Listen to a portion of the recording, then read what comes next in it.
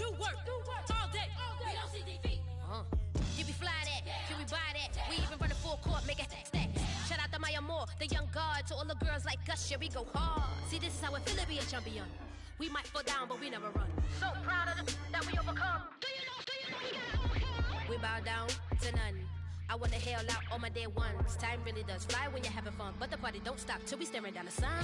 Try to shut us down. We'll show you just how we get down. And just to even up the score, we're coming kicking down your door. If you try to shut us down.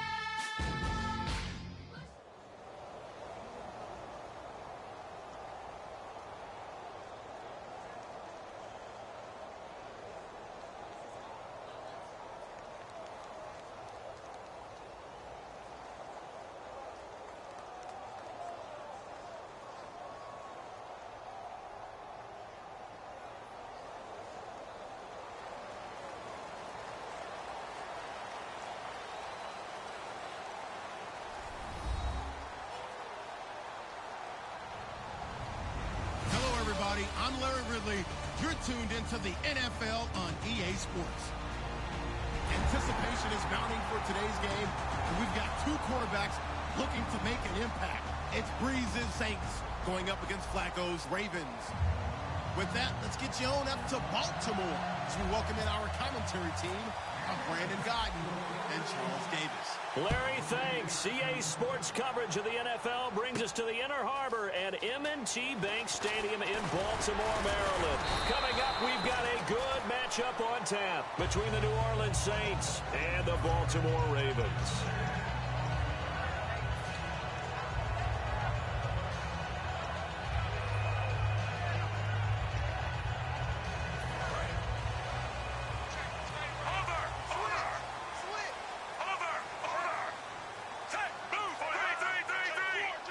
Possible run anticipation. Here's the D-line sandwiches together. Making the man in motion.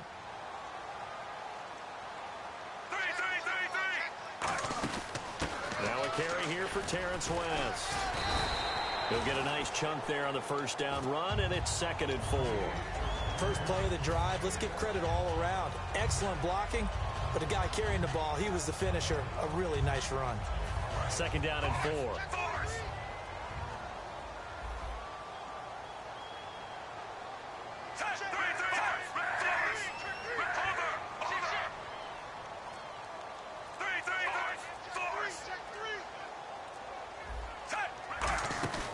They'll run again here with West. And he's got some space here. And able to get this one across the 45 before he's brought down. And the play goes for 19 yards. Gives him a new set of downs. Absolutely love the run right there. This guy's known for his quickness, but also for his speed. He's able to get to the second level almost before you blink if you give him any type of blocking. Always talk about slot receivers, and they're usually known as quicker than fast. In this case, we've got a guy who's quick and fast, and he used it to great advantage. Flacco setting up the screen for West. Only 3 there on the screen. It's 2nd down. The wide receivers, often a very, very talented group, and that's the case here. And they don't mind showcasing it either. Those guys love to be flashy, love to make big plays out in the open field. They will attempt to do so in this game.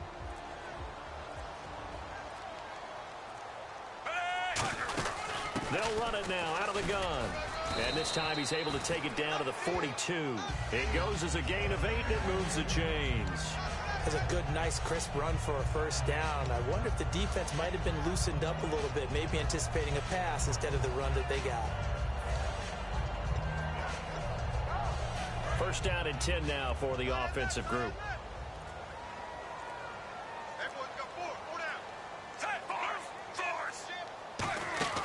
On the ground, it's West again. It's a loss of a yard there, and now 2nd down. Brandon, that play certainly felt like what I call a tendency breaker. 1st and 10, they dial up a draw play. That's not a normal situation, but give credit to the defense. They weren't fooled at all and really finished off the play.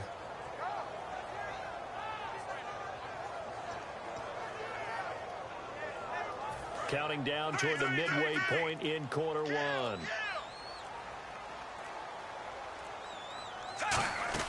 They'll run it now out of the gun.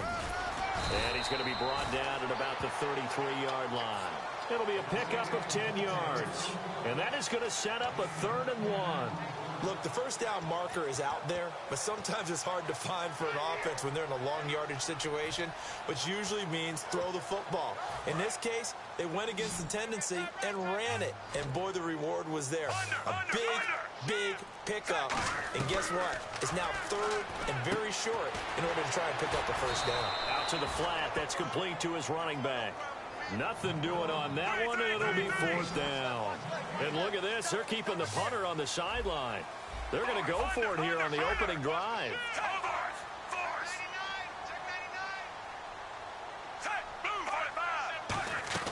They're going to try it. Here's Flacco. And he finds his man, Kamar Aiken. Call it a 3-yard gain, and they're able to pick up the conversion here on 4th down. Well, the field goal attempt was well in hand. They had that, but they decided to go for it anyway. Extreme confidence, it looks like. Yeah, but I bet the defense is going to remember this one, right? They kind of rubbed their nose in it. And incomplete. He dropped it in the end zone. Kamar Aiken, the intended receiver. And it's 2nd down. And now a look at the Saints starting defense. Nick Fairley's a former #1 draft pick that when you get the best of him, you get elite play at the defensive tackle position. Quick hitter here, it's complete. And they'll be inside the 25 now at the 24. 5 yards on the pickup, and that'll bring up a 3rd down. When you see zone defense and you know you've got a drag route on as your primary call, you've got to be really careful as a passer about how far you let your guy go because he might wander into some tough coverage. When a good play is made on defense, oftentimes leverage is the key to everything. Defensive line not getting turned, all the other guys making sure they're in the right spot, and on that play, they were able to stop him short of a 1st down.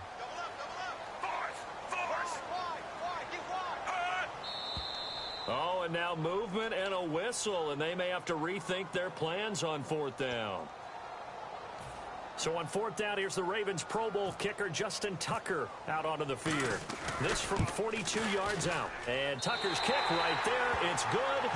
2nd quarter now. Brandon Gaudin, Charles Davis with you. It's the Ravens who have the football, as we'll see one following the score on the final play before break. Here's Tucker now out to kick this one away. That'll be taken in the end zone. And with a new rule, that decision to bring it out will cost him about 5 yards as he only gets to the 20.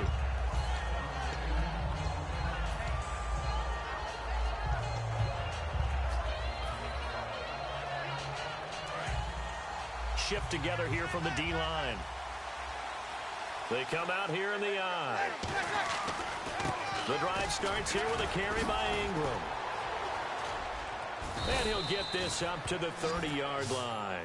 Well, last week we praised Mark Ingram for a big game against the Rams, 146 and a touchdown, 37 yards on just 7 carries this past week, though. Yeah, the key was 7 carries. So that tells you that New Orleans was playing from behind the whole game, had to do the chasing, and they couldn't put the ball in Ingram's chest as much as they normally do. It's a big-time drop in production, but he knows how to bounce back. Just a yard on the pickup there, and it'll bring up a 2nd and 9. A 1-yard gain can look like a disaster, but it all depends on how the game is going. Is it a series of 1-yard gains running the ball? If that's the case, you might have to start thinking about throwing it a little bit more. But if it's just the occasional 1-yard run, hey, congratulations to the defense. They won that one. Come back and get them the next time. A nice gain of 21 yards. I think that's a big pickup for a 1st down because when you run a drag route against zone, you're sometimes asking for trouble because you might run into a defender. Yeah, well, there they ran into a 1st down. Executed it to perfection. Breeze now on 1st down. Brought in left side by Snead. And he gets this inside the 35-yard line. And 15 yards there on the catch and run. And now the passing game here in the 2nd quarter starting to heat up a little bit. Don't you feel the rhythm starting to happen, right? You see it. Now the confidence is starting to rise. I think now as a play caller, because that has happened, you lean on it a little bit more. You don't go totally away from running the football, but you do say, guess what? We can throw it. We can throw it well with a whole lot of confidence. They ran that one well, and not only did they pick up a nice chunk of yardage on the screen, they sent a message to the defense. Rush the passer all you want, but you better be careful. We can hit you going back the other direction. Breeze now on first down. And the tip there altered the ball flight, and it falls incomplete. It'll be second down. Anytime a ball's thrown in the middle of the field and it's popped up in the air, I expect someone to catch. It doesn't matter whether it's offense or defense, because there's usually a great amount of bodies in that part of the field. In this case, no one came up with it. Back to the air on second down. It's Breeze. He's got time in the pocket. And his throw here's incomplete. Brandon Cooks, the receiver he was going after. And it's third down. I think that's a big-time play there, because the slant route is really hard to cover because the timing is so quick. But able to see it, diagnose it, and get to the football, that's why he was able to bat it away. Now Breeze on third down. And he can't bring it in. Incomplete. He dropped it on the crossing route. Fourth down now. So now on fourth down, Sean Payton's going to turn it over to the field goal unit. Oh, they flip it to the kicker. He looks like he's going to throw it. And this one will not work out. It is incomplete. Well, no kickers on the field right now, but did want to discuss Justin Tucker and how he made headlines this last week, kicking a kickoff through the uprights, and his coach suggesting, maybe in jest, that, hey, we should get a point for that. What do you think? I like the fact that he brought it up and turned it into a topic of conversation. I'm very leery about gimmicking up the game. I like the authenticity of our game as it is. I don't want to see people getting that when all of a sudden we're aiming for the goalpost and everybody's going to go out and get this big-legged kicker who can do that and just give a point, or maybe, move the starting point for the defense. No, I'm not in favor, but it's a good discussion point. Now Flacco, and hauled in by Pitta. 4 yards on the completion, and it sets up a third down. That man, Dennis Pitta, what a comeback story. You were telling me off air they weren't sure that he was going to play again. In fact, I did a couple Baltimore games last year, and people in their administration said, we love Dennis Pitta, but we just don't think he'll ever play again coming off the injuries he's had. These were his first touchdowns since the 2013 season. Let's give this guy a ton of credit for perseverance and getting back to a big-time level of play. Yeah, 90 yards in addition to those 2 touchdown catches in Week 13. Welcome back, Mr. Pitt. And he is into the end zone for a Baltimore touchdown. Buck Allen, 74 yards. And the Ravens will add on to their lead. Justin Tucker for the extra point. It's up and good, and that'll increase their lead to 10-zip.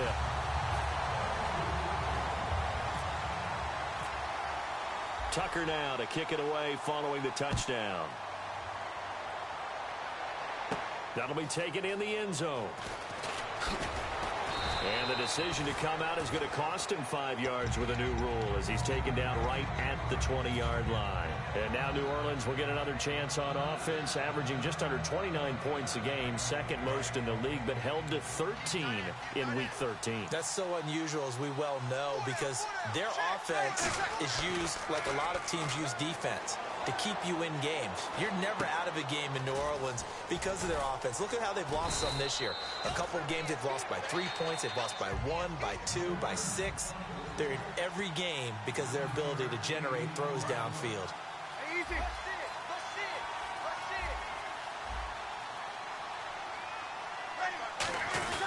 On second down, Ingram. Oh, he's got a little daylight. There goes Mark Ingram. Touchdown, New Orleans. Mark Ingram, 71 yards. And the Saints are able to strike quickly for 6. And those are the highlight reel runs you dream of right there. When he gets a seam and just gets through it, how about the explosiveness, the burst to get there to begin with, and then once he's in full gallop, good luck trying to track him down. And those plays so demoralizing for the defense. Absolutely, because you've done so much work trying to keep people in front of you. When they're past you and behind you, that's a tough one to swallow. And the Ravens taking the field.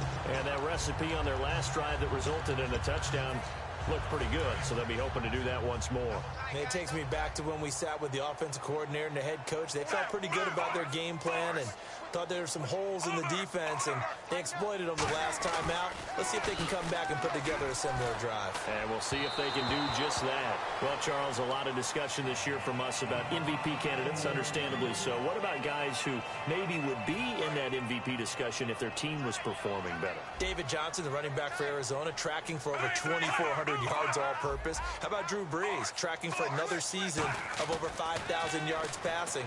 And Luke Kuechly from Carolina. He's always in this discussion, but with his injury, that takes him out of it. But how about after he got hurt against New Orleans, the respect from everyone else in the league, the concern about his injury, that tells you about what they think of him.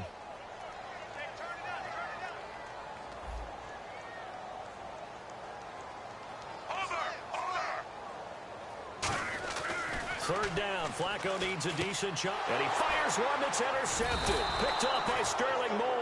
And they take over. They'll set up shop at the 46-yard line. Now the Saints, they trot their offense out here, and they're hoping to capture some of that magic they had last time out when they were able to put together a scoring drive. But they're still down here, Charles. Not the major concern, though, because of what you talked about. They scored the last time out. They feel good about themselves. They feel like their game plan is now in effect. They know how to attack and what plays they want to put together.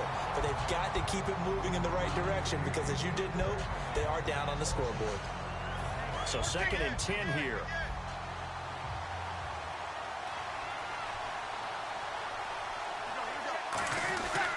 Breeze hands to Ingram, and he'll be brought down at about the 42. Give him 4 on the ground there. They're now left with 3rd and 6. We always like to talk about defense in terms of levels. First level defensive line, second level linebackers, third level defensive backs. On that run, that was what we call a first level run, and it was stopped by a second level play. From the gun on 3rd down, Breeze trying to get it to Willie Snead there, and it's 4th down. Well, we're not playing 3 yards in a cloud of dust football anymore. I kind of get why those old school coaches sometimes didn't want to throw the football. Because if it's popped up in the air, it almost turns into slow motion. And both sides trying to get to the football, and you're holding your breath wondering whether it's going to go good or bad for your team. He'll try and keep this away from Hester as this is going toward the sideline. Out of bounds and close. The question, was it a touchback? No. They'll say it crossed out at the 2-yard line. And now here come the Ravens. And we'll see how this is played. Offensively, they got the lead. Not a whole lot of time left. What do you think, Charles? Well, it's tempting to try and add to your lead, but a mistake there, that could change things in a big way. I say go ahead, take the knee, get on out for the half. Paul Kruger there to bring him down. See if they stay on the ground for 2nd down. And quickly, they get to the line.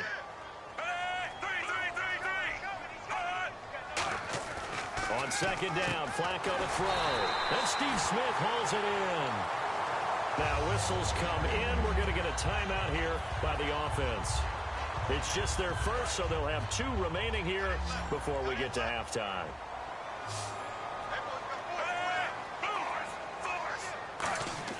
They look to throw on 1st and 10 with Flacco. He rifles one that's intercepted. Picked off by the safety, Kenny Vaccaro. And his guys have got it back at the closing stages of the first half. Out onto the field comes New Orleans. And where the ball is now, you got the field goal pretty much in the bag. Now do you try for the end zone a couple of times? I don't think there's any question about it. You might get a gift of 6 points rather than the 3 that you just noted that you feel like you... Now hold everything here. We're going to get a timeout by the offense. Week 13 against the Lions for Cooks. He hauled in 7 catches for 73 yards. And those numbers look pretty good because the week before, 0 catches. And that really bothered Brandon Cooks because he burns to be one of the best receivers in the game. And he doesn't care if they double or triple it. He still thinks he should get the football. But in this game, he only had 2 catches until the 4th quarter. So they did a nice job of bottling him up again. And now Baltimore gets set to take the field. And from this spot in the field with the clock where it's at, you think we're just going to see a knee and that's it? And I think in this situation, that's the proper play. But we do know there's some risk takers out there that may want to take one more shot before the clock runs out. Finding time. He's going to go for a big play downfield. It's incomplete. Took a shot, couldn't connect. Time for a break. We've hit halftime. 2 quarters down. 2 still remain. We step aside. This is the NFL on EA Sports. Both teams appear ready for the fight ahead, and we resume action here in quarter number 3.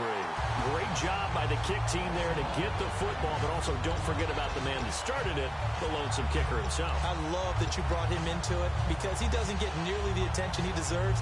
Oftentimes it's only when it's negative. In this case, he created a positive play for his team.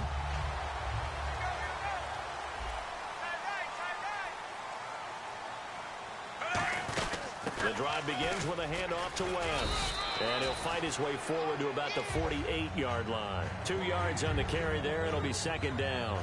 That's a good play by the guys on the defensive side of the ball. Held him to a gain of 2. And that changes the playbook a little bit now for the guy calling plays. 2nd and 8. Now he's got to probably think about going to the air instead of maybe staying with the ground game. They'll run it now out of the gun. And he'll be brought down right at midfield after a gain of only a couple. Well, praise has to go to the guys on the offensive line because they've had a very nice, productive day running the football. How about that poor defensive line? They've been knocked around the entire game, and while they slowed them down on that run, can they continue to do so? Because they haven't had much success throughout this ball game. Over the middle into traffic, and that's complete. And no move to get the offense off the field. They'll stay put on 4th and 1.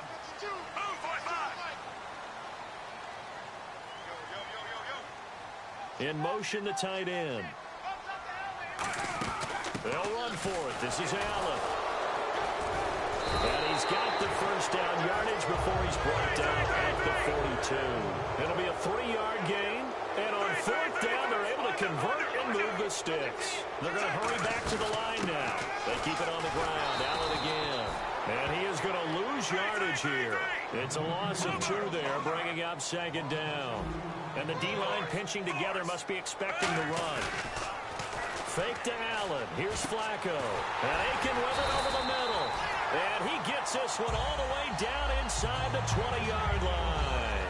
Well, clearly one of his advantages as a passer is his height. Sit back in the pocket, fired over the middle. That makes things tougher defensively, doesn't it? It really does, because your goal is to move the quarterback off his initial spot when he gets his drop back completed. But when you have that type of height, he can stay in there. If he's willing to take the hits and just fire over the top, which saves him time and actually completes a play a little bit quicker than it normally does for a quarterback who has to slide and find open space to throw. Well, pretty good coverage there, and both of these defenses, they've had good coverage throughout this one. No doubt about it, and in today's NFL, where we're used to a bit more scoring, this feels almost like a well-pitched game in baseball on both sides, where the tension continues to build. Who's going to make the big play? Flacco looks to throw. And he couldn't hang on to it through the contact. Incomplete. After all the preparation, all the practice, a play like that will absolutely break your heart. They had everything they wanted, just unable to complete it. In the end zone, a big-time drop. And Tucker's kick right there. It's good. And they will take the lead at 13-10. So in the end, they had the ball for 10 plays, but the drive only yields 3 points. Yeah, they were able to move the football, but the defense stiffened once their backs were to the end zone, and they were able to hold them to just 3. Set to return. This is Brandon Cooks. And the decision to bring it out is going to cost him about 7 yards all told, as he's taken down back shy of the 20. Now the attention turns to the Saints offense getting ready for their first possession of the second half. They trail offense, first time to touch the ball in quarter 3, and we'll see what they can do. And I can't wait to see what they have planned, because some teams script to start a half. Other teams just go, okay, these are the sequence of plays we want to run. These things worked well for us. And sometimes they throw in that big chunk play right away. Shocker. Try and get after them early and try and create a big play to give themselves some momentum. See what they have up their sleeve. Over the middle, it's Thomas. And he'll be taken down, but not before he gets into enemy territory. Now that play will end up on the highlights, and you'll see it all over the place. But what you won't see, the offensive line that bought the extra time, that allowed for the big completion downfield, those guys made that play possible. Whenever they're trying to attack a zone defense, you're trying to figure out where your gaps are going to be. And depending on what type of zone they're playing, it could be on the outside, it could be in the middle, it could be in the seams, in the edges. In this case, they tried to attack the middle of the field, But this zone defense didn't allow it because they were able to see the ball come off the quarterback's hands, and everyone was able to react to the football and knock it away. Time to give a little credit here. That was an excellent read by the guys on the defensive side of the ball. You're crediting your defense. Got to credit them on that one because they tried to fool him, right? Tried to trick him. Ran a screen, and they went to it and smothered it for a loss of yardage. This is caught. It's Cooks. And now look at this. Big gain, but a fumble. But this will fortunately wind up out of bounds. I don't know about you, but I could hear and feel the sigh of relief all the way up here in our booth. That was palpable. The sideline, the friend there. No doubt about it. Ball goes over the sideline, able to retain possession, no turnover. I know his coaches are screaming, just hang on to the ball, man. 3 yards on the pickup there, and it'll be second down. And they're going to speed things up here. Throwing now is Breeze. Partner, we know today's NFL is really built around the guy throwing the football. But these short runs, they still pay dividends because they can take their toll on a defense, and they can add up as the game goes along. You control the clock, you control the ball, and that way you often control the game. Here's Breeze to throw. Eluding the pressure right. Hammering for the goal line. He loses the football. And a big turnover there as his guys will get the football back.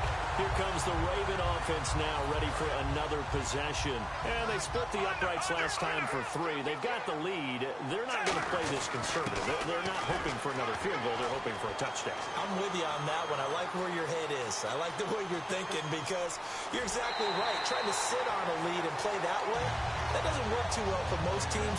Run your offense. Run what you do best. Exactly. Put it all the way down and try to increase your lead in a big way. And the best way to do it, touchdowns.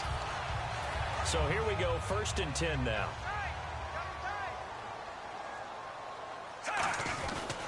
This is West. And he's going to get this one down to the 30.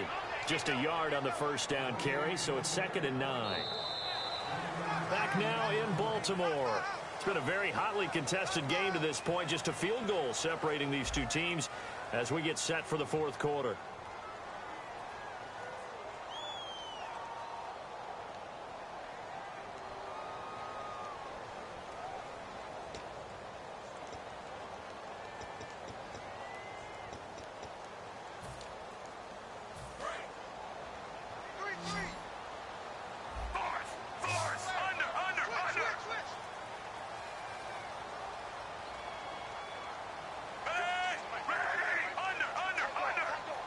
Aiken, the man in motion.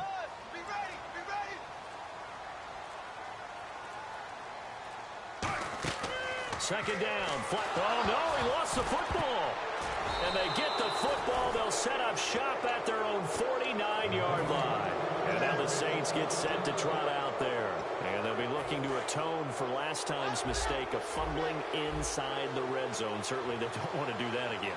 And so much emphasis placed on red zone offense. I mean, you have periods devoted in practice just for that because everyone knows how vital it is to put points on the board when you've entered that part of the field. And to come away with nothing, that's difficult for a team to handle. And difficult, and now we'll see if they can make it less difficult on themselves on this drive. And he gets this inside the 35-yard line. That looked like a pretty good route combination there because you've got to find a way to clear the guy running the drag because when you do, you just put the ball on him and then let him run. Yeah, he's got some space. Possible run anticipation. Here's the D-line sandwiches together. This is Ingram on 1st and 10. And he'll get this down to about the 30, 31-yard line. Give him 3 on 1st down. It'll set up a 2nd and 7. Looking to speed things up here, going with some tempo. Now Breeze. Throw complete right side to Cooks. 6 yards is the pickup, and that'll lead to a 3rd down.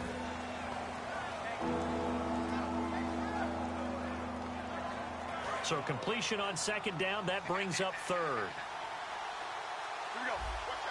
They come out here in the eye. They'll try to run for the first with Ingram.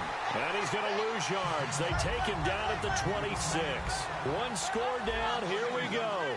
They're going to go for it here on 4th down. To throw is Breeze. Over the middle, open is Thomas.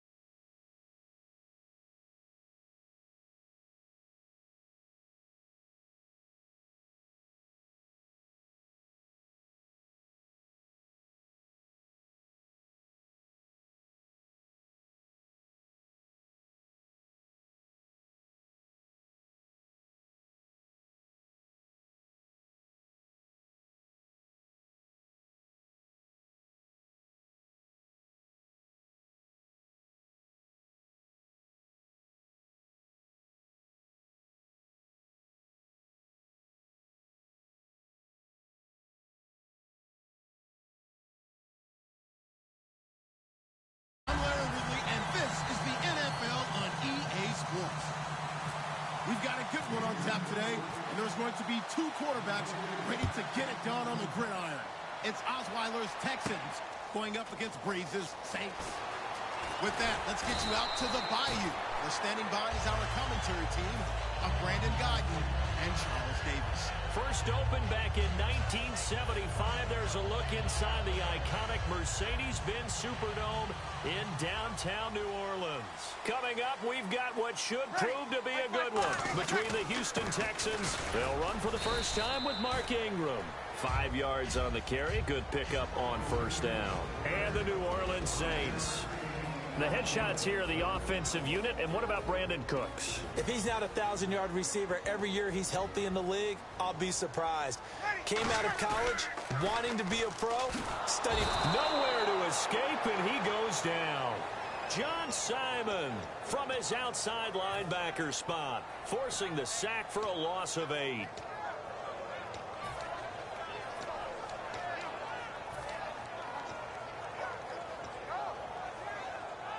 And this opening drive not going to plan. This is now 3rd and 13. On 3rd and long, it's Breeze. And almost picked off. I guess the good news for them now, it's 4th down. Oh, man, that was close. The opportunity to change momentum, big play, right in his hands, unable to come down with it. A sigh of relief, no doubt, on offense that fell harmlessly to the ground. And here's a very low line drive, almost whiffed on it. Taking on the midfield logo. A special teams mistake there, no doubt. Just 26 yards officially on the punt. And the Texans with great field position to start this drive as they take over 1st and 10.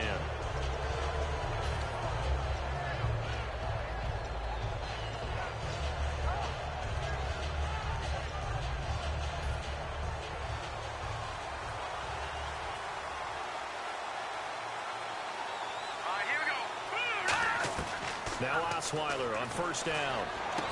The catch made by DeAndre Hopkins. A good pickup there of 20 yards. Here we go. Green 39. Green 39. All right, now, lucky 56. Lucky 56. Leopard. On 1st and 10, it's Osweiler. Going for it all. And they went big on first down. Proves unfruitful. Will Fuller was the intended target. And that'll bring up 2nd down. And the quarterback, he's got some big threats at wideout. And they seem to get bigger all the time, don't they, Brandon? Every time I look out and watch a game, we're getting these bigger, more athletic, acrobatic receivers. We have some today. Now let's go. Green. Here we go. 2nd and 10, it's Osweiler again. Surveying the field. This will be caught at about the 3. And a nice gain of 21 yards. I know many people like to throw to the tight end, maybe in a little flexed out position because he creates mismatches with his size. But slot receivers do the same thing with their quickness, their speed, and their route running savvy.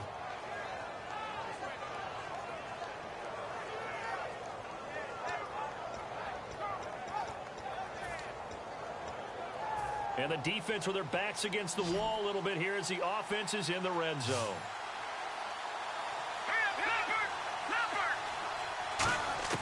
Throwing again, Osweiler.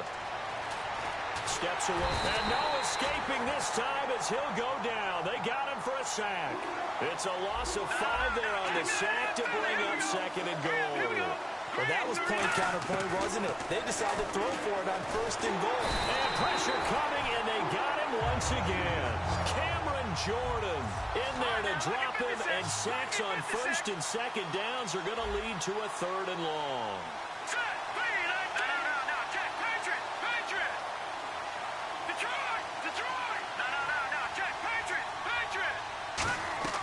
Third and long, it's Osweiler. Looking for someone to throw to. This will be caught at the 2. It's a pickup of 13, but they're still a bit short, and it'll be 4th down. So much about offense is what you call hidden yardage. You know, you throw the ball to someone, they catch it, and then they can make a big play. You know, they create a play, run after catch. They did a really nice job there of limiting that and keeping him from a first down. Yeah, stopped him in his tracks. The offense is staying out there. Here we go on 4th and goal from the 1. Fighting for the end zone. He lost the football. It's out. Now let's switch gears for a second here and talk about the Texans and where they stand in the division. 6-6 and a log jam to the top of the AFC South. Obviously, they can still win it. And I think they'll have to lean a lot on their defense, which has carried much of the load this year. Remember, J.J. Watt has missed most of the season. But how about the development of Jadeveon Clowney? He has played so well since they moved him back to his more natural defensive end position. He didn't play at Green Bay, and they missed him in a close loss. Breeze gives it up to Ingram. And he'll go down after losing yardage at the 10. They'll lose a yard, and it brings up 3rd. No surprise there, Jadeveon Clowney with a tackle for loss. We all know how he became one of the most famous players in football, though, don't we? Oh, that one play. Yeah, that one big-time play was on highlights everywhere. They want to see more of that here in the NFL.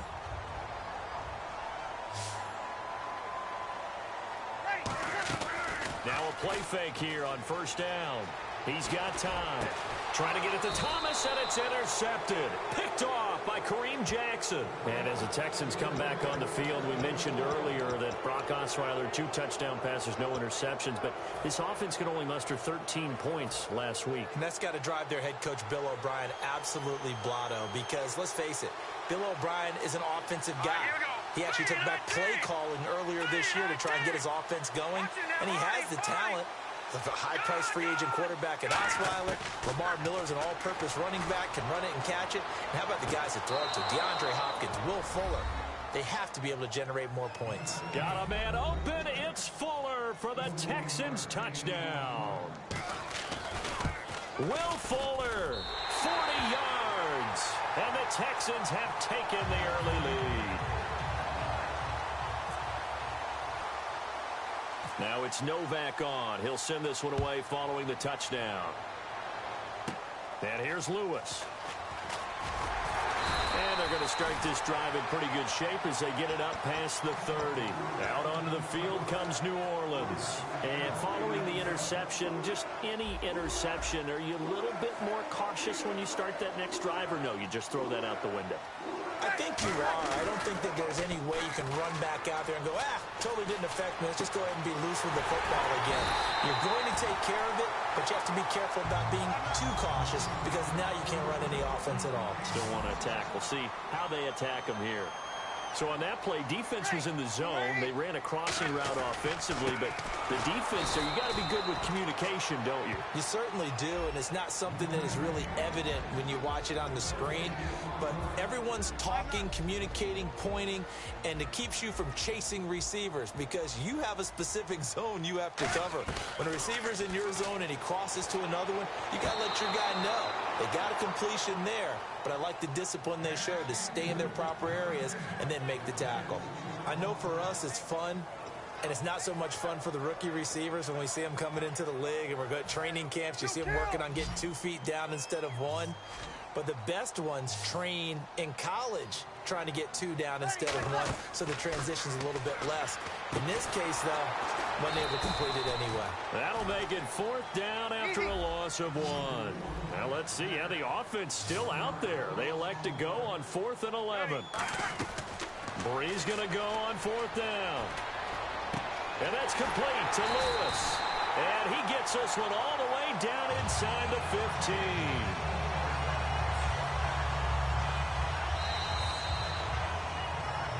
With Charles Davis, I'm Brandon Gaudin. It's Saints football to begin quarter number 2. And they're on the move here. They've got it 1st and 10. So after that big play, let's see if they can catch their defense maybe on their heels.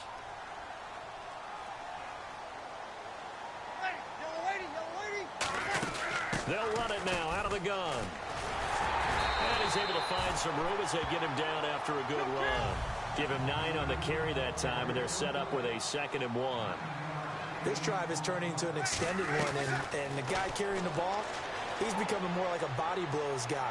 Into a double team, and it's intercepted. Picked off by Quentin Demps. And a big turnover there as his guys will get the football back. And now out comes Houston. And they were able to punch it in the end zone last time. They'll be looking to do that again here for the defense. Obviously, they'll be looking to stop them from punching it back in the end zone. It always is punch-counter-punch, isn't it? And which team has the advantage? Let's just go back. Last time on offense, they rolled downfield, got into a good rhythm. You can see a little more bounce in and out of the huddle. You can see the sideline really get into the game.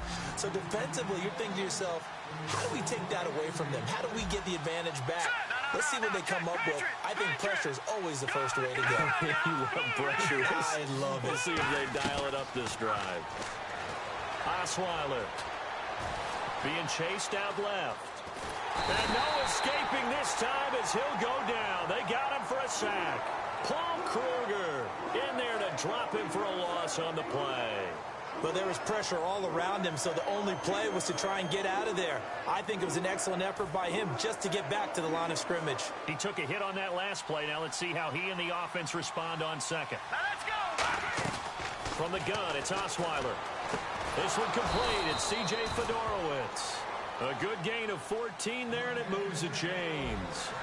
And that's one of his advantages of a passer, is now with his height, setting back there in the pocket, firing it over the middle, he can really see everything clearly. It is, and I know that other quarterbacks get it done different ways, all right? You don't have to be his height to make a great play, but what he does is he takes away having to make those slide steps in the pocket to find angles to throw the ball through. He just throws right over the top of it because he can see everything, and sometimes that saves time and gets the ball to a receiver quicker. Hurry up, here we go. Boom. They go play action now. Osweiler, he's got time in the pocket. On the right side, this is Miller. And they're able to get this one down to the 25. And a nice gain of 21 yards. In recent years, the slot receivers really gained stature in the NFL because they can do so many things. Yes, they can line up wide like your normal wide receiver, but to have that kind of courage and toughness to run routes in the middle of the field and become dependable targets for their quarterbacks and move the sticks, those guys are worth their weight in gold. We know it's not an easy job to go out and catch passes when people are trying to tackle you and knock the ball away, but the bottom line is that's a pass he's got to have and a pass he should have caught. Now Osweiler. Oh, he'll want that one back. Incomplete. He doesn't drop too many in that department. Third down.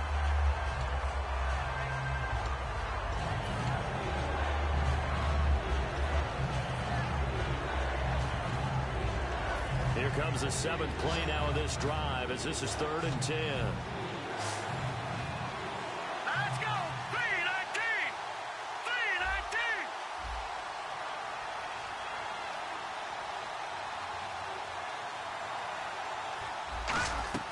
Osweiler will throw again. He'll try and set up the screen. It's complete. And they take him down, losing yardage back at the 27. And they're going to go for it on 4th. Brock Osweiler staying on the field. In motion is Fedorowicz.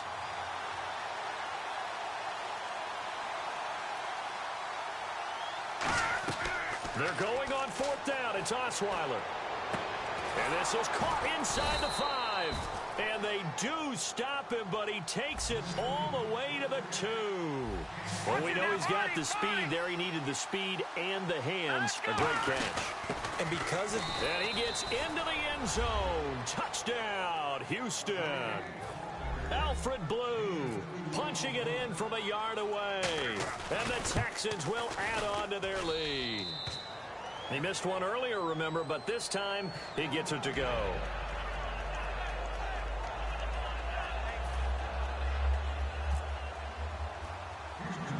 Now it's Novak on. He'll send this one away following the touchdown. And here's Lewis. Out onto the field comes New Orleans. And 2 interceptions already here in this first half.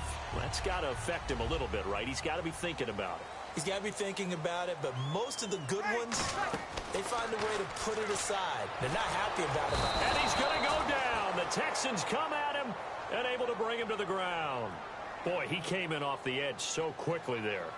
Look out, because that's exactly what it was being shouted by the offensive lineman to his quarterback because he had no chance to block him. He's going to fire one deep over the middle. And for the 3rd time here in this half, it's intercepted. Picked off by Andre Howell. And they take over. They'll set up shop. at the 46-yard line. And now out comes Houston. And they'll just simply be looking to build off the confidence of the last time out where they scored a touchdown. And confidence is powerful, isn't it? When you've scored once, you feel like you can go back out there and get it done again. Doesn't matter what the defense throws at them. They feel like they're in a groove right now, and they want to get out there and show it. Yeah, hoping to... And he's going to be sacked back on his side of the field at the 44. Paul Kruger in there to get him his second sack now of the afternoon.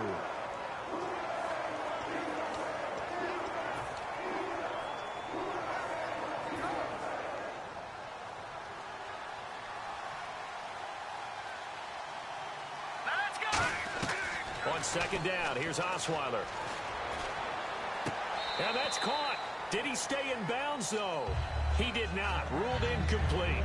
I don't know about you, but I wanted to reach out of the booth and snatch that pass myself. That thing floated forever up there. I think that threw off the timing of the receiver. That's why he couldn't get his feet down even though he caught the ball. You know, Charles, I would have liked to have seen that. Yeah, me too. For you.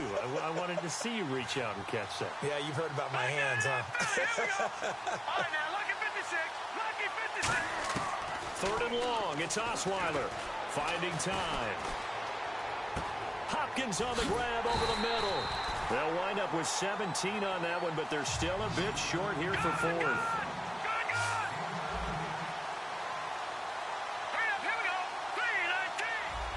So with that, we come upon the 2-minute warning here on the NFL on EA Sports.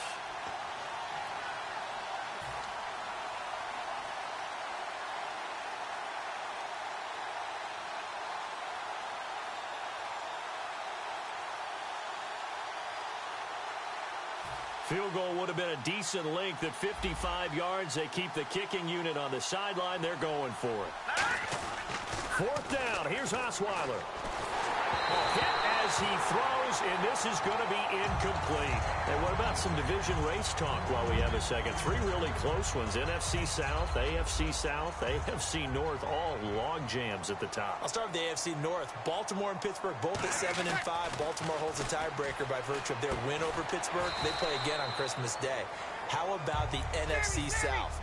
Atlanta and Tampa Bay, both 7-5. They've split their season series, and Atlanta holds a tiebreaker right now with a better divisional record. These races are going down to the wire. A handoff. It's Mark Ingram. And he'll cut it out to the sideline. And he's taken down, but not before he gets this into enemy territory across the 40. That outside handoff to the left, that play has to warm the heart of an offensive line coach because they control the left side with it. And the pressure gets to Breeze as he's taken down. Now whistles come in. We're going to get a timeout here by the offense. It's just their first, so they'll have 2 remaining here before we get to halftime. Now Breeze throwing on second down. Under pressure, they got him again. Christian Covington in there to get him. And this pass rush strong now. That's sacks on back-to-back plays. Ready? Check. On third and long, it's Breeze. He's going to fire one deep. Middle of... That's caught inside the 20. And he'll be down deep in Houston territory. Well, even after all those interceptions, he's not deterred, still confident to go deep at work there. I think all the old rules about playing that position still apply. If things go wrong, you still act like you're the best player out on the field. You still carry that supreme arrogance with you and continue to fire the ball. I've seen guys have games like this, and this is where you find out if you're great or not. Can you overcome some interceptions and still lead your team to victory? Throwing now is Breeze. Caught by Snead over the middle. 8 yards on the completion, but now they face third down. And now it looks like they're going to be in the hurry-up. One thing I can say pretty safely, that route is not called if you don't have a guy who can throw the ball and put some muscle. And he is into the end zone. Touchdown, New Orleans. Mark Ingram as the first half is winding down. And the Saints have cut it back within a score. And that'll make it 13-7.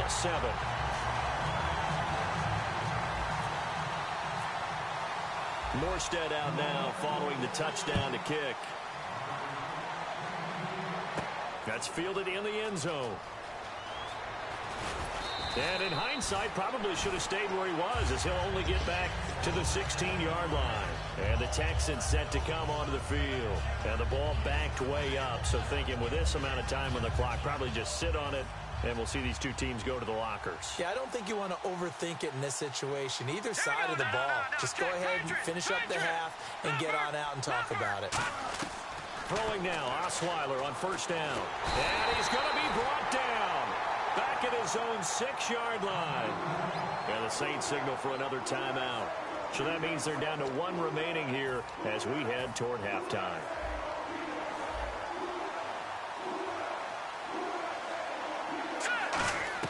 Now Osweiler down around his goal line. Completion left side to Miller. And able to get it here to about the 16-yard line. And play is stopped here. Timeout. It's the defense calling the timeout here. And with halftime on the horizon, they'll be out of timeouts from here forward. All right, now, look how good it is, Philly. Here we go. Final play of the half. It's Osweiler. And he's going to go down. Couldn't get a throw off with the pressure. Maybe that was for the best, as that brings us to the end of this first half of play.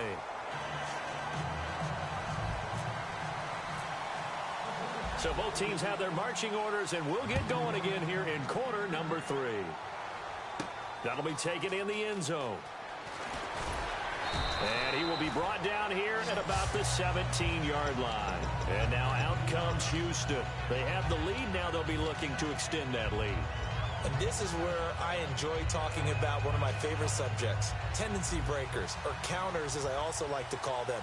You've done things in a certain way in the first half, and they've had the ability to see what you've done. They're going to make their adjustments. So guess what? You adjust yourself and try and stay ahead of the pace because you are looking for some separation in this ball game. The adjustment to the adjustment. Without a doubt. Show them one thing, hit them with something else. And now they're in the hurry-up. Some runs are blocked so well, you almost forget that someone has to carry the ball to gain the yardage. The leverage by the offensive line to create space up front, really well done. The best defensive linemen, they play with great leverage so they can get low and not get bowled over by offensive linemen. They have excellent hands. They can throw people off on a play. We just saw a great example of a really good run stop by a guy playing the defensive tackle position. And partner, in a lot of short yardage situations, you'll see the linebackers step up into the gaps, what we call mugging the line of scrimmage, to make sure they take away all spaces, all creases. That one worked really well for them. Now only needed a yard, instead went backwards. Now we take a glance at the offense as they work their way back out for their first possession of the second half. Breeze now. Throw complete right side to Cooks. A gain of 6 there on first. And the offense moving quickly to the line. So the defense flinches, contact made, and the 5-yard penalty ensues. Fresh set of downs here.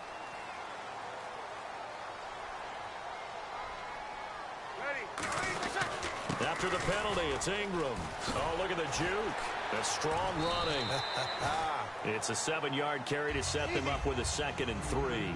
And once again, leverage wins. The offensive line lowered in the defensive front. They moved them and found some good space for the guy carrying the ball. That's caught at the 3. 4 yards on the play, and that leads to the 1st and goal. And they're going to hurry back to the line now.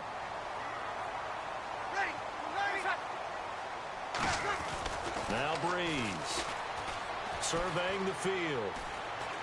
And he just throws this one away. Smart decision here this close to the end zone, and it brings up 2nd down. Well, to say that this has not been his game is probably a big understatement. I mean, he is all over the place. Mechanics are off, not accurate. And he is in for the score. Touchdown, New Orleans. Mark Ingram, his 2nd touchdown of the afternoon. And the Saints, if they convert the extra point, they'll have the lead.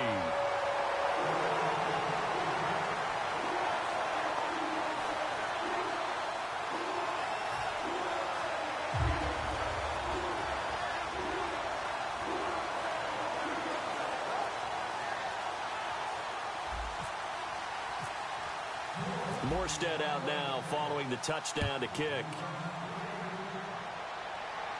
That's fielded in the end zone. And he'll make it across the 20 as his guys will set up shop at the 23-yard line. And now out comes Houston. And last time out, went for it on 4th down, turned it over, gave him great field position, turned it to 6 points, so they've got to recover here, Charles. It's amazing what one decision can do in the chain of events, right? The decision to go for it on 4th down. Caused all of that. It caused every bit of it, but it showed confidence. Hey, I've got confidence in you guys. It's caught inside the 25. Touchdown, Houston. Will Fuller, 76 yards. And the Texans have retaken the lead. I know we often laugh, and sometimes we even exalt the guys who are great trash talkers and give us some really funny lines. But the bottom line is absolute production on the field. His second touchdown of the game, and they lead. And now they'll be looking to their defense to preserve that lead. Now it's Novak on. He'll send this one away following the touchdown. And here's Lewis. And they're going to start this drive in pretty good shape as they get it up past the 30. Out onto the field comes New Orleans. Last time they were out, they scored. Still trailing here, though, so some work to do. But it's okay in terms of mindset. Because they scored the last time, they're not quite as worried about being down on the scoreboard because now their confidence is a little bit higher. They feel like they've got something going, and they feel like they can attack again and put more points on the board. Are you scoreboard watching if you're the offense, or are you just focused on this drive?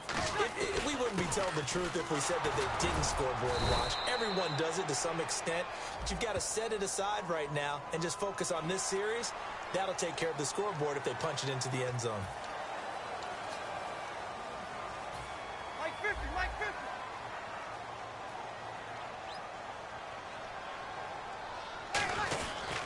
Again, they'll run with Ingram.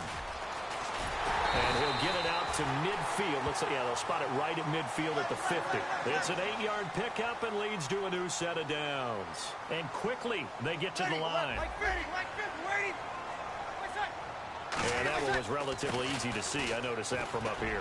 Yeah, it doesn't take a whole lot, does it? Sometimes you get multiples. What I always love on these offsides is when each side points at the other. Hey, you did it. No, you did it. They deciphered that one correctly.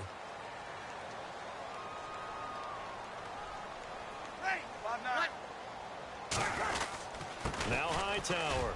Room here to run. And here he'll be brought down a little shy of the 35 at the 36. 8 yards on the pickup there, and it moves the sticks. They're going to hurry back to the line now. They go again with Hightower. And brought down, but not before they're inside the 25. 12 yards there as they move the chains. That's another nice run, and I have to tell you, some of the coaches that I played for, their philosophies were always different when they see a guy running the ball well. Some of them wanted to immediately go to play action and throw it. And he'll take it into the end zone for the Saints touchdown. Tim Hightower, a 23-yard run. And the Saints are within an extra point of tying this thing up. And he's got it up and through.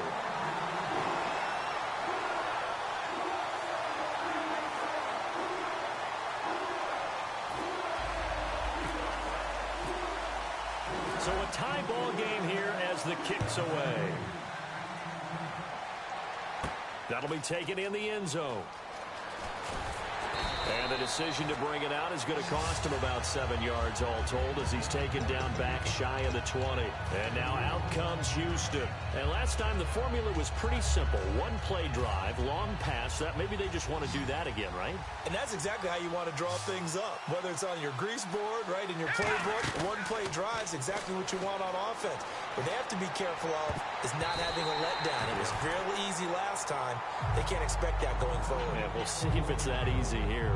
After that incompletion, I got to ask you, did you watch the Madden Classic this last weekend? How could you miss it? You had to watch that one. How about Spot Me Please, a.k.a. Taylor Robertson from West Virginia over D. Jones 17-3 in the final?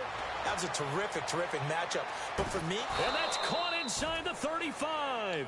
A huge play there for Houston. 51 yards. Well, we haven't been shortchanged on offense. Another fun play to watch there on the deep pass. This game has the feel of, what, a turkey bowl, a Thanksgiving day. You know, when we get together this year and the Davises and the Gardens get together, that's what our playbook's going to look like they're drawing them up in the dirt. And so far, and no escaping this time as he'll go down. They got him for a sack. Cameron Jordan. Who else? He's in there for his 4th sack of the afternoon.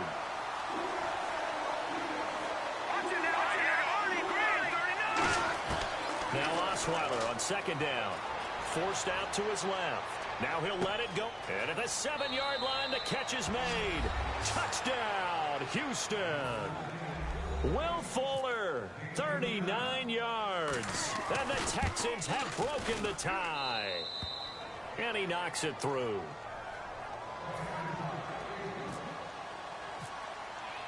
Now it's Novak on. He'll send this one away following the touchdown.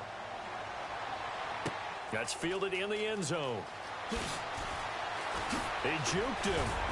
And he'll take this up past the 20 and down at the 22-yard line. The Saints coming out now to take the field. And that last drive, it was all about the ground game, ground and pound. And I don't care how we're playing the game these days, offensive linemen still want to fire out and smack the guy opposite them and move the football on the ground. They feel better about that. That's what they want to do. That's how they want to play, and that's how they got it done. Yeah, they got it for a touchdown last drive. Let's see what happens here. Ingram again. And he'll take it forward for about 5 up to the 28-yard line. Jonathan Joseph there for the tackle. Frustrating for a defense, energizing for an offense. Finding a way to create that type of yardage in your running game, that'll make the guys carrying the ball very, very happy. They come up in an offset eye. Here's Breeze. Catch here, left side, Thomas. And he's got the first before he's brought down at the 39-yard line. Would it be safe to say that as precise as routes are supposed to be run in the NFL, maybe they're not quite as precise in college ball? That's accurate, yeah. And I think we saw a college route in the NFL there. Just find the soft spot, find the dead zone, and find the first down. And that's what he just did. So they complete the pass, and now they face a 2nd down. Ready. Opposite. 53. Ready. You waiting?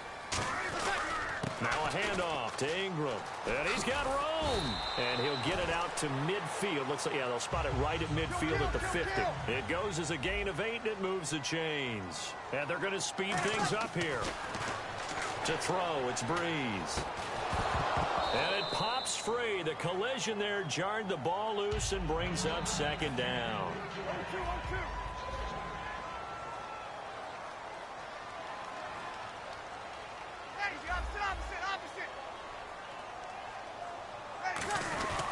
They run. It's Mark Ingram. And he gets this inside the 35-yard line. 17 yards on the pickup there, and the drive will continue. Looking to speed things up here, going with some tempo. Really good, skillful, tough running throughout this contest. Picked up first down after first down. He's got to have a nickname, doesn't he? How about the human first down machine? I think that fits. Boy, where would these guys be without his performance on the ground? That puts him over 100 yards now for the afternoon, and I tell you, he seems to be getting stronger as the day goes along. And he's going to get this one down inside the 15. 9 yards is the pickup there, and they'll have a 2nd and 1. That was a good run, probably right on the edge of breaking into something really big. So the defensive guys right now are talking about, okay, what can we do to slow him down before he truly gets started? The 6 yards on the pickup, and it leaves him with a 1st and goal. And now it looks like they're going to be in the hurry-up. Throwing now is Breeze. That's caught. It's Thomas. The completion good for 3, and it's 2nd down. And, boy, they had high praise for this rookie receiver when we asked the coaches about him, didn't they? They certainly did, and obviously they liked his measurables. Otherwise, they wouldn't have brought him onto the team. Height, weight, speed, all of that. But how about what they really said? Competitiveness. That's what they really liked about him. The way he goes after the football, competes for it, and decides when it's in the air, it's his and only his. Shift together here from the D-line. Ready. Push up. On the carry, it's Hightower. And he is into the end zone. Touchdown, New Orleans. Tim Hightower with his second touchdown of the afternoon. And the Saints are within an extra point of tying this thing up.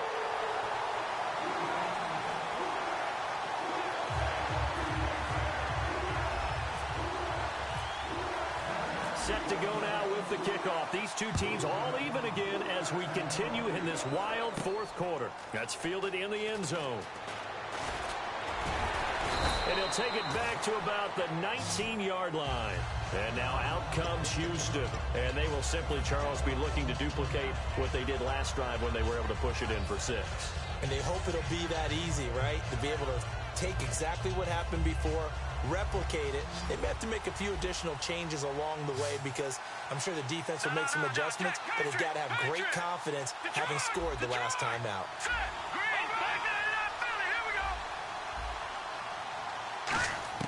Now Osweiler on first down.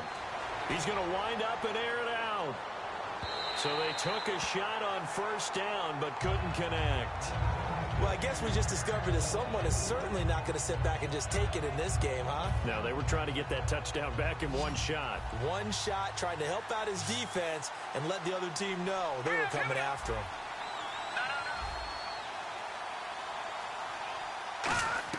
Second and 10 now. Osweiler. He's going to let it go again. And both guys were there, but it falls incomplete. And when all else fails as a defender, when you're not there in the coverage, your best friend is exactly what we saw there. A big play shot taken by the offense.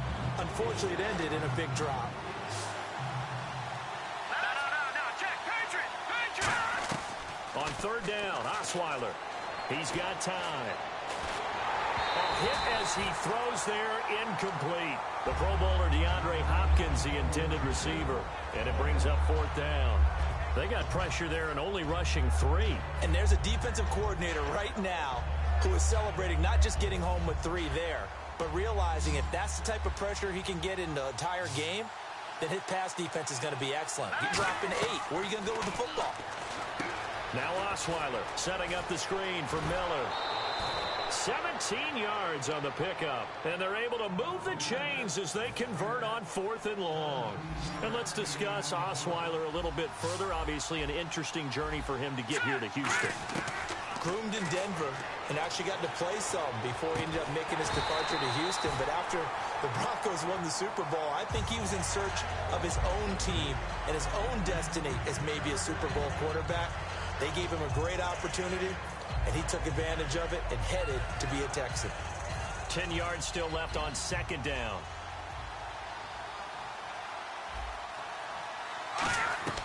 Again, Osweiler. And incomplete there. A nice hit. Jars the ball free and brings up third down. And the offense looks to pick up the first here on third after that incompletion.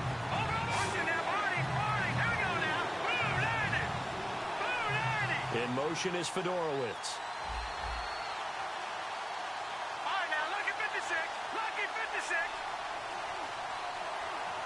Gone.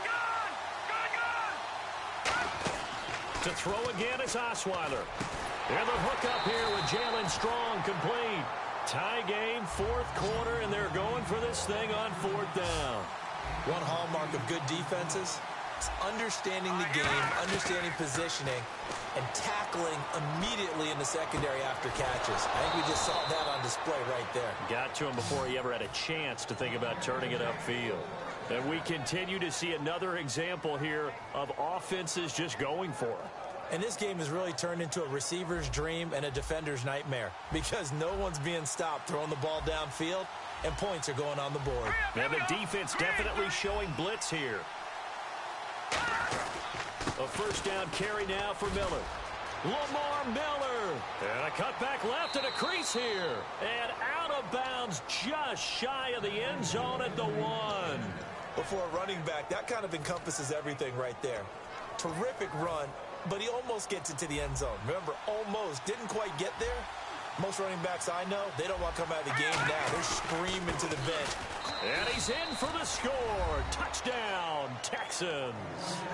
Lamar Miller taking it in from a yard out. And the Texans have broken the tie. I know we don't talk about it enough, but the intelligence level of the guys up front blocking, the offensive linemen, maybe the smartest guys in football overall. Add in a little bit of athleticism and a whole lot of toughness, you've got a lot to deal with, don't you? That's why the guys in the backfield get them really nice Christmas gifts, right? If they're smart, they do. And he nearly broke that for more, but as it is, they'll start this drive at about the 37-yard line. Out onto the field comes New Orleans, and it's a unit last drive that did it all on the ground, Charles. And they controlled it from the interior, big on big, right? Offensive lineman versus defensive lineman. But you know, in order to keep the football moving downfield, other people have to get involved as well. Your wide receivers, your tight ends, lead runners, anything that you have possible to get in front and keep the ball moving. And now the defense may be looking out for a pass coming up. And he'll be taken down, but not before he gets into enemy territory. It's a nice completion, a little bit of run after catch as well to create the yardage that they got. But it is so tough to cover that route, the drag route, because they run it at varying speeds. Because the key is to create hesitancy on the defender's part. Always. And he'll take it into the end zone for the Saints touchdown. Mark Ingram, 49 yards. And the Saints can take the lead if they can hit the extra point.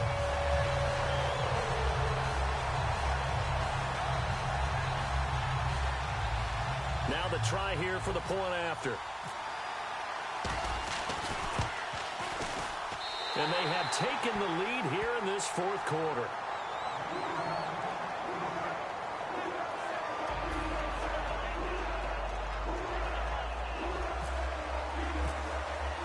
Morstead out now following the touchdown to kick. That'll be taken in the end zone. And he's up past the 20 to the 22-yard line. And here comes the Texans now. And they're going to need another score. Got one last time, but still down here. When you're playing catch-up, every possession becomes crucial, doesn't it? It's vital. Get back out on the field, punch it in the end zone again. They know it's not easy, but what they do have going for them, they did score the last time. They think they've got a good formula working. And what about the defense? Well, now you're just saying to yourself, okay, we gave up a score last time. What adjustments do we need to make to slow them down now and get the ball back for our own offense? Is it more pressure? Is it more zone? What do they have to do? They're trying to figure that out themselves. We'll see if they can figure that out right here.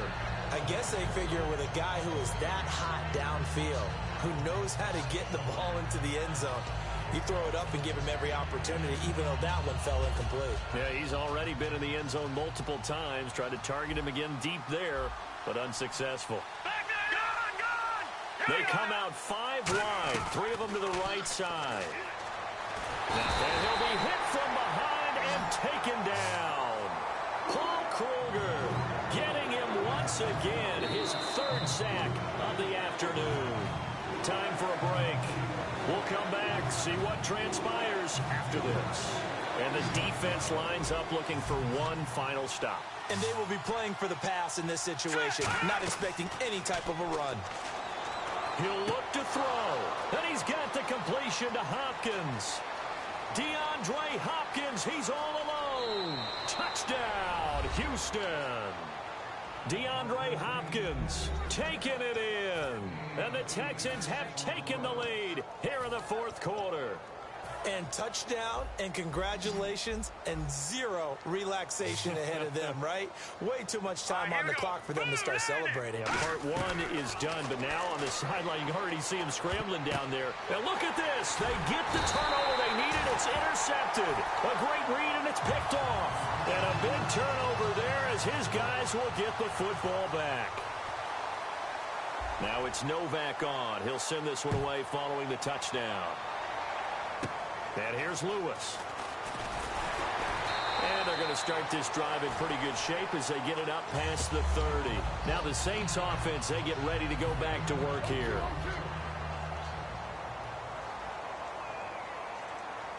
They send Thomas out to the right by himself. They'll run with Ingram here to begin the drive. And they'll get it up just short of the 45 at the 44. That one goes for 13 yards, and it moves the sticks. So the offense has it 1st and 10.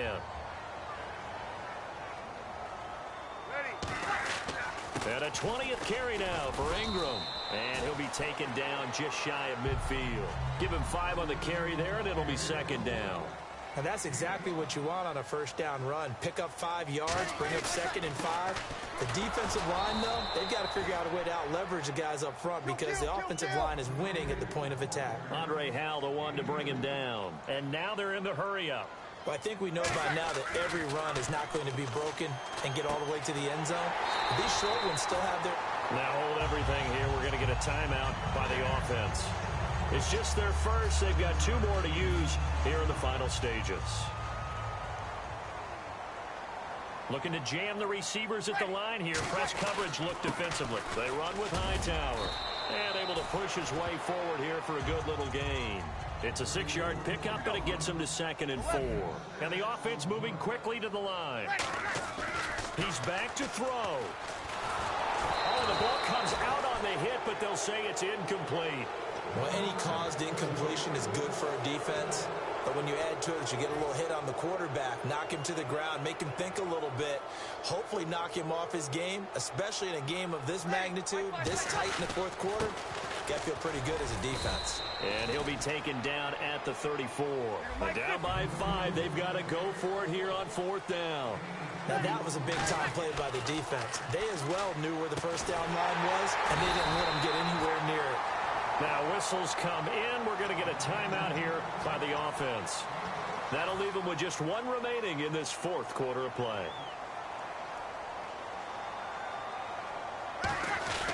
Here's Ingram. And he's going to fight his way forward here for a modest gain.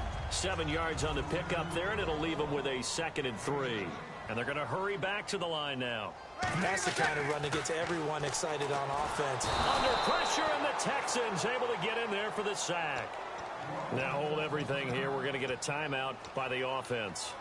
It'll be their 3rd and final timeout, so as they talk things over, we'll step aside. Ready?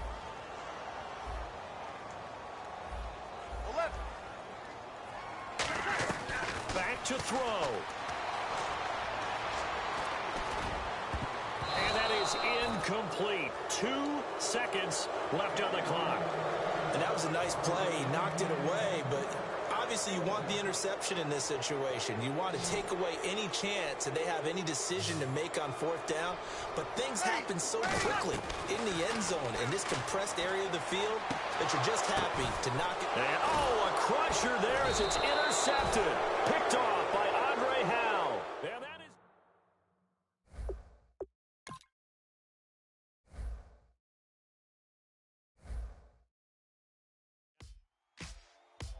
Ladies and gentlemen, we got the Knox in the house, right? And I go by the name of Wyclef. I brought the band.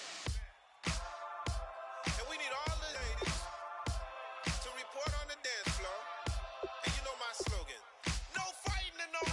Poppin' knockin' when I met you, shorty had the long extension. Told her I'm a bad man, but I only got the best intention. Tough and not a bluffer. I want you to be my lead, don't have to take it undercover. Just on the bells are ringing, people singing, rice is throwing, flower bringing. Ting-a-ling-a-ling, the honeymoon is when we going, and I take you to a place that you didn't even know exists. What's your wish? Dinner at the Eiffel Tower in Paris. Shot us in the basement party. Yeah. Turn into the greatest party. Yeah. Never see my baby coming. Just once, and we went up. Yeah. And my love and drifting. Yeah. Now I feel my body drifting. Yeah. Baby girl, she got me lifted. The mind tripping. Yeah.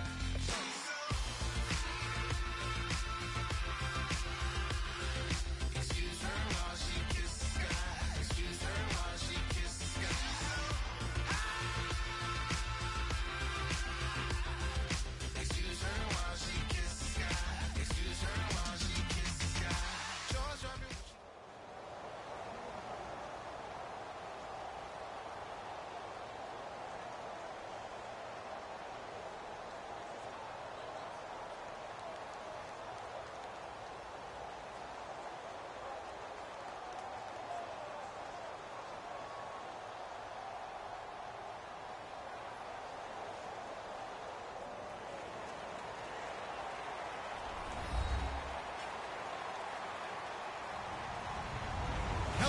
everybody. I'm Larry Ridley. You're tuned in to the NFL on EA Sports. Tonight's matchup features two quarterbacks who will be trying to lead their team to victory. It's the Cowboys going up against the Saints. With that, it's time to hook up with our commentators in the booth as we turn it over to Brandon Godden and Charles Davis. Thank you very much, Larry. As usual, the streets of the nearby French Quarter are alive as we are in downtown New Orleans at the Mercedes-Benz Superdome. Today, we've got a good NFC matchup on tap between the Dallas Cowboys and the New Orleans Saints.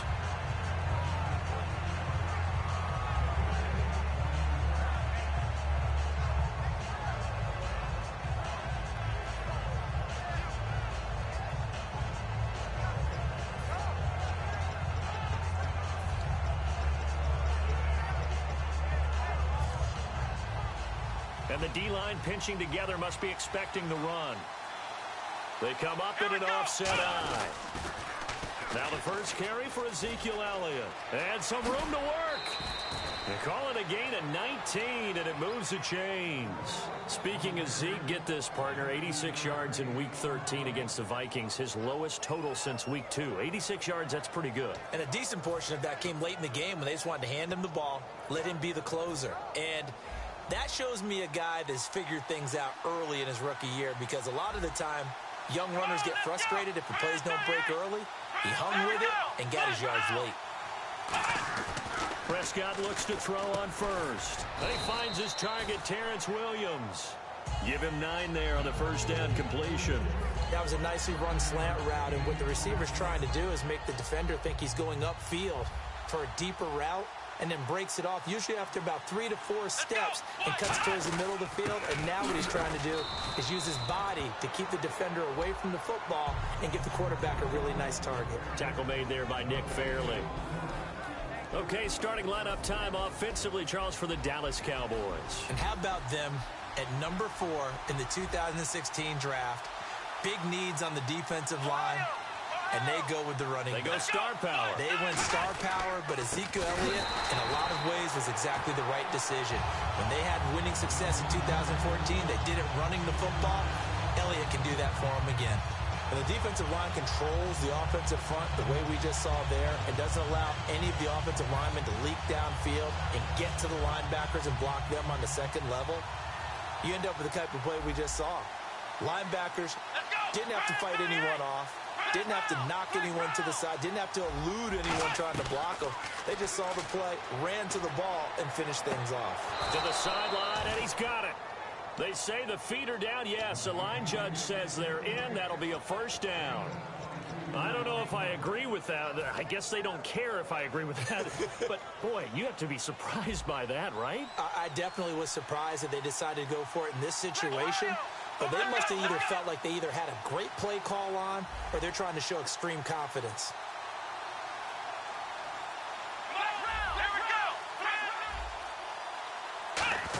A first down carry by Elliott. And he's got about 5 yards as he's taken down right at the 25. And that looked like some pretty easy yardage there right up the gut. And he's a guy that has some height to him. So when you don't have to drop a shoulder or create or get through contact or trash, makes it a lot easier to stay upright, see the field, and make a run as we just saw there. Now it's the Florida Atlantic alum. This is Alfred Morris. No gain on the play that time, and they'll look to convert on what will be a 3rd and 4. And here now, New Orleans defensive unit. Paul Kruger's one of the most respected veterans in the game. All he does is make plays. The Saints with an extra defensive back here on 3rd on the field. Could they blitz? To throw is Prescott. He completes it to Bryant. And they do get him down, but not before he reaches the 4-yard line. And Brandon, from our time in college football, where receivers weren't running the traditional NFL route tree, one thing they did learn, find open areas, find soft spots, and set up and catch the ball. And I think we just saw that there. Yeah, we saw that indeed, picking up the first. That gets him 3 yards closer here as it brings up 2nd and goal. And Brad, they went to a nickel defense, and that's a surprise this close to the goal line, because ordinarily you use The back end of the end zone, the sidelines, there's extra defenders, and you want bigger people on the field to try and help against the run. Here we go. Now they'll send a tight end in motion left. And now it's second and goal. And he will take it in for a Cowboy score. It's the fullback taking it in. And the Cowboys take it all the way down the field and score on the opening drive. And his kick is good.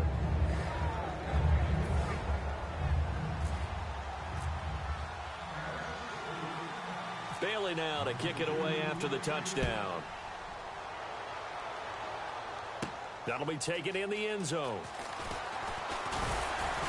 They'll bring it back to just about the 25. Call it the 24-yard line.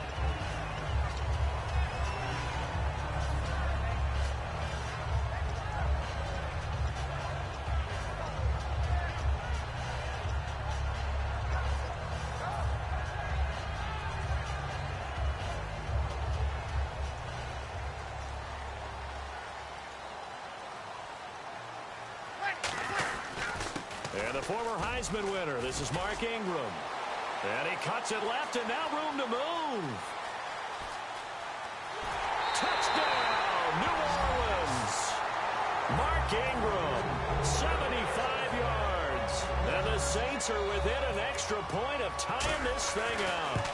Well called, well blocked, and he just made a great play. As an athlete going a long way. Yeah, how about the suddenness to it? Just getting there and taking off and going. For the defensive guys, plays like that really hurt. That's fielded in the end zone. And a pretty good return here. He'll be stopped just shy of the 25 at the 24-yard line. So out come the Cowboys now as their offense gets set to take over. Possible run anticipation here as the D-line sandwiches together. They go play action here on first down. He's got time in the pocket. It's caught inside the 25. A big play here for Dallas. 57 yards. A great job pulling that one in from a guy, as we know, who can really blaze. He's got a lot of speed. And that speed can work for him so many different ways. Sometimes he just takes off and goes and just runs past people. Sometimes you get people to back off so far that you can catch everything underneath. But still, at some point in the game, you probably have to make some contested catches, right? Sometimes you have to go up and beat a defender for the football. He has that in his arsenal as well. Showed it right there. One back is Morris. Prescott on first down. And incomplete. The man with over 1,000 catches, Jason Witten, the intended receiver. And that'll bring up second down. When you see passes knocked down by those guys I call the frustrated fullbacks, the linebackers, you know that in their zone coverage, they were able to drop, see the ball thrown, and react to it very quickly. They come out 5 wide, 3 of them to the right side. The wide receiver moving to a new spot. On second down, Prescott again. Dancing to his left. And he can't get rid of it. He's taken down. Paul Kruger in there to drop him. And it'll be a loss of about 8. And I know it seems like we say this a lot in broadcast booths, but a quarterback can hold on to the football too long in these situations. I think he did right there. Oh, I agree with you totally. Sometimes you have to understand situations. Get rid of the football, save some yardage to make it less to gain for the next down. Instead, he was so hipped on ball security, he held on to it and took a big sack. Third and long for Prescott. Buying time to his left. Going to throw deep for the end zone. And they can't get the long connection as it falls incomplete.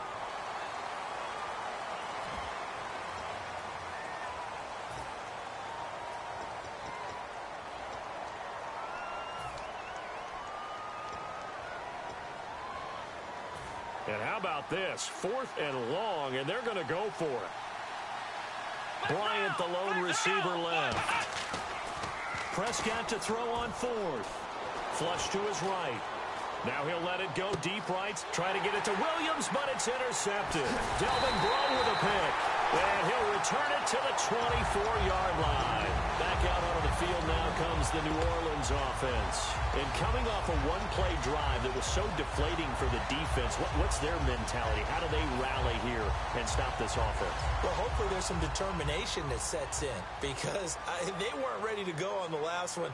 Give all the credit to the offensive guys for getting it done, but to allow a run of that length, that's just not being prepared. So now, are they determined? Are they ready to read their keys and make the proper plays? And we'll see how determined they are. Now, that's the type of play that'll fire up a defense. Hold them to 1 yard on a first down run. It'll be interesting to see if the offense decides to press the run at all or if they'll abandon it now after gaining only one on that play. They toss to Ingram. Back-to-back 1-yard runs here, so that leaves them with a 3rd down and 8. Well, so many times we look at a short run and we praise the offense for trying to set the tempo and establish things, but the defensive guys, hey, they just won the battle there. It wasn't a big run given up. They don't always have to absorb the body blows. Sometimes they dish them out themselves. And some extras coming up on the line here, ready for the blitz. Now Breeze. And incomplete. The contact made the ball roam free and brings up 4th down. It looked like they had something there, but I think that he was thinking about running with the football before he actually hauled it in, and that led to a big drop. Here's Thomas Morstead on now to punt it away on 4th down. Lucky Whitehead back deep for Dallas.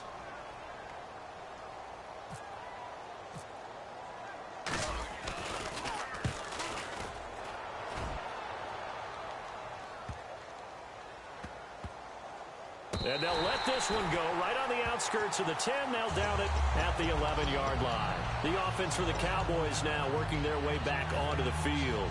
Looked like they had something going last drive. Then the interception happened. Will they recover? The memory they need to keep with them is that they did have something going. They were moving the ball on offense, had a nice sequence going. Don't worry about the other part. You can't get that back. Let's go back to what you were doing well before. I thought you were going to say they need to have no memory, but remember the good part, forget the bad. I like that even better. Officially no gain on the play, and it's 2nd down. So nothing there, but maybe you blame that on the blocking. Yeah, at some point you've got to win at the point of attack, and on that play, that was all the defense. They made it happen.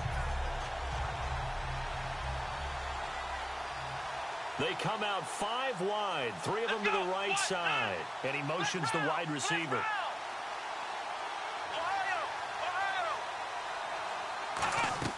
Second down, Prescott.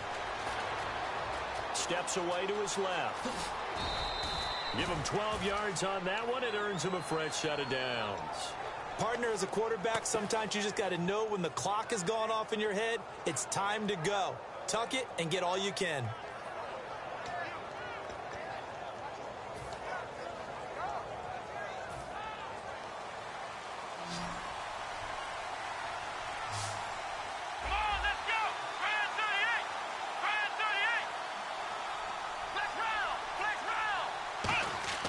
First down, Prescott. His throw incomplete. Well, Charles, making a quick pivot. Cleats have been a big topic of conversation for a lot of reasons this year, but the my cause, my cleats thing that's going on in the league, that's pretty cool. Players essentially putting the charity of their choice on their cleat and putting money towards that charity. A neat thing. A very neat thing, and what I took away from it more than anything else is the diversity of causes out there. So when you look at what these guys were representing and wanting to get their message out, think to yourself, these guys are not one-dimensional people. It's not just simply football. It's football, family, friends, causes, and these guys really care about what they were doing. If you want to learn more about it, by the way, it's NFL.com/mycausemycleats. And we've arrived at the 2-minute warning here in half number 1. Defense has set themselves up nicely. 3rd and 10 now. Let's go! On 3rd down, it's Prescott. And Escobar has it left side. And he'll get it up to the 33-yard line. And they'll get 10 there, but it leaves them just short for 4th down. he wasn't the primary target, but I think it was almost like a check-down situation, wasn't it? Yeah, hoping he can break some tackles, a big tight end, but he couldn't do it. Yeah, get it to that big frame and hope he can scatter some bodies, unable to get it done. Here we go. They'll run it with Elliott. And an alley to run. And he brings this up to the 46. Good enough for the first. It'll be a pickup of 13 on the play. And they're able to pick up the conversion here on 4th down.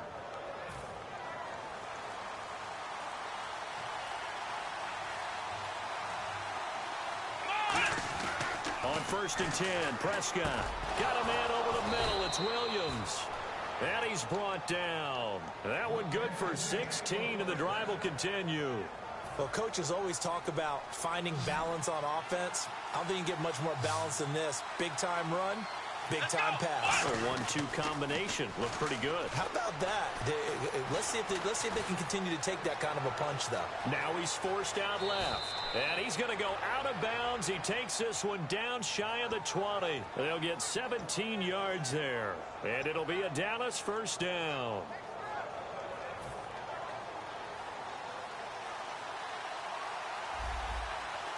One back is Morris. Prescott looks to throw on 1st. And his throw is incomplete. He was looking for Terrence Williams that time. That'll bring up 2nd down. It's always tough for the guys throwing the football when they think they got a completion and the ball's almost there, and then someone sneaks a hand or two in and bats it away.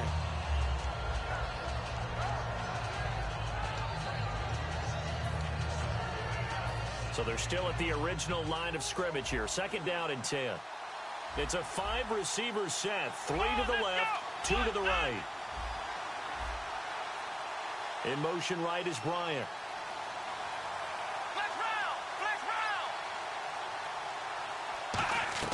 A 2nd down throw for Prescott. That is caught right at the 10-yard line. A solid pickup of 13 sets him up 1st and goal.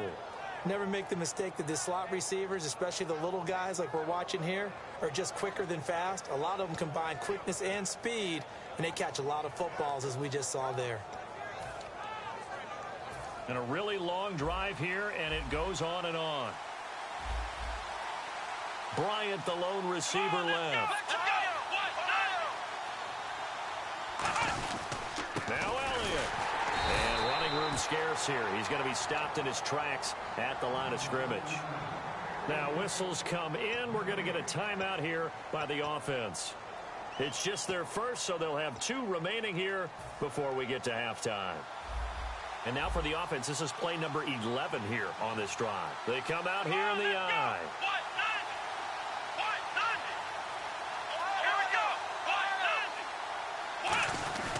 They'll try again with Elliott. And they'll get him down here at about the 5-yard line. Now hold everything here. We're going to get a timeout by the offense. So that means they're down to 1 remaining here as we head toward halftime.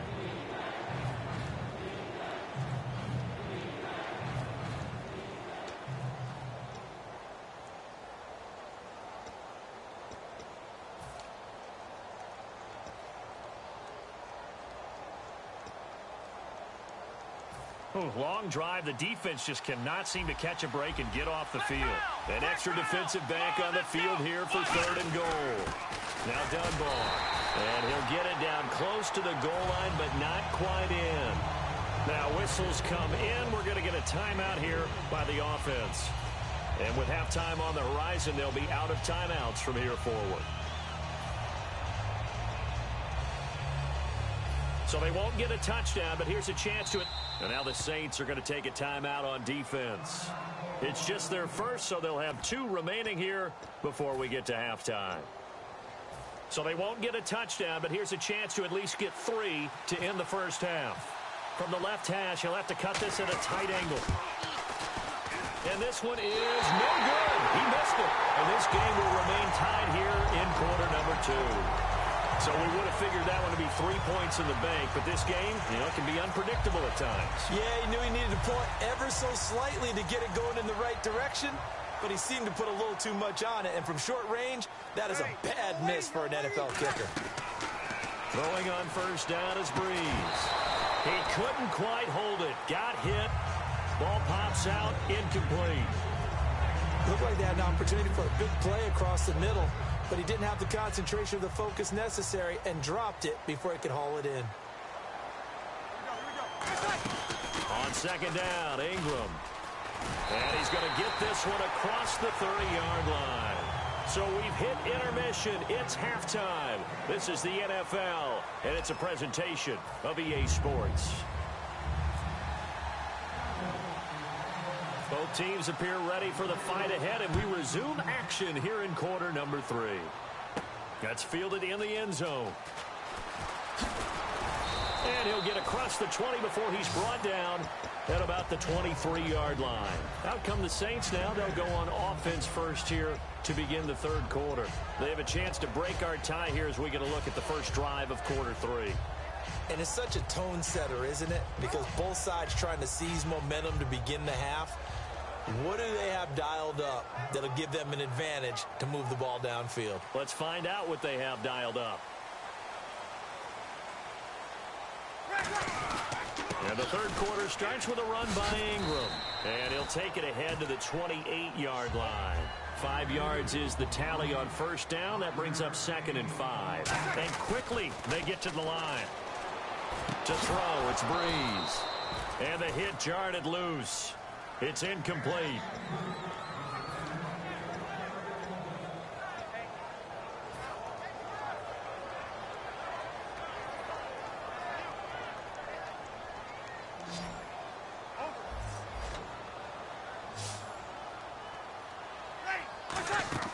Breeze going to throw.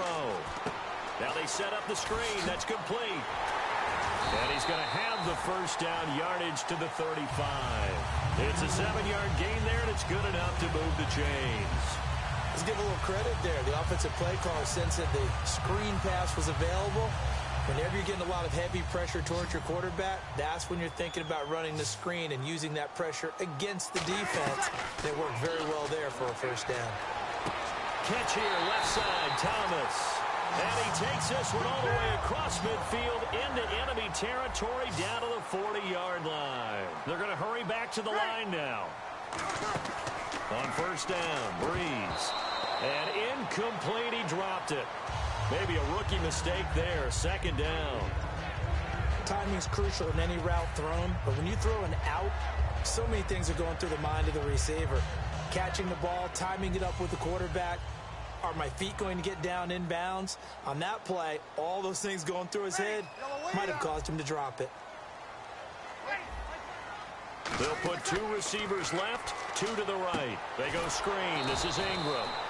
And he'll lose yardage on the play back at the 45-yard line. It's a loss of 4. Now 3rd down. Now that screen there on 2nd down certainly didn't develop how they had hoped. Is that one they should have even tried, or is that one the quarterback sticks in his pocket? I think the latter. I like what you said there, because trying it is one thing. We can second guess just about every call. But in this case, when you realize that it's broken down, just throw it at the feet of your intended receiver so that no one can pick it off, right? You don't have the ball tipped up in the air, and you come back and try and pick up the first down. Touchdown, New Orleans! Kobe Fleener, 44 yards. And the Saints have taken the lead. Boy, it's nice to have that big, reliable target you can go to. Each and every time. A lot of people see that position as a fallback. Throw it to them when all else fails. Not at all. This guy can make plays, and that's exactly what he just did. Yeah, play here for a touchdown. That'll be taken in the end zone. And no run back here. This will be a touchback, and it comes out to the 25-yard line. A look at the offense now here, coming back out on the road for their first possession of the second half. They're down in this game. A chance for the offense, though, to put something on the board, get some momentum here in half 2. Try and get things kick-started for them. And you know at the half, they discussed how they were going to get that done. This is where scripting comes. That's caught inside the 20. Touchdown, Cowboys. Des Bryant, 75 yards. And the Cowboys are an extra point away from tying the football game. And we've got a good one brewing. We're all knotted up at 14.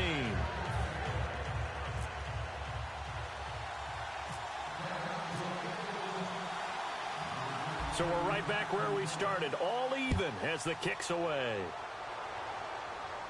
That's fielded in the end zone. And he'll get it up past the 20 to the 22-yard line. The Saints offense now, they get ready to head back onto the field. And that last drive, a long drive, but not just that, they had a great air attack going. Do they stick with that?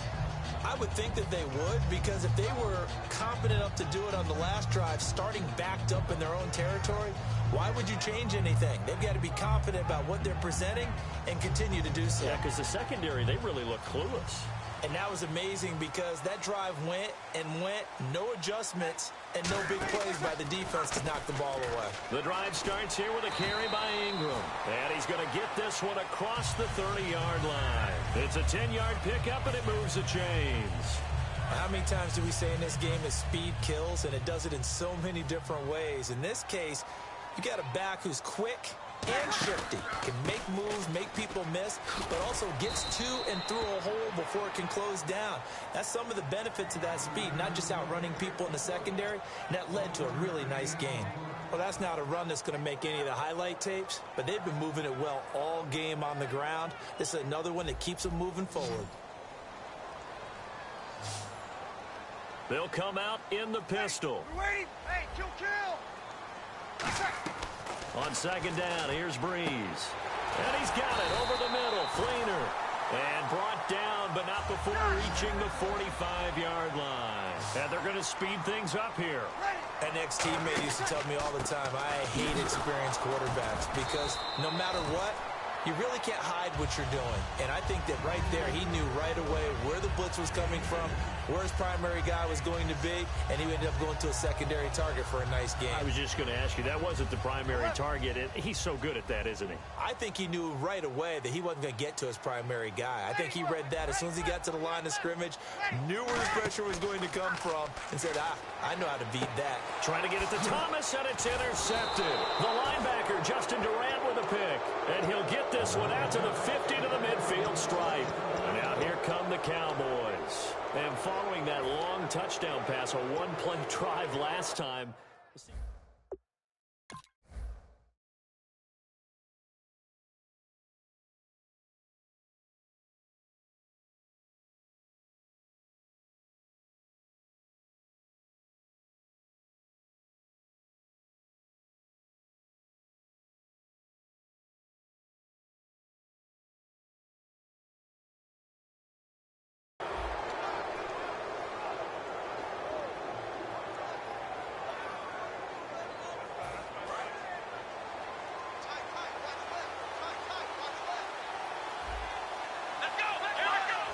They come up in an offset eye.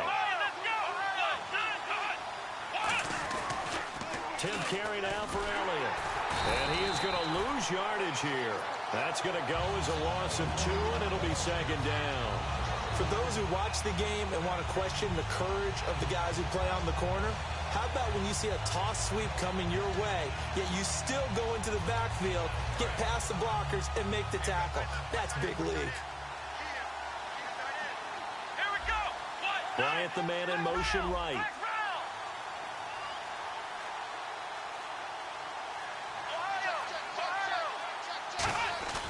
A second down throw for Prescott. And Bryant's got it over the middle.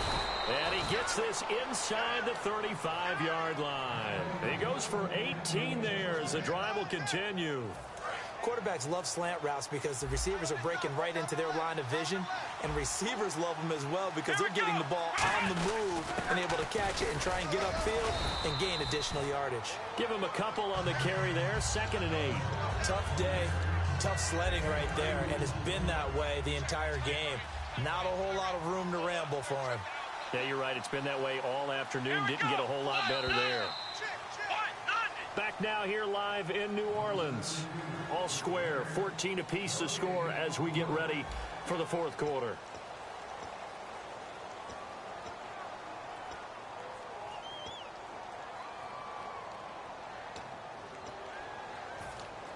And they still need 8 yards for the first here on second down.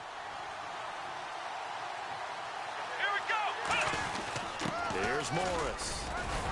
And able to push his way forward here for a good little gain. 6 yards on the pickup, and they're going to face a third down. And there's a run to be happy with. Good, solid yardage. He'll take that anytime you hand the ball to him back. So they run it on second down. Now let's see what third down brings here for the offense. And they'll let their fullback try and push the pile. And he gets this down to the 18. Good enough for a first down. Football's such a game of tendencies, down and distance, and on 3rd and inches, 3rd and 1, you think, yeah, fullback's probably going to get the ball, but when you get to 3rd and 2, most of the time that's either the running back or a pass play. Oh, no, he lost the football. But I believe a Cowboy was there to get it. He was, and Dallas will maintain possession. Wow, that ball gets knocked free, but a teammate comes along and scoops it up. It's almost like baseball. Guys at bat, people are on base in scoring position. One guy doesn't get him home. The next guy comes through and picks him up. And avoids the turnover. He was trying to get it to Ezekiel Elliott, and that'll make it third down. And there's a good opportunity. Just went a ride there. A drop pass. I guess that's why they call them running backs and not catching backs. Now play number 7 of the drive as they're looking at a 3rd and 10. And the wideout in motion.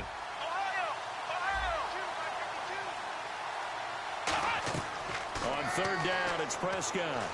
He's got his man. It's Williams. And he'll take it into the end zone for a Cowboy touchdown. Terrence Williams, an 18-yard touchdown grab. And the Cowboys have broken the tie. It's up and good, and that'll make the score 21-14. Bailey now to kick it away after the touchdown. That'll be taken in the end zone. And he'll wind up about 4 yards shy of where he would have been if he had taken a knee, as they'll start at the 21-yard line. Out onto the field comes New Orleans. And following the interception, we'll see what they can put together on this drive. I can hear my old college coach right now. He always used to tell us before every game, the team making the fewest mistakes will win. What they're hoping is that last mistake is their only one of the game. Coaches, that's all they talk about, turnovers, right? Minimizing those and maximizing opportunities. It's a pickup of 19. And the Saints are going to get a first down. Looking to speed things up here, going with some tempo. To throw is Breeze.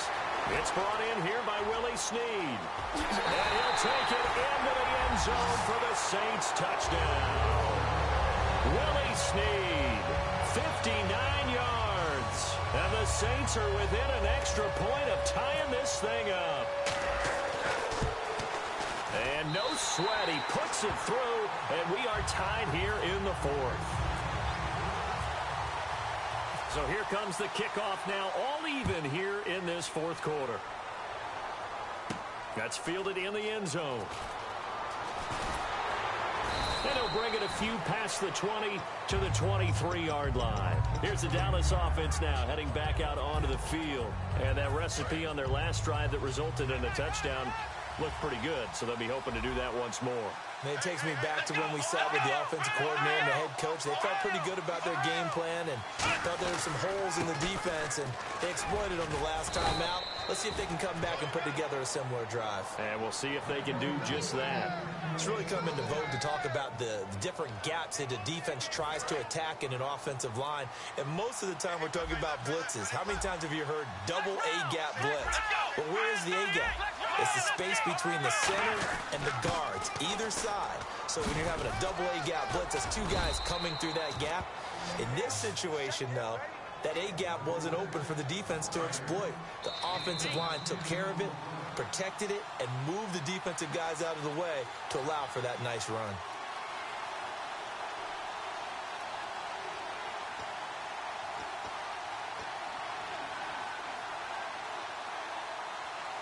Offense comes to the line now, 1st and 10.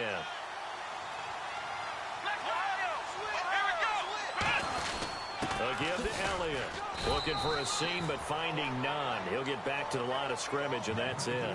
Credit him with a 1-yard gain there to make it 2nd and 9. That was a really nice play, be able to stack that one up. When they get back in the huddle, he's got to tell his guys up front, great job. They kept people off of him, allowed him to run free, and make the hit on the runner. Filled the gap nicely, kept him to just a 1-yard gain.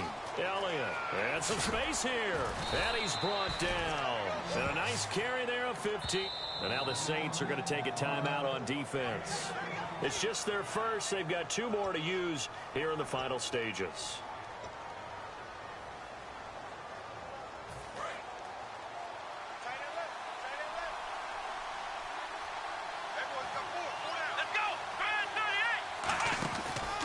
They go back to Elliott. He's been busy. And the Saints signal for another timeout. That'll leave them with just 1 remaining in this 4th quarter of play. 2nd down, 8. They'll come out in the pistol. Come on, let's go. Prescott. Bryant has it. And brought down, but not before they're inside the 25. They pick up 12 on the play there, and they move the chains. Simple slant route, and partner, really nice hard throw by the quarterback. Nice timing between the quarterback and the receiver. They were perfectly in sync, and he put it right on him on the inside route. They'll give to the fullback on the dive, and they'll get him down right about the 20. Now hold everything here. We're going to get a timeout by the offense. It's just their first. They've got 2 more to use here in the final stages. 2nd down following the run. They come out here in the eye. Here we go. Check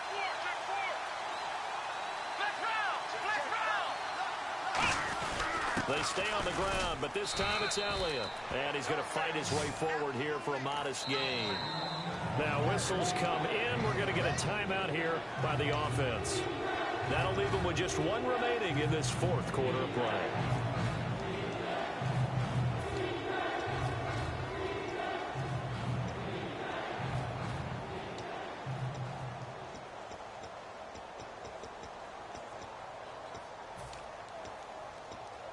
This will be play number 8 here on the drive. It's 3rd and a yard.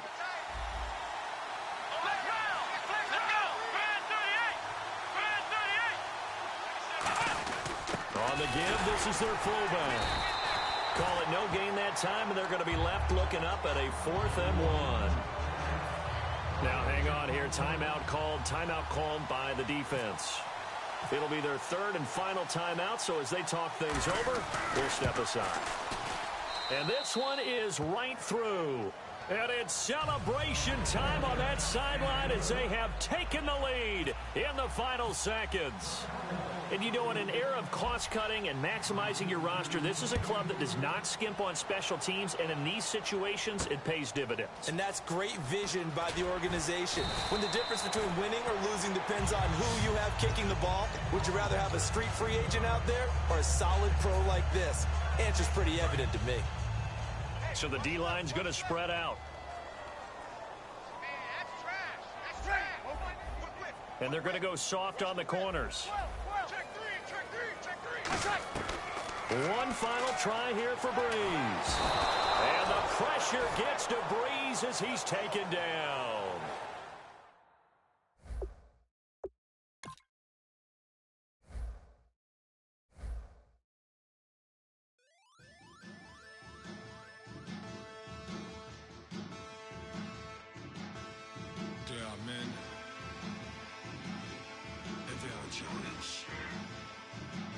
Bass stills in the building, flash the camera. I'ma drop the hammer. Things done changed in hip-hop, Sizzle and Bobby out the slammer. Hip-hop start on the East Coast and then move west, now down to Bama. I'ma bring it back to New York, roll those and throw your hands up. Pass me a cup of the in the club with the juice in the get bent out. Then I'ma slide with it to my ride and head up to my penthouse. Oh, I'm not trying to take it slow, working hard, cake and dough. Open up 24, we striving for that goal. I'll stop for nothing, I will play this game. That's so easily started, not so easy.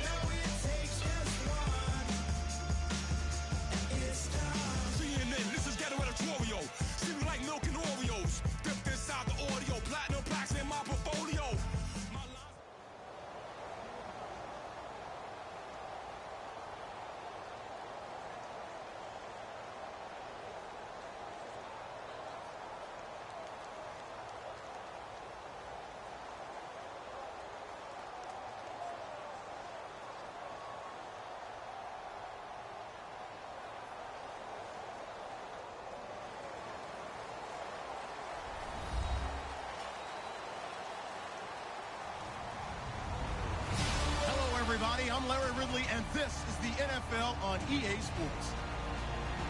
Tonight's matchup features two quarterbacks who will be trying to lead their team to victory. It's Newton's Panthers going up against Breeze's Saints. With that, let's get you out to the Bayou. We're standing by as our commentary team of Brandon Guyton and Charles Davis. From a city that's played host to 10 Super Bowls, here's a look inside the Mercedes-Benz Superdome in New Orleans. Today, we've got a good NFC matchup on tap between the Carolina Panthers and the New Orleans Saints. And he'll be brought down at the 23, make it the 24-yard line.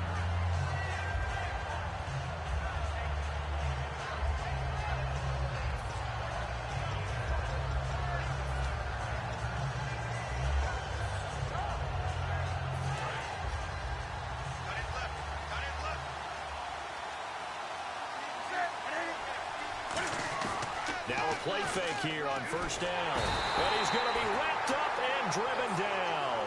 Cameron Jordan coming hard that time. He's able to run him down for a loss of 12. To throw on second down is Newton. It's complete to Brown, right side. 8 yards on the completion, but now they face third down. And a pretty simple completion there underneath, but a successful one for the offense. Partner, doesn't have to be the big shots downfield all the time. Having that safety net underneath is a great thing for a quarterback.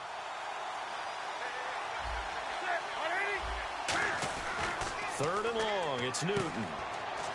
He's going to flip that out to the flat. It's complete.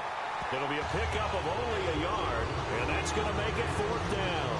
Partner, I think that completion takes the definition of dink and dunk to a different level, doesn't it? It does, and the defense was right there, kind of played into their hands.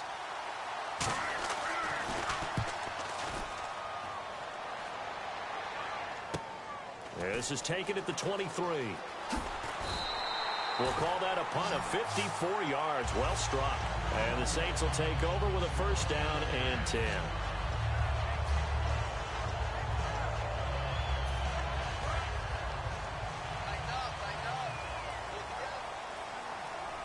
They come up in an offset eye. They'll run for the first time with Mark Ingram. Just a yard on the pickup there, and it'll bring up a 2nd and 9.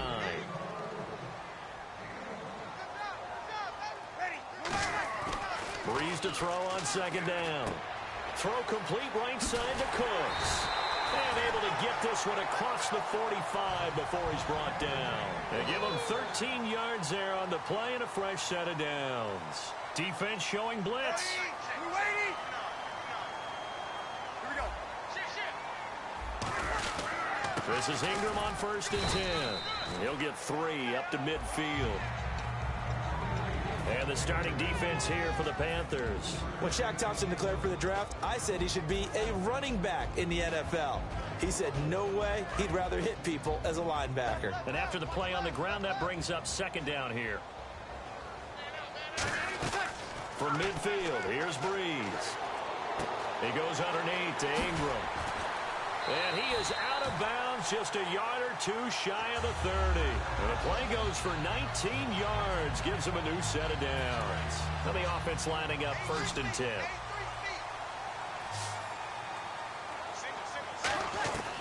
Breeze now on 1st down.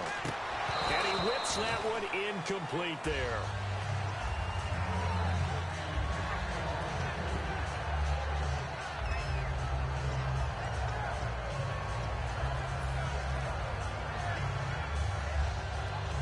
So the incomplete pass brings up 2nd down.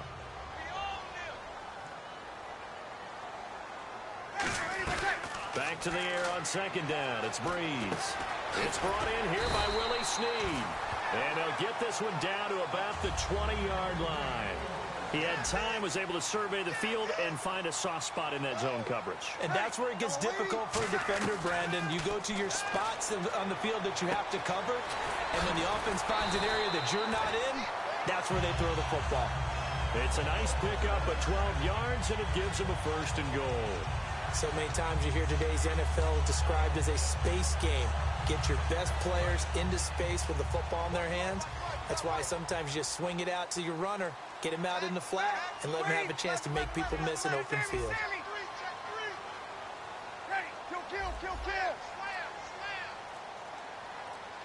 First and goal from the 8.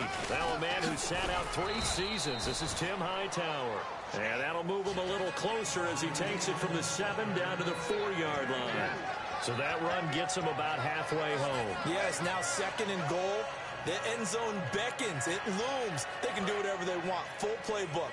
Run it again, or they can go play action and try and put it in that way. On 2nd down, here's Breeze. And he can't hang on. That's definitely going to be one he wishes he had back. Incomplete in the end zone.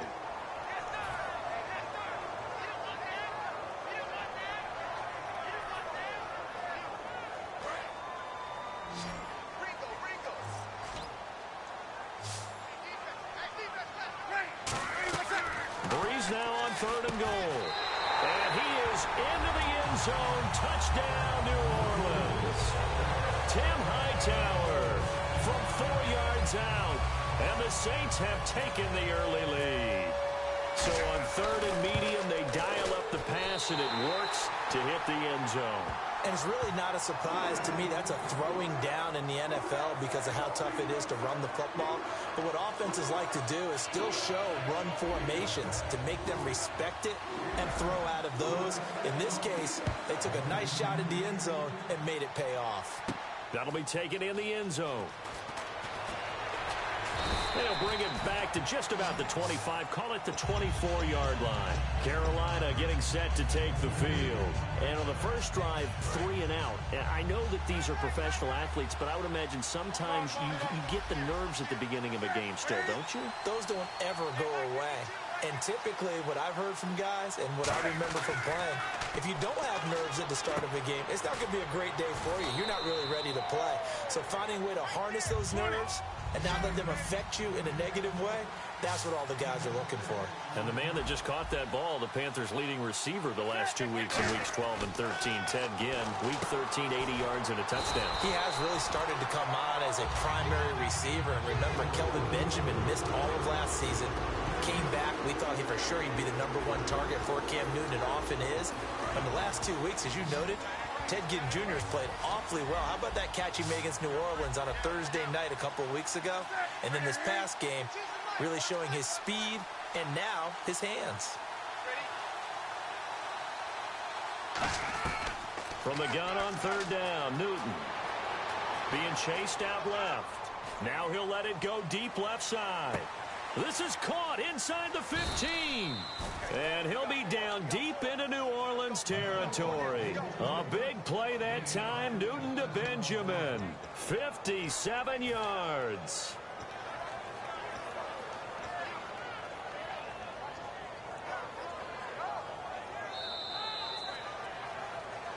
With my good friend Charles Davis, Brandon Gaudin with you. It's the Panthers in possession of the football as we begin quarter number 2. And they're on the move here. They've got it 1st and 10.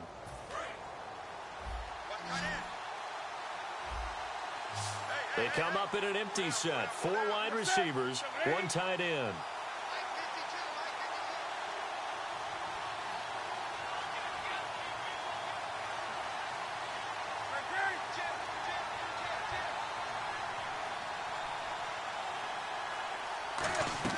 From the red zone now, Newton forced out to his left. And the stop will come inside the 5 at the 4. Give him 9 on the play, and it'll be 2nd and about a yard. Now, that was not a bad scramble there on 1st down. He didn't force it, nor did he throw it away. He was able to take off. And that'll be caught. Touchdown, Panthers. Olsen.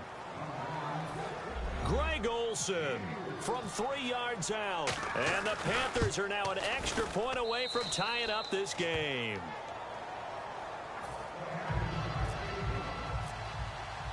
So a tie ball game here as the kick's away.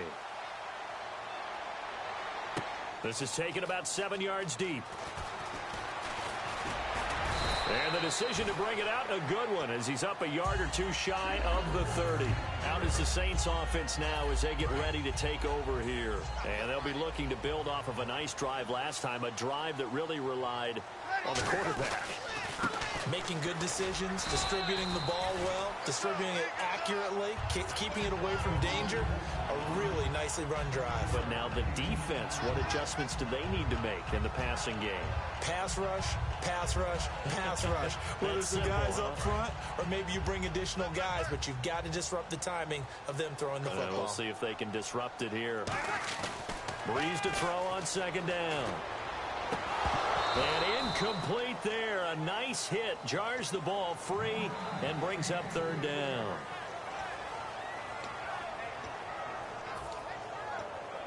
Three yards left to grab here on third down. Breeze going to try and throw on third down. This is caught. It's Cooks. Give him 6 yards, and they do convert on third. Well, we're used to seeing the guy that you consider the number one receiver double covered, but how about this guy? He's double covered and finds a way to make the play for a first down. That's how you increase your Madden rating, right? No doubt about that at all. And you know something? I think we'll hear about that from him soon. They come up in an offset eye. Here's Breeze to throw. Brought in left side by Snead. And he'll get it down to the 47 here. 8 yards on the pickup, and it'll be first down, Saints.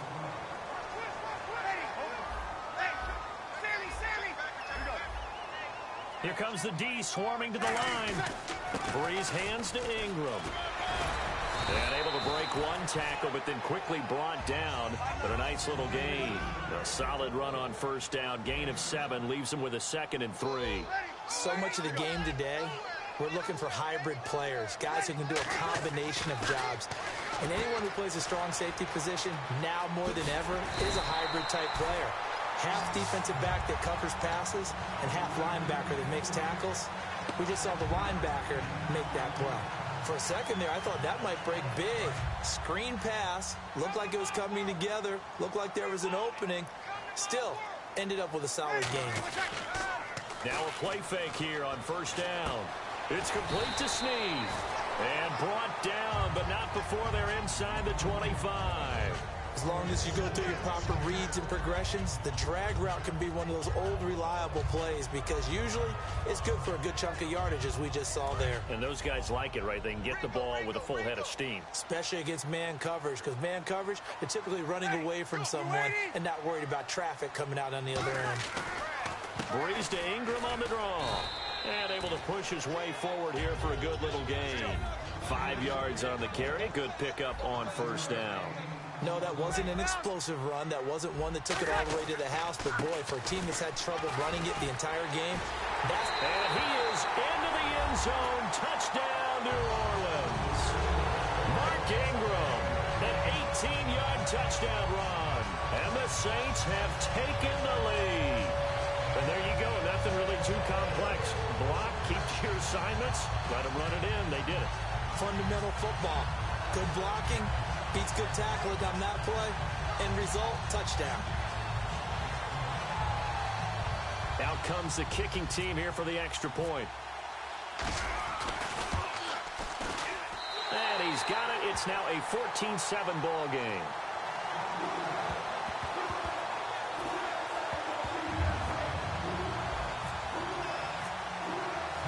Morstead out now following the touchdown to kick. That'll be taken in the end zone. And he'll take it back to about the 19-yard line. And the Panthers coming out now. And they're hoping to capture some of that magic they had last time out when they were able to put together a scoring drive. But they're still down here, Charles. Not the major concern, though, because of what you talked about. They scored the last time out. They feel good about themselves. They feel like their game plan is now in effect. They know how to attack and what plays they want to put together. But they've got to keep it moving in the right direction because, as you did note, they are down on the scoreboard. They go play action here on first down. And he'll be hit as he releases it. And that'll fall incomplete. I want to switch gears for a second just to talk quarterbacks. We've discussed a lot of young quarterbacks being great in the league this year. Aaron Rodgers turned 33 this past week. In general, at what age do you start to say, and this is caught? Right along the sideline. What a job of keeping the toes in bounds there. We often, with Cam Newton, talk a lot about his legs. Don't forget about that arm. He can throw it on a rope. He can loft it. He's got the touch that's been developed throughout his career. But the big part about just watching him throw it, it seems almost effortless.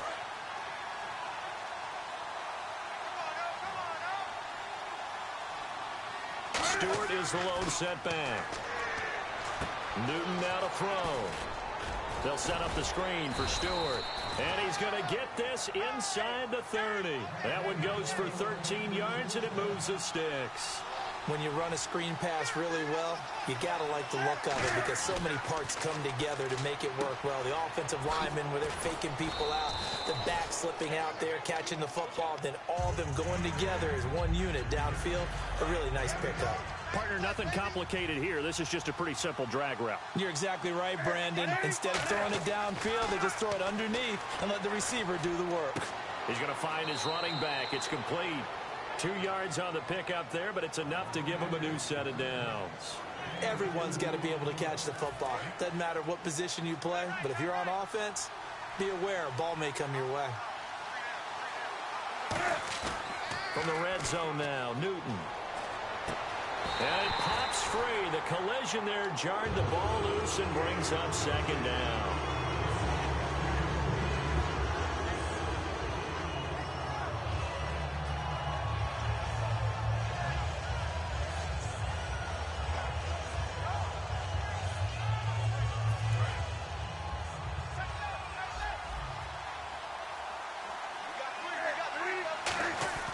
Second and 10, Newton again. Man open left side is Brown. And brought down, but not before they get it inside the 10 to the 7. Partner, they weren't quite in the red zone, but things are starting to get condensed on the field. Throwing the corner route there, really nice play because it gives them a little bit of room to complete it. They'll come out in the pistol. Newton throwing again. That is caught at the 7-yard line. 1 yard is the gain there. It'll bring up second down. They like going to him in the slot. He catches another one. I think this comes under the heading of until they stop him, why not go back to it? He has something going really well. Great working relationship with the guy throwing the ball, and they keep making the connection. It's a gain of 5 on the play, and that is going to set up 3rd and goal.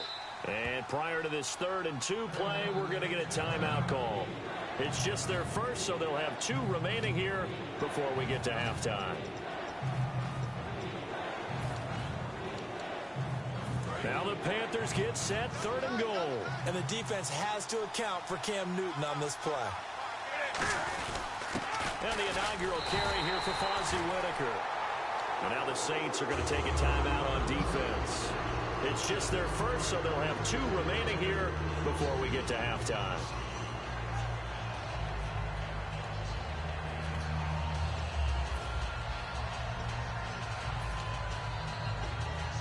Can this defense hold them out?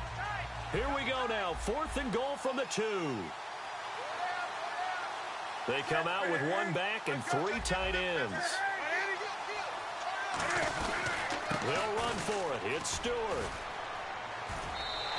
Stewart fails to get in on 4th down. And the Saints able to come up with a goal line stand. Now the Saints, they trot their offense out here. And the ball backed way up. So thinking with this amount of time on the clock, probably just sit on it. And we'll see these 2 teams go to the lockers. Yeah, I don't think you want to overthink it in this situation. Either side of the ball. Just go ahead and finish up the half and get on out and talk about it. Brandon Cooks. He's at the 30. Touchdown, New Orleans. Brandon Cooks in the final seconds of the first half. And the Saints are able to strike quickly for 6. And that's a lead that excites a team as they head into the half. Good way to finish things off. Yeah, able to extend that lead, and you always say it, that can totally change the complexion of half number 2.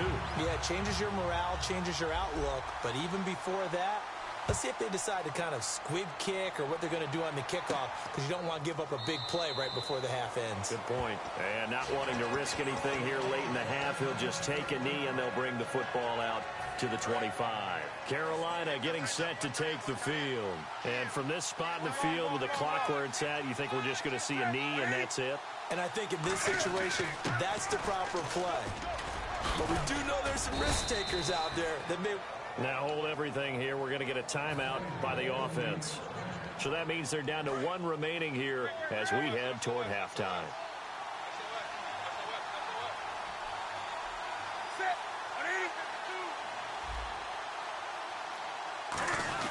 They go back to Stewart on first. And hard running's going to get him over the 40 to the 42. Now whistles come in. We're going to get a timeout here by the offense. And with halftime on the horizon, they'll be out of timeouts from here forward. On second down, they run with Stewart. And he'll be taken down, but not before he gets into enemy territory. First half in the books. You're watching the NFL on EA Sports. So both teams have their marching orders, and we'll get going again here in quarter number 3. This is taken about 7 yards deep. And no run back here. This will be a touchback, and it comes out to the 25-yard line. Out come the Saints now. They'll go on offense first here to begin the third quarter. They built a good first-half lead. Now they have a chance to add on to it. And what I'm thinking is that the offensive staff spent the entire halftime just working with them on, here's what we think they're going to do to attack us in the second half. Nice first half that we've had, guys, but be prepared for some change-ups. We're going to see them when we kick it off in the second half. See how they handle any adjustments that might be made defensively. Here's Breeze to throw. And Cooks has it over the middle. Brandon Cooks. Touchdown, New Orleans. Brandon Cooks. His second touchdown of the afternoon. And the Saints now add 6 to their lead. In order to lead in a game, you're going to get plenty of contributors, but that's his second touchdown catch of this game. He's one of the key guys in this one. And you better believe he'll be looking for the hat trick here as this one continues to go.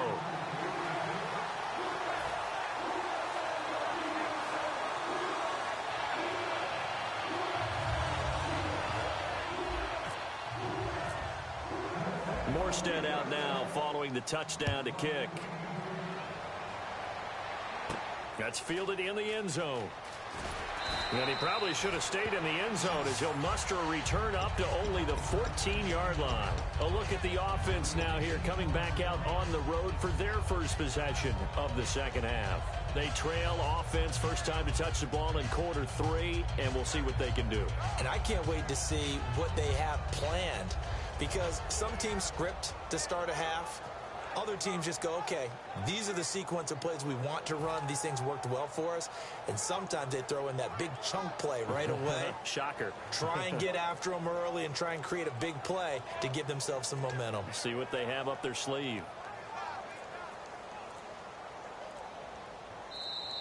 Play clock down to 0. And this is not the way to start a drive.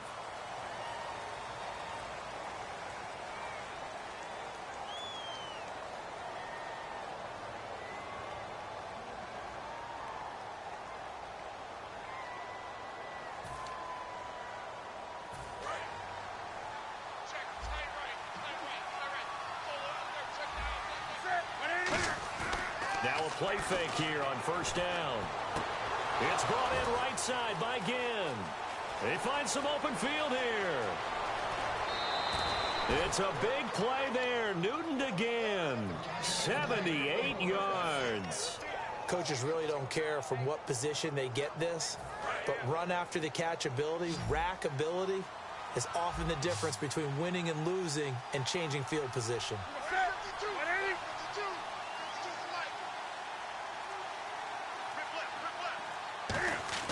From the red zone now, they'll look to throw. Caught on the left side by Ginn.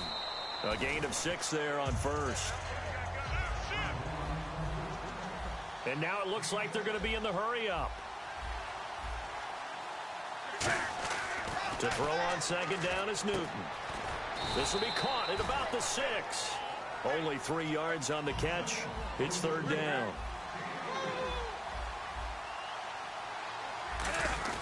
Newton looking to throw on 3rd and 1. This will be caught at about the 5. Good defense holds him to only a yard, and it'll be 4th down. They didn't get the first down, but I have to say I do like the call. I like what they were trying to do. Try and hit your receiver on the run and see if he can pick it up. Keep it on his feet, get a little rack yardage. Yeah, but a nice job defensively to get to him and keep him short of the first. On 4th down, here's Tolbert. Call it a 1-yard gain on the play. And the decision to go for it pays off. They've got a 1st and goal. Deep in the red zone. This was 4-down territory from the start. And here, they won't wind up with a touchdown, but they do get a great consolation prize as they convert and pick up a 1st down inside the 5. A shotgun snap for Newton. And that's incomplete. Greg Olsen was the intended target. And now it's 2nd down.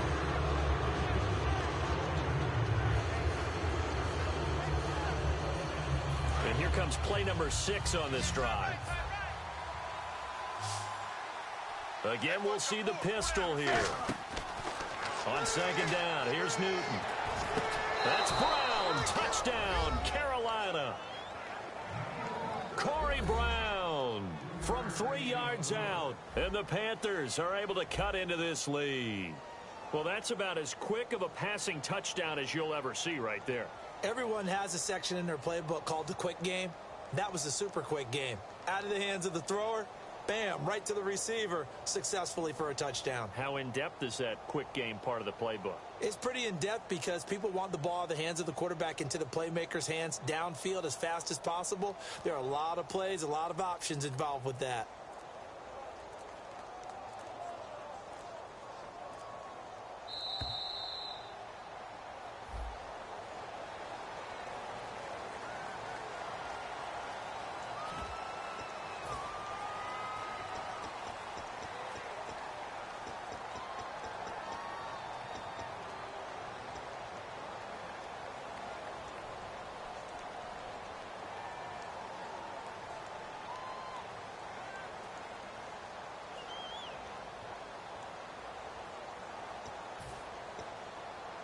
Yeah, a slightly more difficult attempt here from the 20.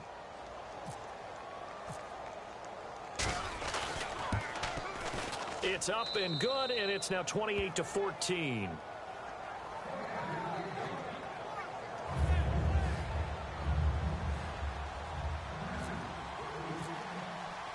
Gano now following the touchdown here to kick it away. This is taken about 7 yards deep. And he'll take this up past the 20 and down at the 22-yard line. And now the Saints get set to trot out there. And they'll just simply be looking to build off the confidence of the last time out where they scored a touchdown. And confidence is powerful, isn't it? When you've scored once, you feel like you can go back out there and get it done again. Doesn't matter what the defense throws at them. They feel like they're in a groove right now, and they want to get out there and show it. Yeah, hoping to stay in that groove here this go-around. Really tough drive, but that run help salvage something there because now there's something positive that came out of it. They got to see good blocking, good push by the offensive line, wide receivers trying to get involved, a good run by the back, and now maybe it'll be a catalyst for them to look at going forward, watching it on tape. Maybe they can keep incorporating that type of a run into their offense. A 10th carry here for Mark Ingram. And getting this just shy of midfield, they'll spot it at the 49. First down and 10 now for the offensive group. Really good, solid run right there, and they did it from a 4-wide receiver set. And if you're an offensive coordinator, they used to tell people, hey, we're going to throw the football. Now they use 4 receivers on the field to spread things out, give them more running lanes and more options. And also, it usually takes the bigger defenders off the field, makes the defense lighter and easier to run against.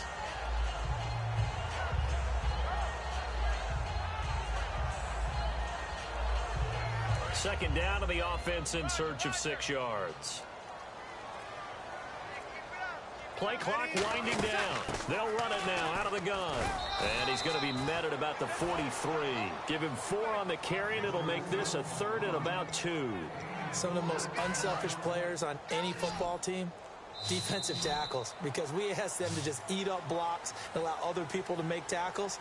But when he can make a play himself, as we just saw there, that's a big day. 2 yards to go here on 3rd down. They'll put 2 receivers left, 2 to the right. Breeze looking to throw on 3rd and 2. He dumps it down to Ingram. And he's going to get to the 31, enough for the first down. 12 yards there as they move the chains. He's played a great game. It continues right there, even with this lead, confident to throw the pass and have the reception made. There's no doubt who the leader of their team is there? There's no doubt who they want to ride all the way to the finish. Because strategy would tell you, run the football, run the clock down. Instead, they're letting him throw it because they feel that confident in what he's getting done. And here comes play number 6 on this drive. The play clock's running down. They'll run it now out of the gun. And he'll get about 3 as he's brought down to the 28. And in this situation with the lead 4th quarter, they're liking keeping the ball on the ground, I'm sure. That's just smart football, but you know the defense has to know it as well. They've got to stop them here.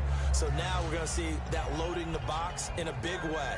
6, 7, 8, 9, whatever it's going to take, puts a little bit more pressure on your big offensive line.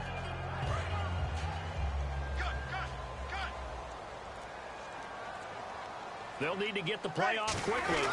Ingram again. And he's able to get it to the edge of the red zone at the 20-yard line. It's an 8-yard pickup and leads to a new set of downs. And that's a nice pickup of a first down on that second down run. And at that yardage gained, they can run that play on any down.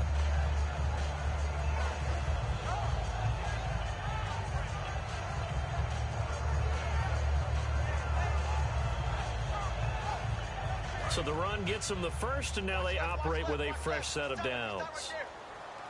They come up in an offset eye. Breeze gives it up to Ingram. And he's going to push his way down to about the 12. A nice run there, 9 yards, and it'll be second down. The 4th quarter here, they've got the lead. They want to keep it on the ground. That's what they're doing. Smart football. Keep the clock grinding. Keep it going. But you got to figure now, they're going to see more people stacked up at the line of scrimmage as they try and bleed it out. Second and very short here, less than a yard.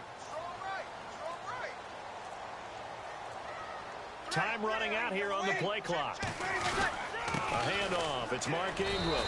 2 yards on the pickup there, but it's enough to give him a new set of downs. Well, that was a unit that understood exactly where the first down marker was, handed it to their guy who could run it, created some space, and he got there.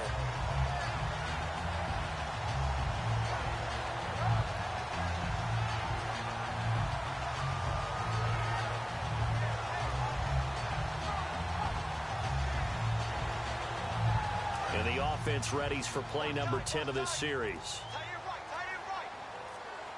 Play clock winding down. They'll run here with Ingram.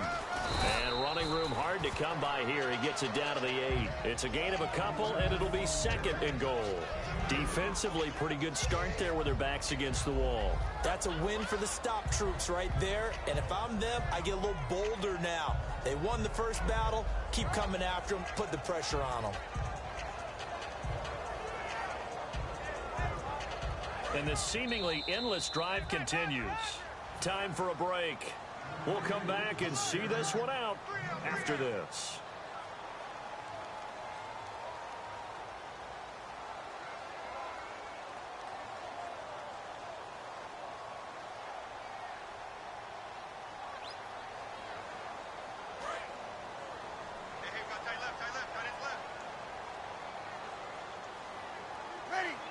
Second and goal now from the 8. Now Ingram, he's been busy today. Only a yard there, and that'll bring us to third and goal. Were you as surprised as I was that they actually ran it on second down there? I thought that they would go ahead and throw it in every situation here. They've thrown for 3 touchdown passes. Now here, I think they probably go back to the air. Yeah, I think so, but ordinarily, second down is when you run your play fake, your play action, show run, and throw the ball. Now they brought up third down and they'll have to throw it anyway. So an extra defensive back on the field. They need a stop here on third and goal. They run with Hightower. And they'll be driven back here, losing yardage to the 9. He lost 2, and it brings up 4th. This offense bent the defense in their long drive downfield, but once they got within sight of the goal line, the defense went to don't break mode and is stiffened.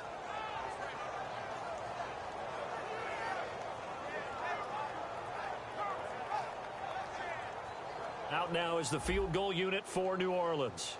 This to make it a 3-score game late.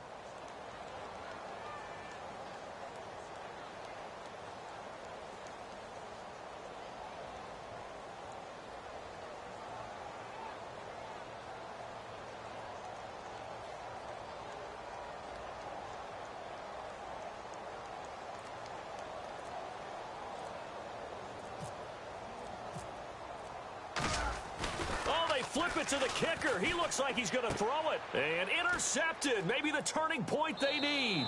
A great read, and it's picked off. 2-score game here in the fourth, and that pick, it kind of keeps the door ajar, doesn't it? It does, and you wonder about their strategy because with a 2-score lead, you would think maybe you're just sitting on it and trying to drain some clock.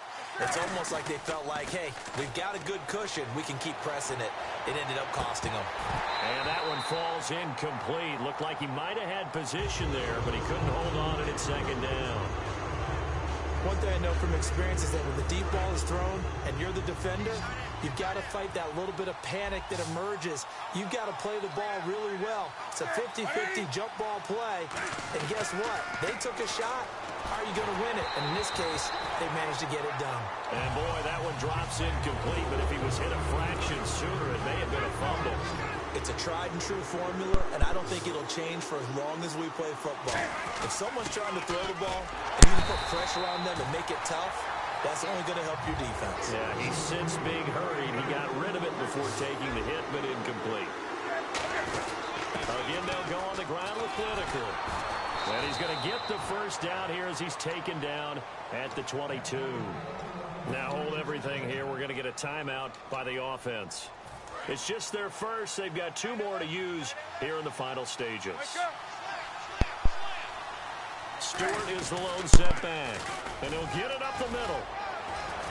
And they're able to get this one across the 35. Now whistles come in. We're going to get a timeout here by the offense.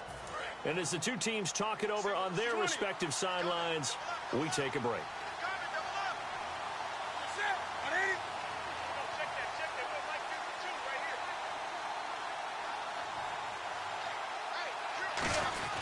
Now Stewart on first down.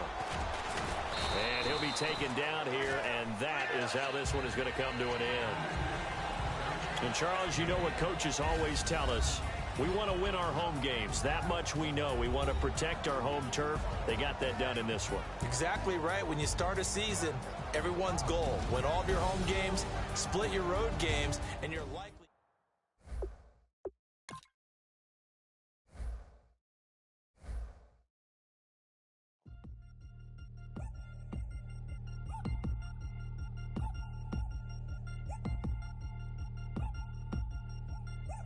Chains.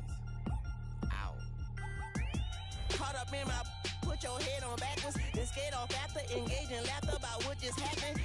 Napkins get sent to mammies, is that too graphic? Catch you in traffic, you sitting daffy like stealing candy. My ceiling's absent, my wheels are massive, my friends assassins. All of us, our mothers queens and our women dancers. My rivers rapping, my fingers splashing, my gills are flapping. I bit some matches, then sip something and kiss the dragon. I'm really rapping, no fingers snapping, them packing. Y'all slipping, my swag is dripping, so here's a napkin. What's really happening? Verbal attacking, I'm showing passion. Know what I mean?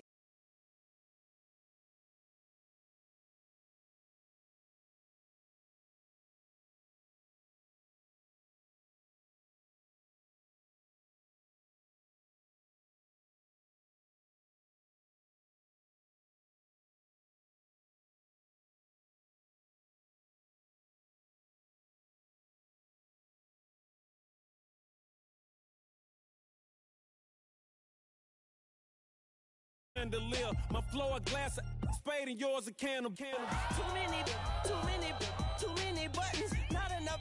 These bugging, the SWAT is coming. Shoulder, no shoulder, shrugging at your nugget. Sticky like acupuncture and Magnus honey. Knock on the side door 3 times and have your money. Or get to stepping like Kappa stomping, I slap. I'm having lunch with Italian Sonny, don't ask the subject. Lord, why you took rabbit from me? He say don't ask me nothing. Too many bodies, too many bundles, not enough. These bugging, I heard they stung you. It's gonna be trouble. We come through and catch you while you cuddle. Barrels like tunnels. Don't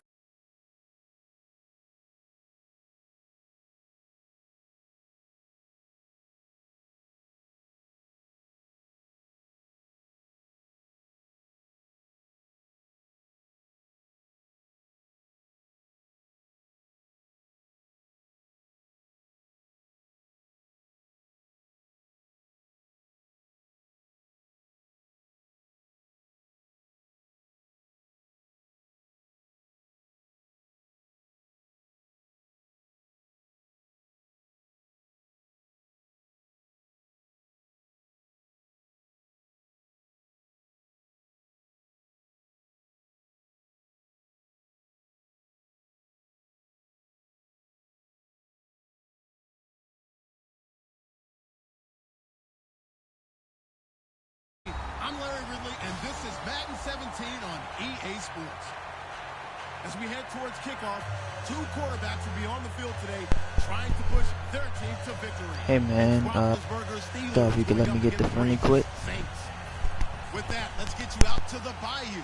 We're standing by as our commentary team of Brandon Guyton and Charles Davis. All right, Larry, thank you. We are down on the Bayou as you get a look inside the Mercedes-Benz Superdome in New Orleans.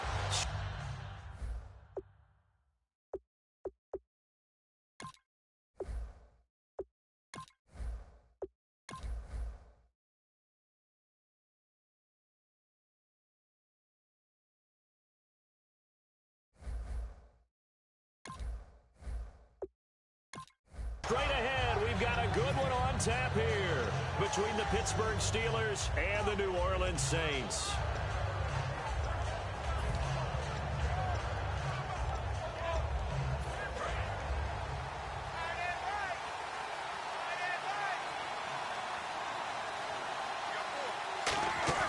Now Roethlisberger on first down. And the Saints pressure gets him. Brought down for a sack. Paul Kruger in there to drop him, and it'll be a loss of about 8.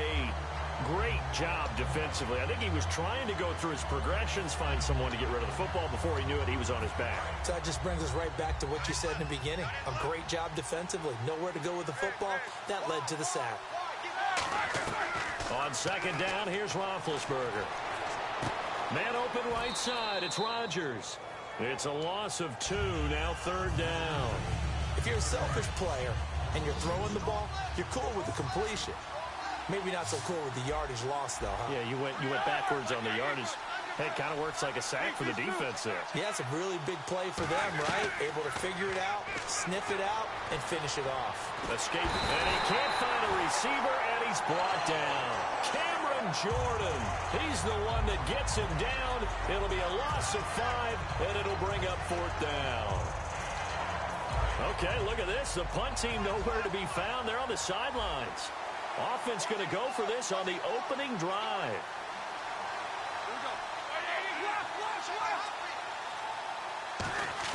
They'll indeed go for it with Roethlisberger.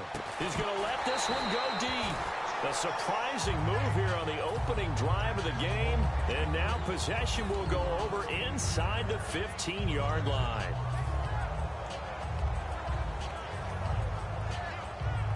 Really nice starting field position here for the offensive unit. And the former Heisman winner, this is Mark Ingram. And a short pickup there down to about the 9. 2 yards on the pickup there. It'll be 2nd and 8. Breeze to throw on second down. His pass caught with the 4. And he'll take it into the end zone for the Saints touchdown. Brandon Cooks from 8 yards out, and the Saints have taken the early lead.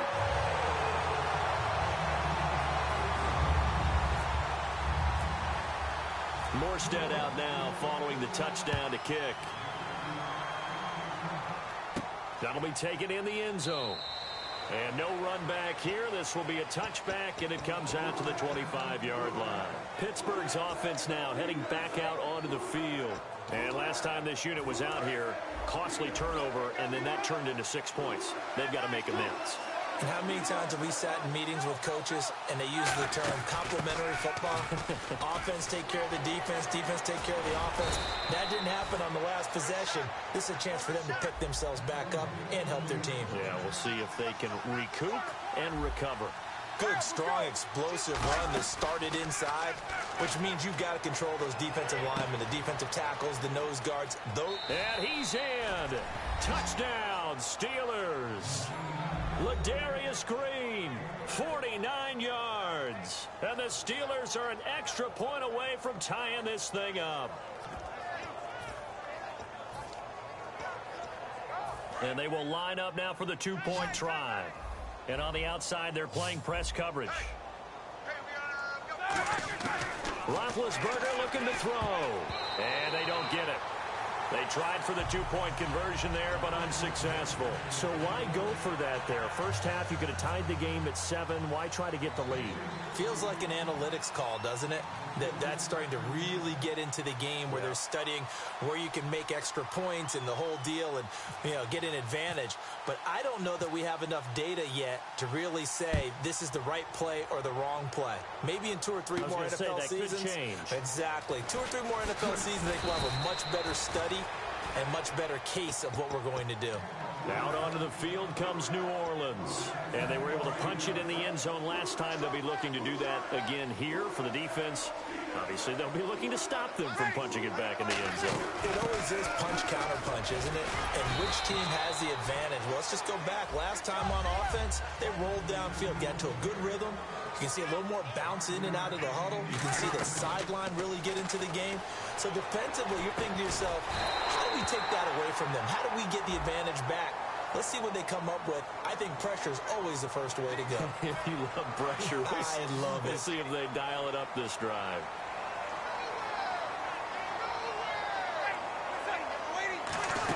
After the penalty, it's Ingram. And he's swallowed up right near the line of scrimmage. Just a yard on the first down carry, so it's 2nd and 9.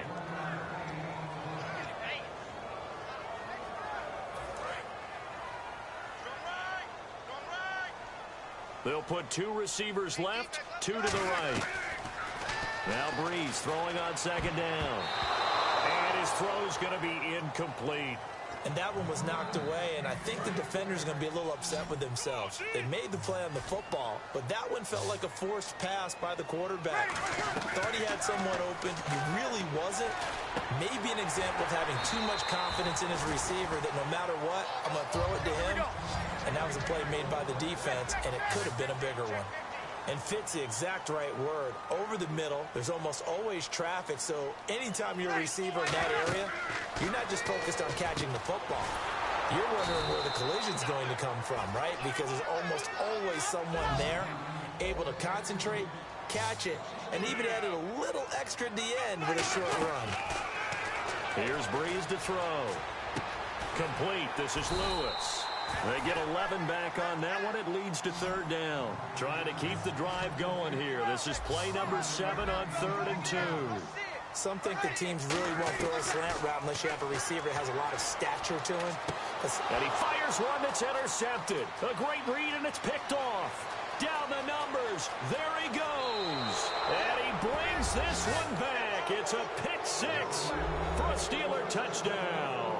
Now, that was a beautiful play. A pick 6. How would you punctuate something like that, partner? What, you mean with an exclamation mark? Exclamation mark, a big word. What would you do with that? Ampersand? I like it. And now out come the Steelers. Hey, go down, go down. Hey, blue 30. 97 to the mic, 97 to the alert. Switch. They'll look to throw. And this will be caught as they convert here for 2. And I guess that makes up for the earlier missed 2-point try here to get them to 14. Yeah, that aggressiveness, it reminds me a lot of when basketball first adopted the three-point shot. And people were starting to realize that 3 for 2 was really starting to work for them. In this case now, maybe the 2 for 1 is coming into play in the NFL. And he'll make it across the 20 as his guys will set up shop at the 23-yard line. Out onto the field comes New Orleans. And last time, decent field position through the pick 6. Obviously costly. But they can't afford to just bunker in now. All right, good field position means go ahead and attack on offense. Try and press the advantage a little bit. They just have to be better with the football on this possession. So that didn't bother you too much last time? No, because it's exactly what you're supposed to do. You can't have good field position and not try to take advantage of it. Sometimes the defense makes a good play, too. Pressure comes, and the Steelers take him down. Ricardo Matthews in there to bury him for a loss of 11. 2nd down, sack by the defense. What type of pressure will they bring here on 3rd? We'll see. Okay, you know my bias is about to come out here. A lot of people think that the offense is just moving in the wrong direction. I'd say they're moving in the right direction because the defense is pushing them back. Former defensive guy. Now, as a quarterback 3rd and long, you really got to rally the troops here, don't you? Yeah, you're doing a big way, and what else do you have to look out for? More pressure coming at you because it seems to be working pretty well. On 1st down, Breeze. Caught right side, it's Snead. And taking it across midfield and just shy of the 40.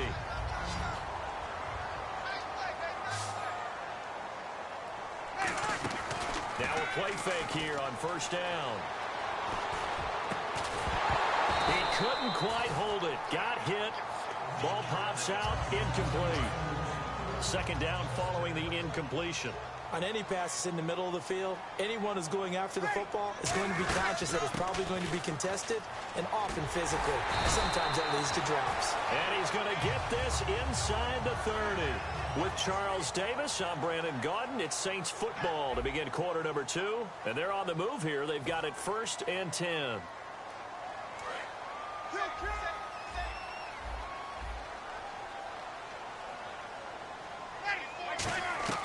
Breeze now on first down. Finding time. And it pops free. The collision there jarred the ball loose and brings up second down. So much of this game is focus and concentration. And whenever I see guys running the in route, I know that in the back of their mind, they're always wondering who's working inside that might put a big hit on them as they try and catch the ball. And he's got it over the middle. Fleener. And down inside the 15, shy of the 10. And after that completion, you can understand why so many teams in the league are emphasizing speed on defense at every position. The tight ends have created so many tough matchups now. If you can't run with a tight end as a linebacker, this is going to be the result every time. That is caught at the 7-yard line. 5 yards on the catch there, brings up second down.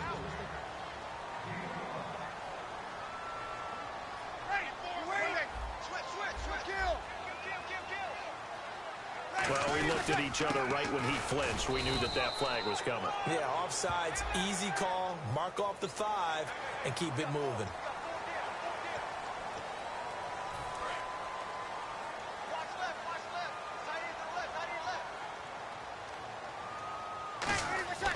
Breeze to throw again. Flushed out right. Into double coverage, and it's intercepted. A great read, and it's picked off. And now off to the races down the right side. And he brings this one back. It's a pick 6 for a Steeler touchdown. That was an interception, but on the field, the guys who are picking it off, they're not saying that. What word are they using? It's Oski. And that means catch the ball and go the other way. That's your vernacular. I've never heard anybody say Oski. Ask around. They'll tell you.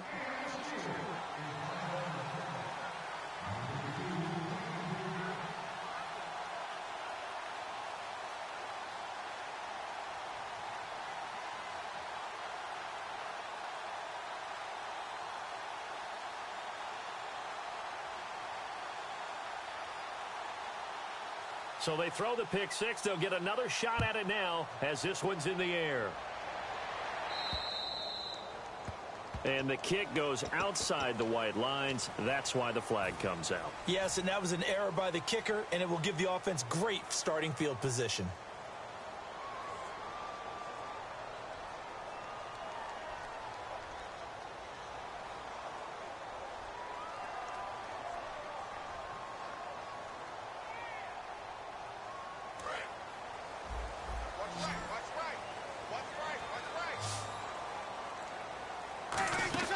They go play action here on first down.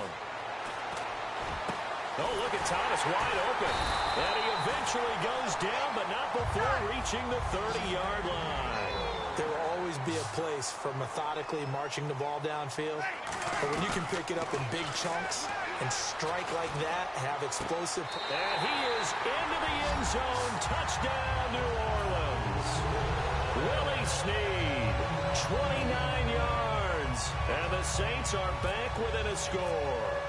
All the receivers in the league are plenty good enough. Otherwise, they wouldn't make it in the NFL. But the ones that go to the Pro Bowl, they have refined route running ability. Morstead out now following the touchdown to kick. That's fielded in the end zone. And a couple yards deep, he'll go to a knee. He won't return it. And he'll take it out to the 25. And Pittsburgh getting set to take the field. They'll come out in the pistol. Throwing now, Roethlisberger on first down. Sammy Coates has it complete. And he's brought down, but not before getting across midfield to the 45. So here we go, 1st and 10 now.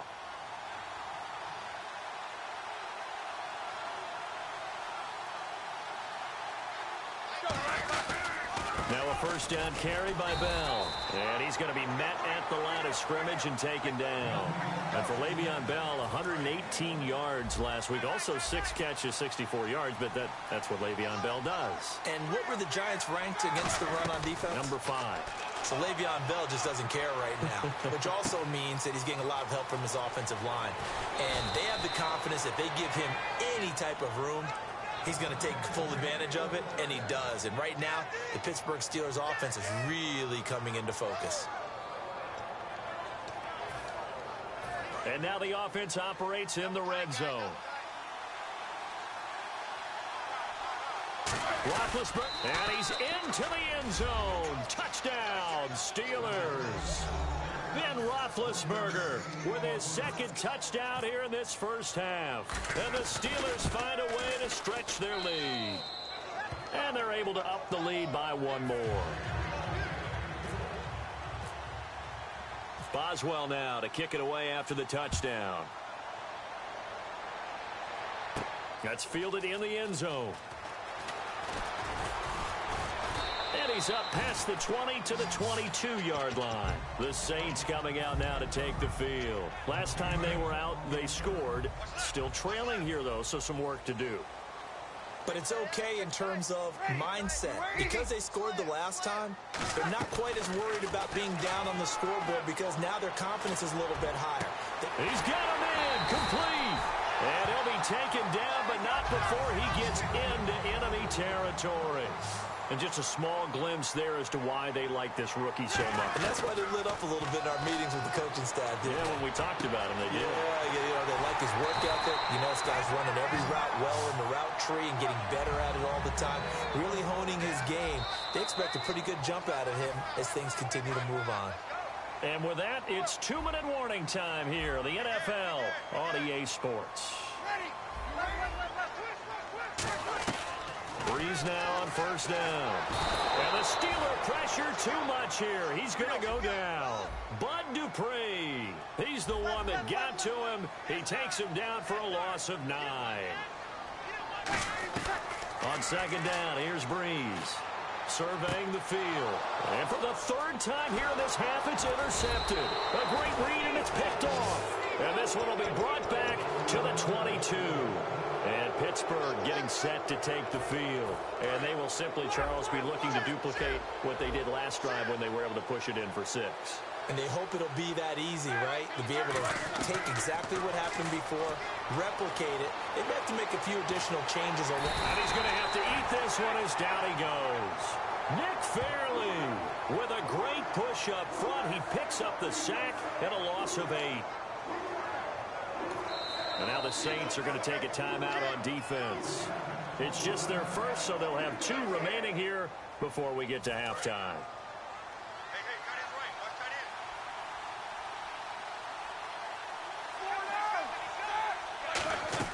On second down, Roethlisberger under pressure, and they got to him again.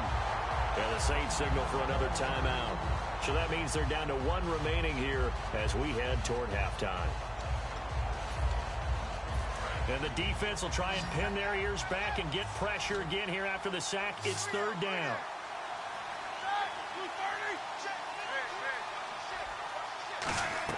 Now Roethlisberger down around his goal line. And he couldn't hang on to it through the contact. Incomplete. I know tight ends love this route because a lot of times they'll take a block first and get a little bit of space and then come across the middle because in their mind, they're thinking catch the ball and then drop the hammer on the little guys in the secondary. Unable to drop the hammer, he just dropped the pass.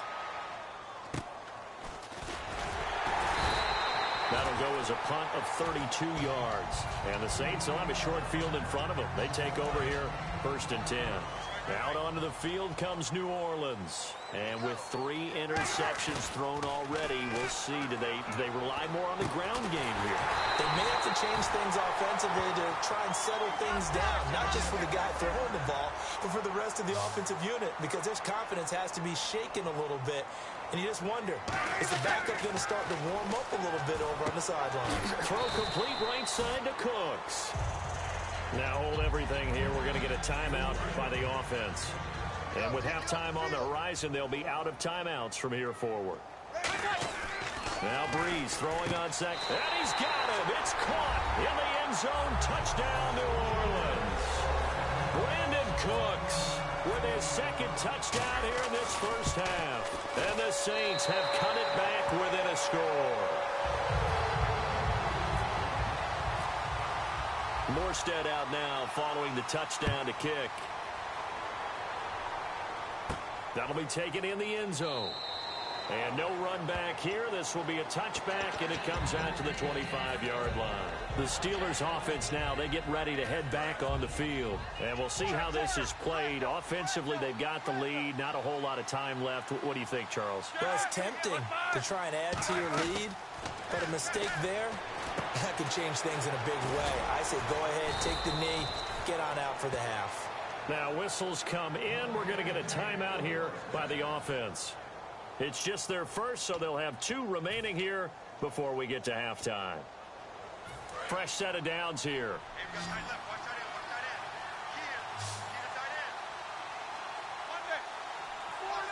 They come out 5 wide, 3 of them to the right side. They come up in an empty set, 4 wide receivers, 1 tight end. They'll throw on first down with Roethlisberger. Incomplete. Darius Hayward-Bay, the intended receiver. And it's second down. Not too many things get to a quarterback of this magnitude, but I think it's safe to say that pressure can get to any quarterback. Now, he's obviously a great franchise quarterback, but felt the pressure, threw it incomplete. And it's caught over the middle by the tight end, Green. Now, Green, he's coming off his best game as a Steeler, actually best game ever, really. 6 catches, 110 yards, and a touchdown in Week 13. And they need that help at the position because they had a guy who played there for a long time who was an all-star at being able to get downfield as well as block on the line of scrimmage. And Ladarius Green is filling in nicely the back half of this season. And Green with a catch left side. Give him 8 on the play, and it'll be second down. And now they're in the hurry-up. Seeing that play and understanding just how tough it is to cover tight ends, especially the ones running around the NFL nowadays, makes me glad I didn't make it in that league. I would have had a really difficult time. But now you get to sit up here with me. Yeah, and that's fun, isn't it? And what a really nice game right there on first down for them. Brings up a nice second down for them. They come up with 1 running back. That's Bell. 3rd and 2. Now Roethlisberger. And able to find Green. 7 yards there, good enough to move the sticks. Now hold everything here. We're going to get a timeout by the offense. And with halftime on the horizon, they'll be out of timeouts from here forward. So with 2 ticks left here in the half, on is the field goal unit. From the left hash, this will be a 41-yarder. And Bullock will put this one through, and that will do it for this first half. We have hit halftime. Still 2 more quarters to go. We'll take a timeout. We'll be back after this. You're watching the NFL, and it's on EA Sports. It's in the game. Both teams appear ready for the fight ahead, and we resume action here in quarter number 3. This is fielded a couple yards deep. And he'll take this one near the 25, call it the 26-yard line. Out come the Saints now. They'll go on offense first here to begin the 3rd quarter. They have the ball here for the inaugural drive of the second half. Pretty big deficit, though. We'll see what adjustments were made in that locker room. And I never wanted to make something. And the pressure gets to Breeze as he's taken down. Stephon Tuitt in there to drop him, and it'll be a loss of about 8.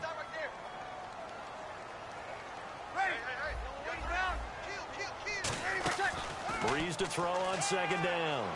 He's got time. Over the middle, it's Thomas. A good pickup there, 26 yards.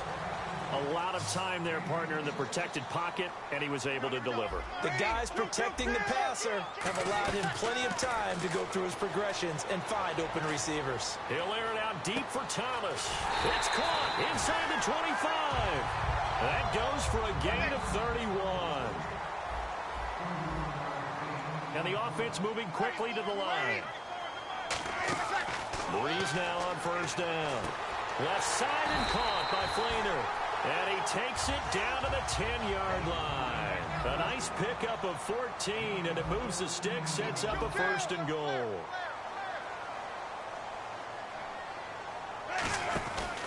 They run. It's Mark Ingram. And this play doesn't go anywhere. Backwards, losing yardage to the 11. It's a loss of a yard there, and now second down.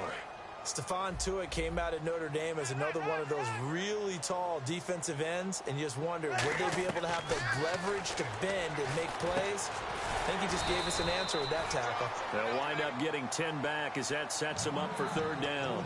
In his career, he has a spell of 10 straight seasons, 4,000 yards or more. Only quarterback to do that. We're seeing more of it here in this one. We better not take it for granted, because what we're watching, it's vintage Drew Brees, but it still is excellent.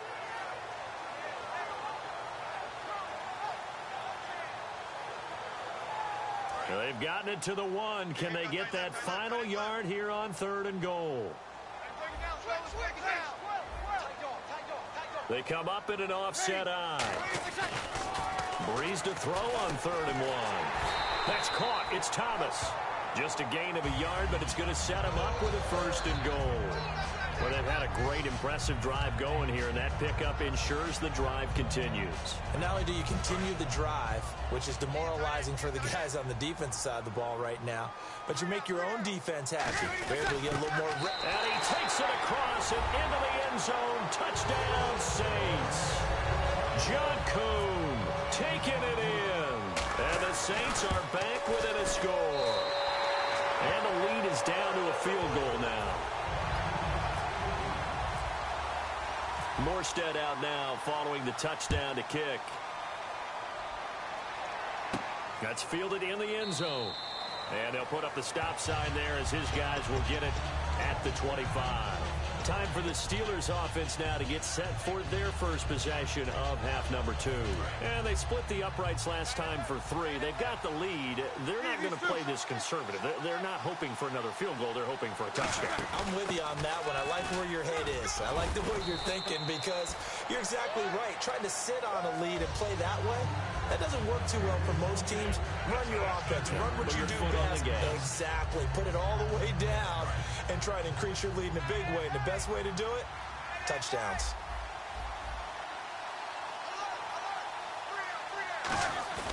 A fake to Bell. Now it's Roethlisberger. Over the middle here to Coates. And they're going to get this one all the way out across the 45. So they're on that play. Offensively, they were in the crossing route. Defense was in zone coverage. So as a former DB, how tough is it to defend that? It's really difficult because your natural inclination is to chase the receiver and maybe leave your zone. So you have to have discipline in order to talk to your other coverage guys and let him know that that receiver's crossing from your zone to the next zone. He's coming your way. Make sure you have him. And then when the ball is actually thrown, secure the tackle. When they're moving on crossing routes, if you miss a tackle, it usually results in a big play. Shift together here from the D-line. From midfield now, here's Roethlisberger. And Green with a catch left side. The reception good for 7. It's third down. When you execute a drag or a crossing route really well and give them a chance to let it develop a little bit, you can gain some significant yardage hitting your tight end on that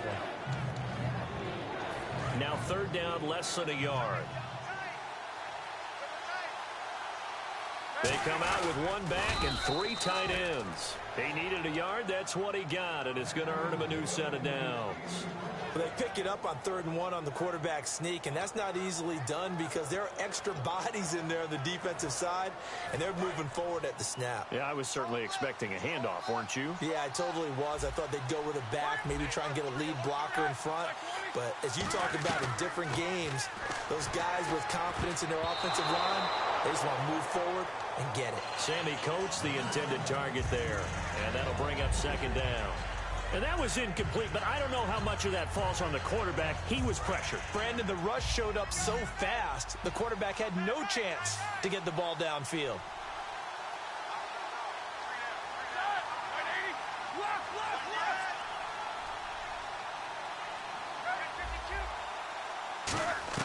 Second and 10 now. It's Roethlisberger. Throwing over the middle, but it's incomplete. He was trying to get it to D'Angelo Williams, and it's third down. Everything about that play tells you about today's NFL offenses and what they're asking out of running backs. You can't just be a guy who can run the football. You have to be able to catch it as well, and he didn't get that done on that play. On third down, Roethlisberger. He's got time in the pocket. And he dropped it. Now it was tipped. Altered the ball a little bit, but he dropped it. And now fourth down. Well, that one fell incomplete after being tipped in the air. But I have to tell you, I had a bad flashback of going to head to the stadium stairs in practice. Because what we were always taught, any ball like that, if it's not spiked towards the ground and you actually tip it up, then that's an error on your part. Because now you've given hope to the offense. Maybe help create a big play for them instead of going up and either intercepting it or knocking it down. And they get to him with a pressure.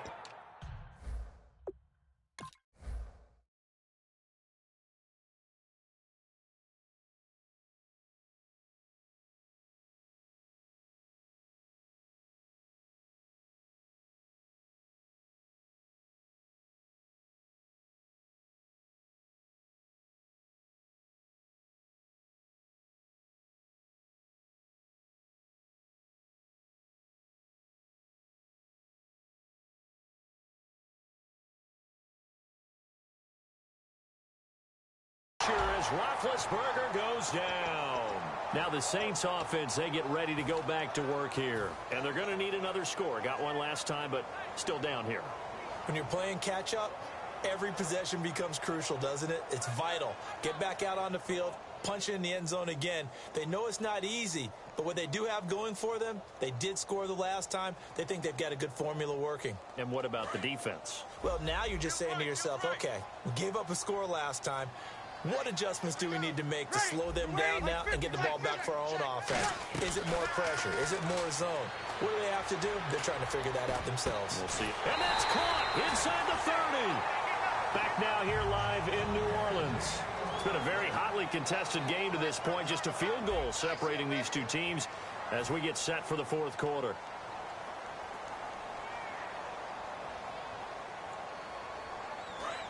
Kill, kill, kill, kill.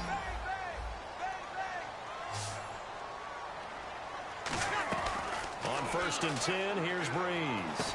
Wide open receiver complete. And they've got it inside the 10 at the 8. 18 yards there, and it'll be a first and goal. And they're going to hurry back to the line now.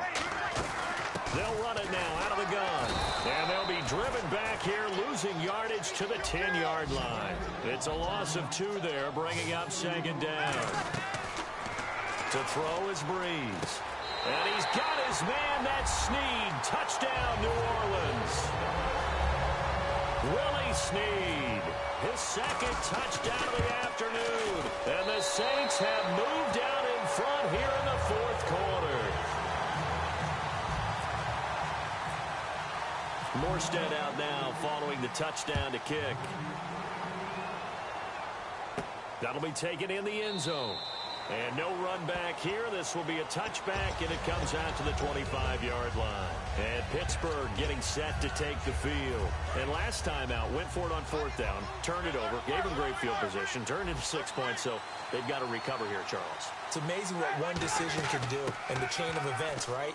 The decision to go for it on fourth down. Caused all of that. It caused every bit of it, but it showed confidence. Hey, I've got confidence in you guys. Go pick it up for them. Didn't happen. Also showed confidence in the defense. They didn't pick up their end of the bargain, so now they've got to come back out and start over and rebuild that confidence. On second down, it's Bell. And he's going to lose yards. They take him down at the 26. It'll be a loss of a yard, and that'll lead here to a third down. Hey, a lot of points have been scored in this game, but what a nice play by the defense. Stepping up on that one. Maybe they'll get things going in their direction after a play like that.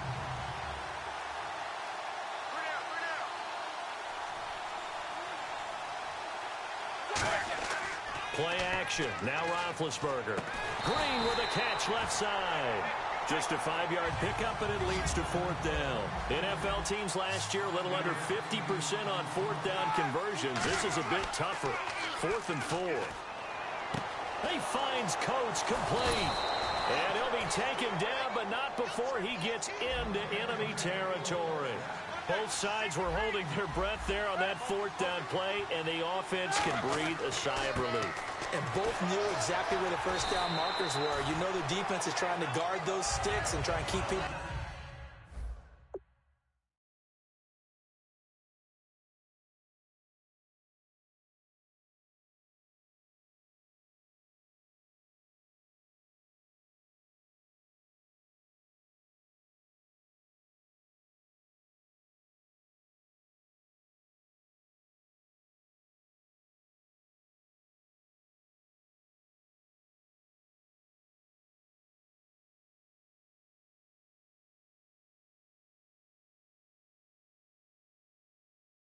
In front, but somehow, some way, those guys found a way to pick it up. See if they stay on the ground for 2nd down.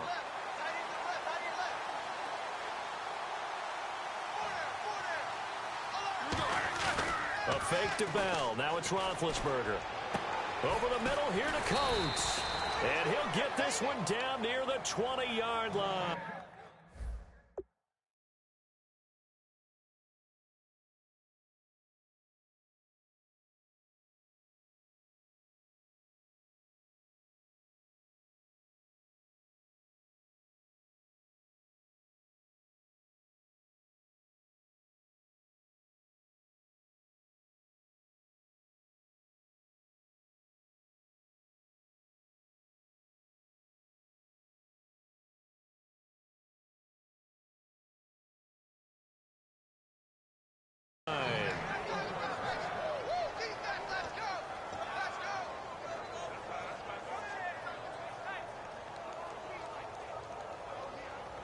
So after that big gain, let's see what else the offense has up its sleeve.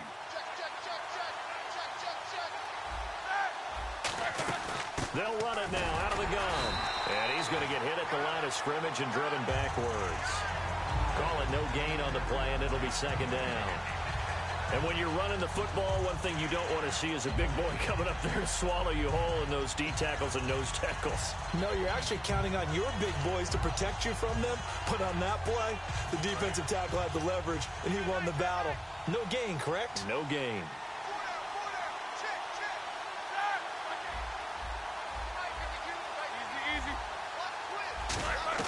On 2nd down, here's Roethlisberger. And caught right side, Green.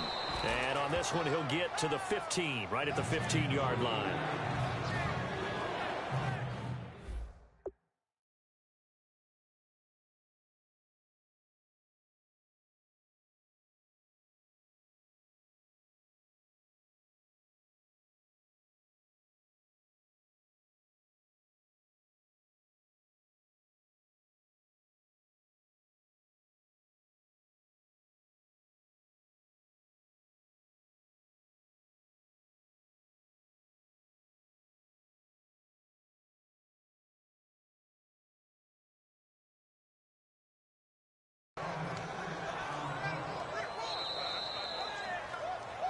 Time for a break.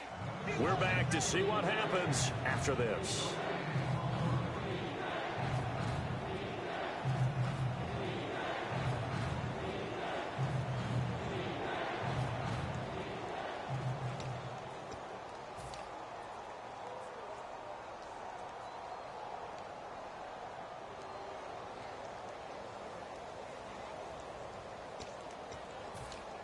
This will be the 8th play of the drive here. 3rd and 4. They come out 5 wide. 3 of them to the right side. From the gun on 3rd down, it's Roethlisberger. And he can't get a throw away. He's taken down. Paul Kruger in there to pick up his 2nd sack now of the afternoon.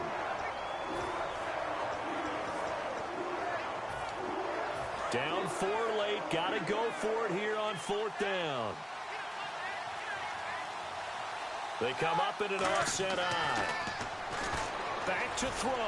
Eluding the pressure right. It's complete to Brown, right side. It's a pickup of 17 there. And the decision to go for it pays off. They've got a 1st and goal. And now the Saints are going to take a timeout on defense. It's just their first. They've got 2 more to use here in the final stages. Well, just play after play after play on this long drive for the offense.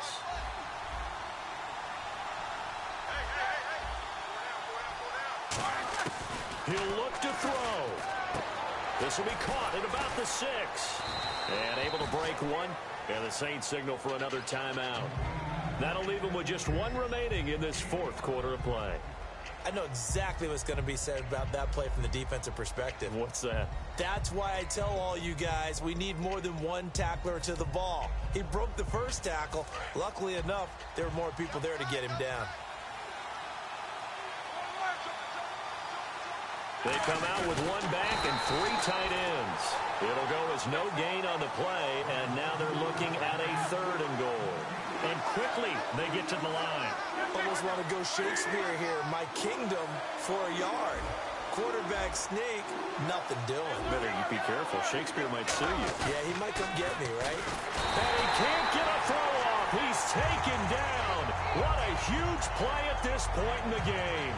Well, this has been a pretty sizable drive. They've had some success. Finally, the defensive coordinator found some success of his own. I think he just simply said enough of that. Okay, they've moved the ball well. We need to force the issue from our end, and that's exactly what he did.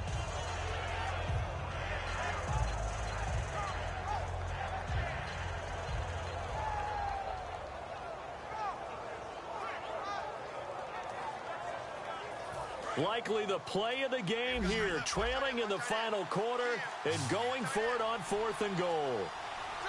And the play clock running down, so Mike Tomlin burns a timeout. It's just their first. They've got 2 more to use here in the final stages.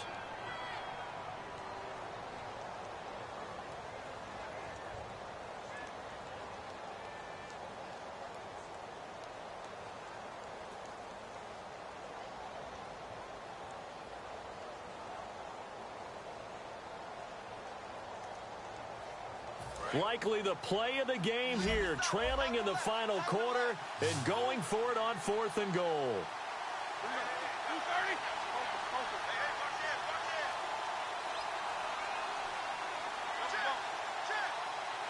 And he goes in motion here in the backfield.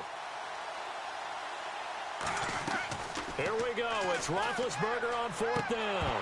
That'll be incomplete as the clock will stop with 14 seconds remaining. And they're not able to convert on 4th down.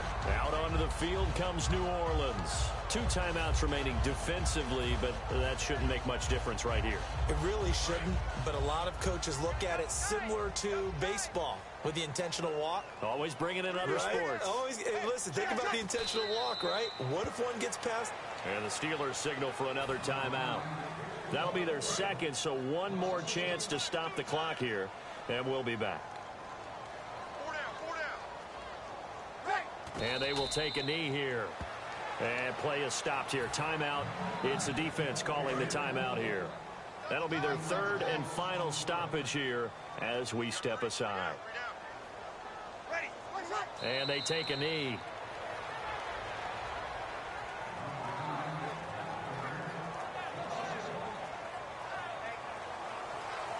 A lot of scoring. There's no doubt about it.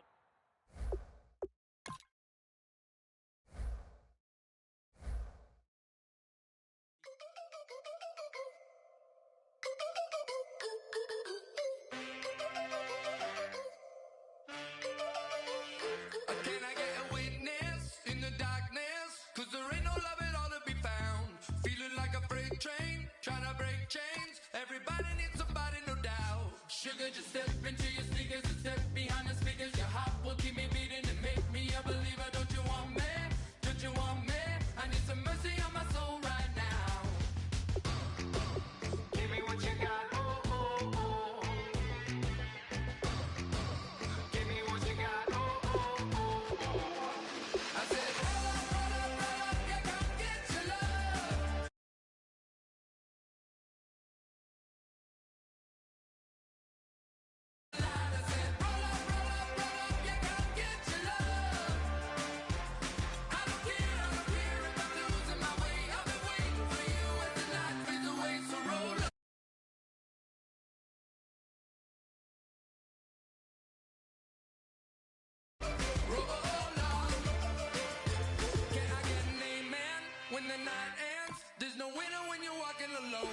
Sliding down the last street as the day creeps. What you doing with nobody at home? Sugar, just step into your sneakers and step behind the speakers. Your heart will keep me beating and make me a believer. Don't you want me?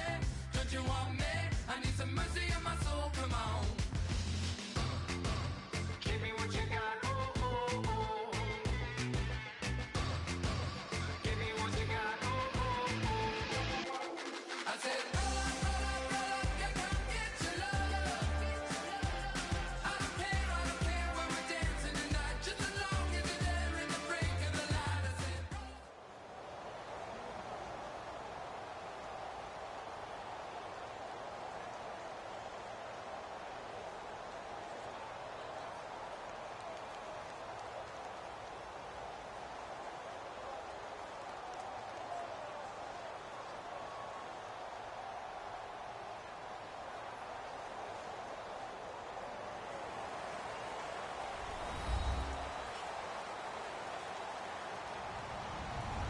Hello, everybody. I'm Larry Ridley, and this is the NFL on EA Sports. We've got a good one on tap today, and there's going to be two quarterbacks ready to get it done on the gridiron. It's Cousins' Redskins going up against Breeze's Saints. With that, we'll send you out to the Mercedes-Benz Superdome in New Orleans, where we'll check in with the two men calling the action, Brandon Godden and Charles Davis. First opened back in 1975. There's a look inside the iconic Mercedes-Benz Superdome in downtown New Orleans. Today, we've got a good NFC matchup on tap between the Washington Redskins and the New Orleans Saints.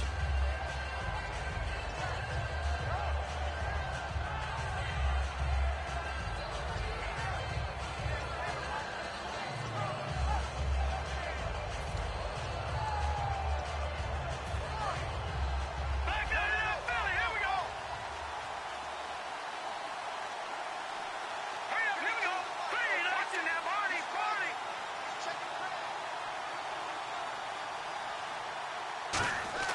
Cousins on first down. Finding time. And no, incomplete. Boy, they took a shot there on the first play, trying to start it out with a bang. But it's second down. First offensive series forthcoming. Deshaun Jackson, wide receiver that certainly needs no introduction in this league. He's truly one of those don't blink guys, because as soon as you do, he's past you and in the end zone and doesn't mind letting you know about it too. Hurry up, here we go. On play action, Cousins. He's going to air one out. Oh, this is taken in. It's complete. Touchdown, Washington. Deshaun Jackson, 75 yards. And the Redskins have taken a first quarter lead. Not a bad way to start it. And I think that was part of their script, because so many teams script their opening possessions, and whether it's just that possession or even deeper into the half, sometimes it's 15 to 30 plays. That had to be one in there where they call a shot play. Go for the big one, and they got it done. This will be taken to the back of the end zone. And last year that would have been a net gain of 5 on the return. This year he stopped where he would have been if he had taken a knee, and that's at the 25.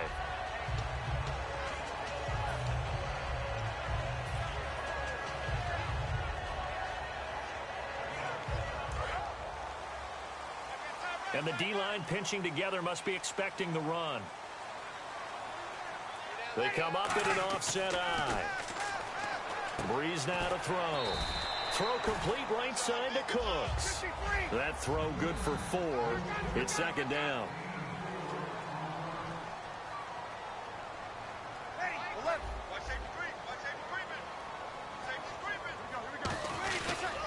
On second down, Ingram. And he'll be brought down shy of the 40 at the 38-yard line. 9 yards on the pickup there, and it keeps the drive alive. Now that's the way to do it. Hand it to someone with vision and good footwork, and add a little bit of power, and you find a way to pick up first downs. 5 yards on the catch there, brings up second down. And now a look at the Washington defense. Josh Norman was not a first-round pick when he entered the NFL, but he always thought he should be. Never lacked for confidence, and now he plays at a Pro Bowl level. To throw, it's Breeze. Trying to get it to Thomas, and it's intercepted. A great read, and it's picked off. And he's able to bring it up 5 yards shy of midfield.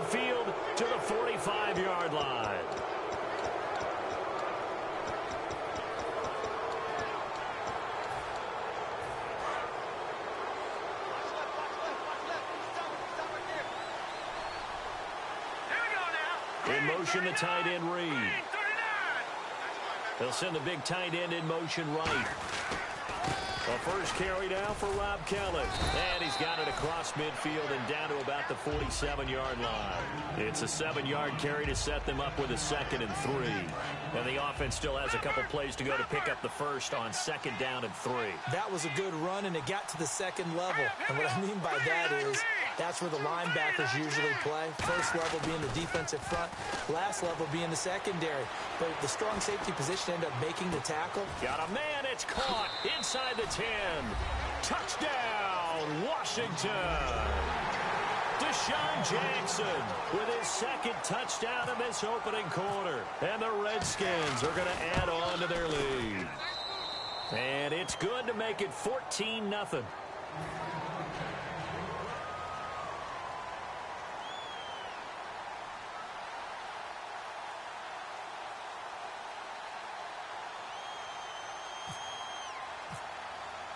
Set now to kick this one away, and off it goes. And no return on this one as the fair catch is signaled for and taken. Back out onto the field now comes the New Orleans offense. And following the interception, just any interception, are you a little bit more cautious when you start that next drive, or no, you just throw that out the window? I think you are. I don't think that there's any way you can run back out there and go, totally didn't affect that. And he's going to be wrapped up and driven down. Sua Cravens in there to drop him, and it'll be a loss of about 8. Now, we talk about players blitzing all the time. I often laugh and sometimes call it just straight-ahead pursuit. What a running start right back to the back. Now Breeze lost the football. On plays like this, when the ball comes free, it's often unusual for the team that lost it to get it back, because this is the quarterback. The ball gets away from him. Everyone else is trying to execute what they're supposed to do on offense. They're usually looking in the other direction, downfield, or have moved away from him. In this case, though, a teammate is able to come up with the ball. Here's Breeze. It's a loss of 10 on the sack, and it leads to 4th. Now, this is where field awareness comes into play. He's getting perilously close to his... And now we're going to get a timeout called by the Redskin defense. They'll have 2 remaining as we step aside here in this first quarter.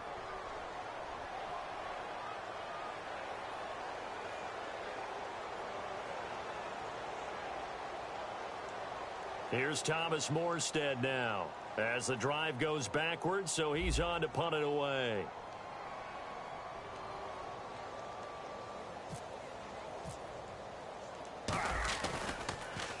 And he gets it away, a directional kick going toward the sideline. And where will this be spotted? The side judge says it went out just across midfield. A look at Washington as they come onto the field.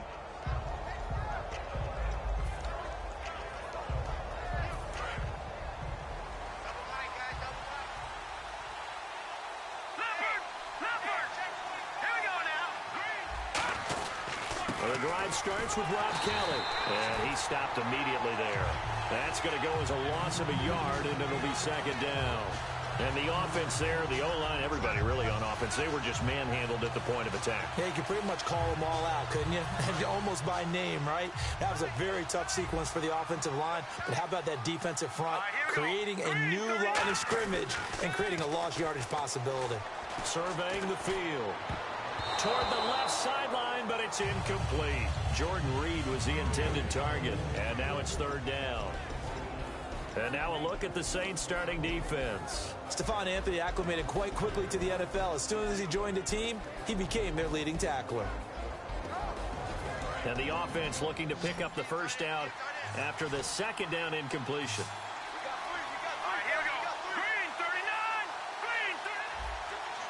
The wide receiver moving to a new spot.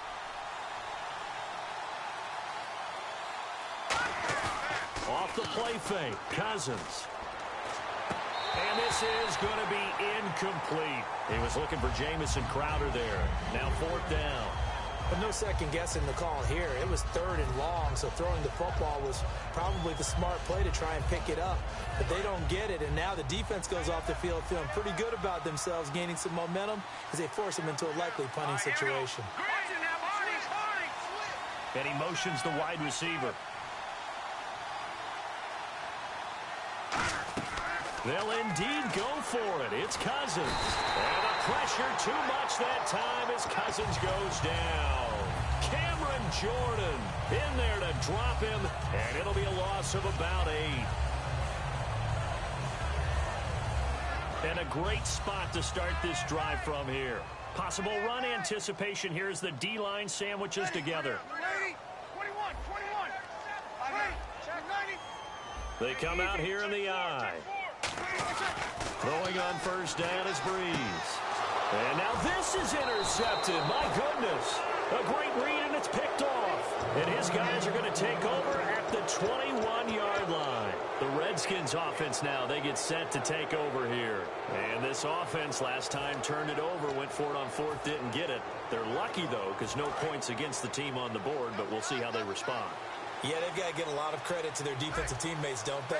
They had their backs on that last series, and because they did so, that allows the coach to still stay aggressive on offense and maybe go for it again in a similar situation. I was going to say maybe makes that offense feel good, but when you know you've got a defense making stands like that. Yeah, that'll loosen up things a little bit, won't it? Maybe you'll play a little bit better the next time you have the ball. And on 2nd and 10 now.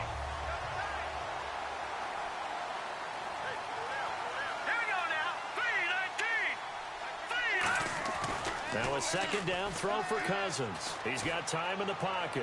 Going for the deep ball. And they went for a big play through the air on 2nd down. Couldn't connect. Now it's 3rd.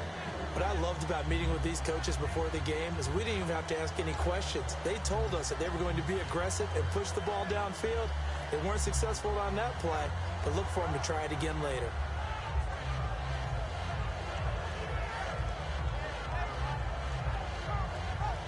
So a 2nd down incompletion now brings up 3rd down.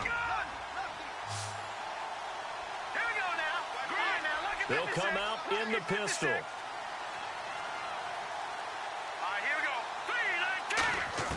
On 3rd down, Cousins. Sideline throw, it's complete.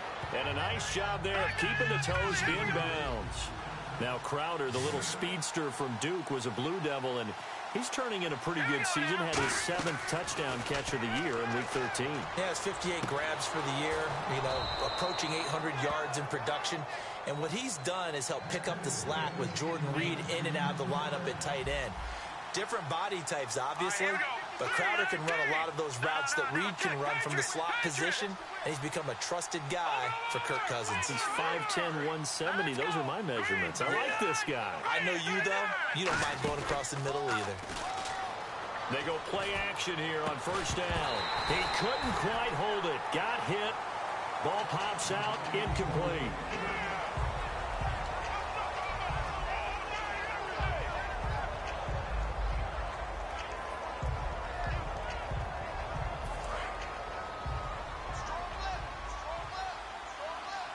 Again, we'll see the pistol here.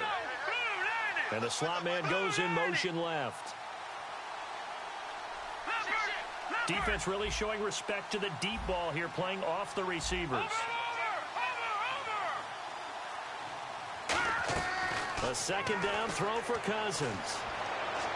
And his throw is going to be incomplete. Pierre Garçon, the intended receiver. 3rd down here. Now whistles come in. We're going to get a timeout here by the offense. And that's their 2nd charge timeout here in this 1st quarter. They're down to 1 remaining.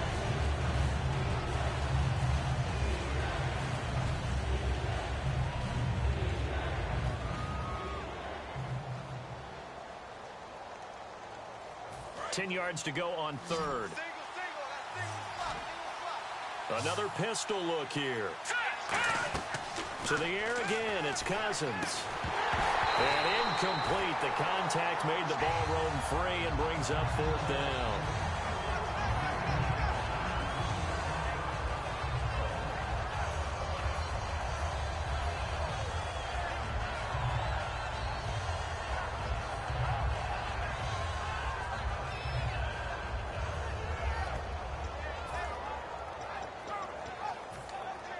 The 3 straight incompletions, they don't care. That hasn't dissuaded them. They're going to go for it on 4th. They come out 5 wide, 3 of them to the right side. On 4th down, they do snap it to Cousins. He finds his target. It's Crowder. And he's going to get this down to the 35-yard line. Back live, Charles Davis to my right. I'm Brandon Gaudin. It's Redskin football to begin quarter number 2. And they're on the move here. They've got it 1st and 10.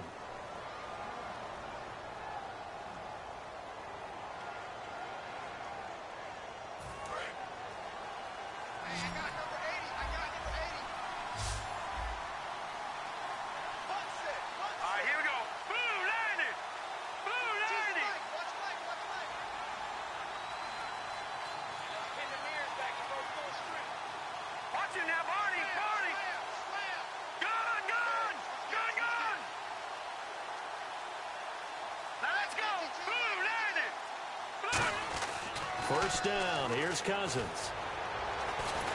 Nowhere to turn here, and he's going to go down. Back at about the 37-yard line. And we say it all the time, have to be able to get rid of the ball sooner than that. You have to help your offensive line out. They're going to protect you as best they can. And if you're getting 3 to 5 seconds to throw the ball, they're doing a really nice job. But when you hold it and give up a sack, you're really almost discrediting their work.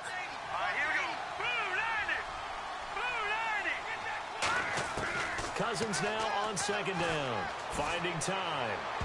And that one was nearly picked. Not sure he was accounting for the free safety. Now it brings up 3rd down.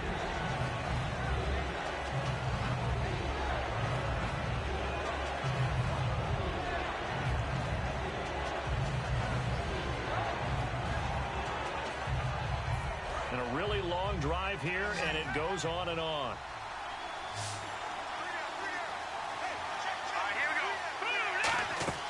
Throwing, Cousins. He'll try and set up the screen. It's complete.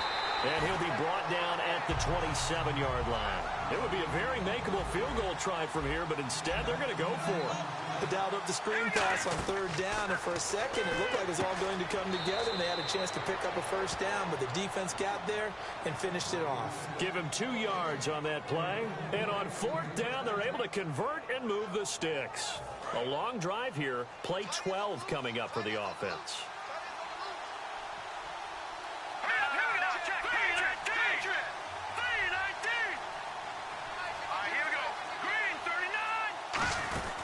They'll run it now out of the gun. And he's got some space here. And taking it to the 15-yard line before he's brought down. Give him 10 yards on that one, and that'll earn him a fresh set of downs. Love the run right there. And when you analyzed him coming out of college, when you tried to put a grade on him, you saw the flashes while he was in school, but you didn't see the full production. You didn't see the finished product. He's a little bit raw, but you can see why people liked him. Those types of runs make you think there's plenty more there, and we'll see if that continues for him. 3 yards on the pickup there, and it'll be 2nd down. I do know from experience that when you slow down someone's running game, you're now doing the dictating on defense, and guess what? Now you're getting ready to tee off on their quarterback because they have to throw it all the time, but you still have to be able to... And he'll go down, brought down at the 20-yard line. Nick Fairley with a great push up front. He picks up the sack and a loss of 8.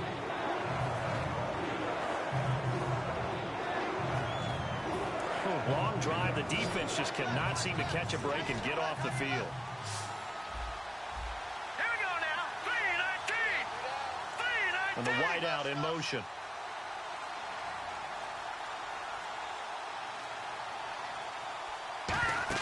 Third and long for Cousins. Now they go screen. It's complete. And now they're inside the 10 as he's brought down at the 9. They'll break the huddle here and go for it. This is 4th down. So much about this game is just understanding situations and then having to execute, isn't it? Guard the 1st down sticks. Don't let them get there. And they rallied and made the tackle. And he won't have the touchdown, but he will have the 1st down as he's tackled at the 2. Well, the feel that I get on this is that they felt like 3 was just not going to be enough after getting this deep into their territory. And Charles, correct me if I'm wrong, but it didn't even look like they hesitated there. They knew they wanted to go for it. That tells me that during the week, they were thinking about these situations, and they feel like maybe they're just the better team, and they want to go ahead and prove it conclusively.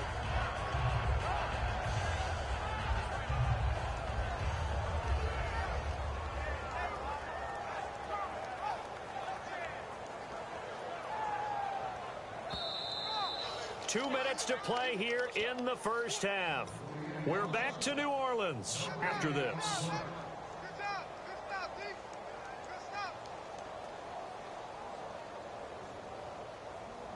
And the seemingly endless drive continues.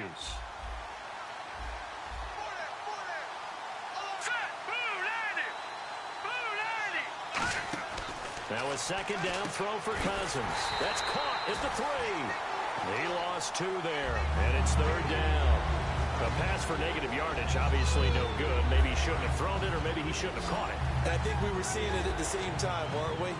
Maybe you let that one go, right? Because you can see the lost yardage about to develop.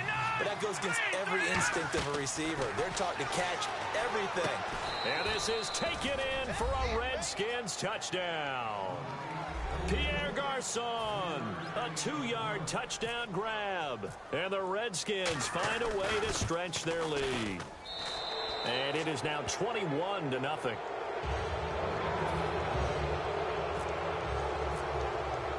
Here's the Redskins now as their kick unit will send this one away.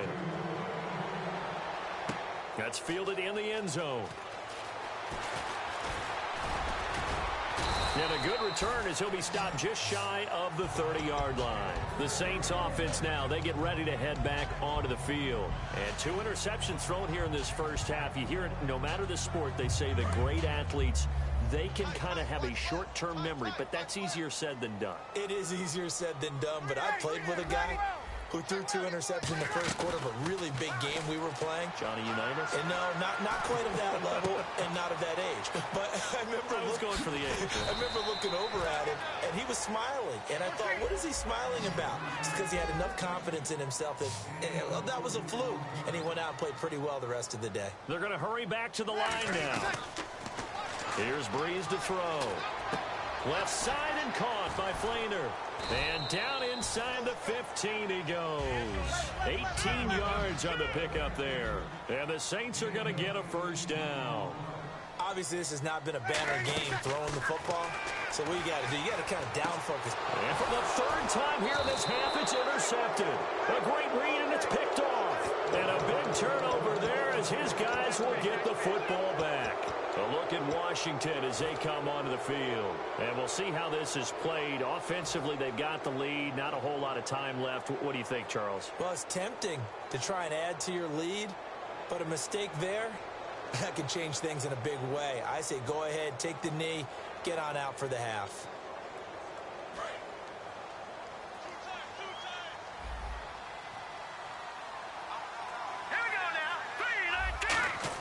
Following the interception, Cousins. And Davis has it over the middle. And he's brought down after a good gain. 30 yards on the pickup there. And it'll be first down Washington. And they're going to speed things up here. Cousins now from the 50. Serving. And no escaping this time as he'll go down. They got him for a sack. Now hold everything here. We're going to get a timeout by the offense. And with halftime on the horizon, they'll be out of timeouts from here forward.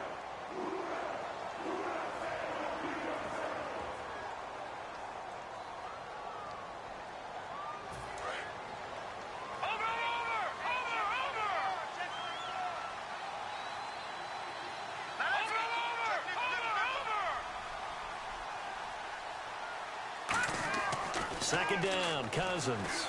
He's got time. Trying to get it to Jackson, and it's intercepted. A great read, and it's picked off. And his guys will take over at the 30-yard line. Out onto the field comes New Orleans. And with time quickly fading here in the second quarter, not sure how aggressively, offensively they want to play this. I think we'll find out just how much they trust their guys in this situation if they decide to take a shot. So after the INT, it's Breeze.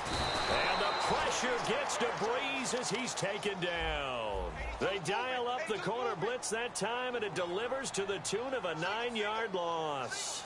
And some changes here as the D-line separates some. A final shot before half for Breeze. Throwing over the middle, and it's incomplete. That's it for the first half. 2 more quarters to go. We'll have plenty more to see after the break.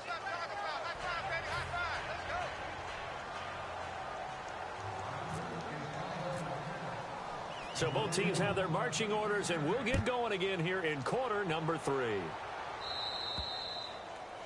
So bad mistake there by the kickers. The ball goes out of bounds.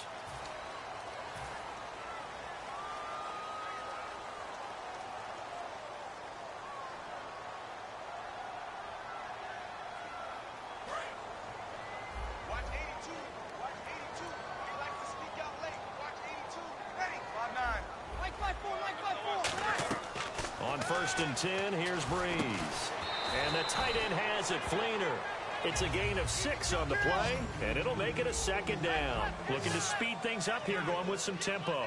When you're playing a quarterback with some experience and some moxie, you enter the danger zone when you decide to blitz him, because if he's able to diagnose as he did on that play, he can hurt you downfield. He reads defenses so well, doesn't he? He really does, and the best part about that play for him, I don't think that was his primary target. I don't think so either. I think he had the read, figured out where the blitz was coming from, and went to a secondary target for a really nice game. And he's got it over the middle. Fleener. Give him 11 on the game there. And that leads to a New Orleans 1st down. And now it looks like they're going to be in the hurry-up. To throw, it's Breeze. Over the middle, it's Thomas. 7 yards, the pickup on the pitch and catch. 2nd down now after the pass completion.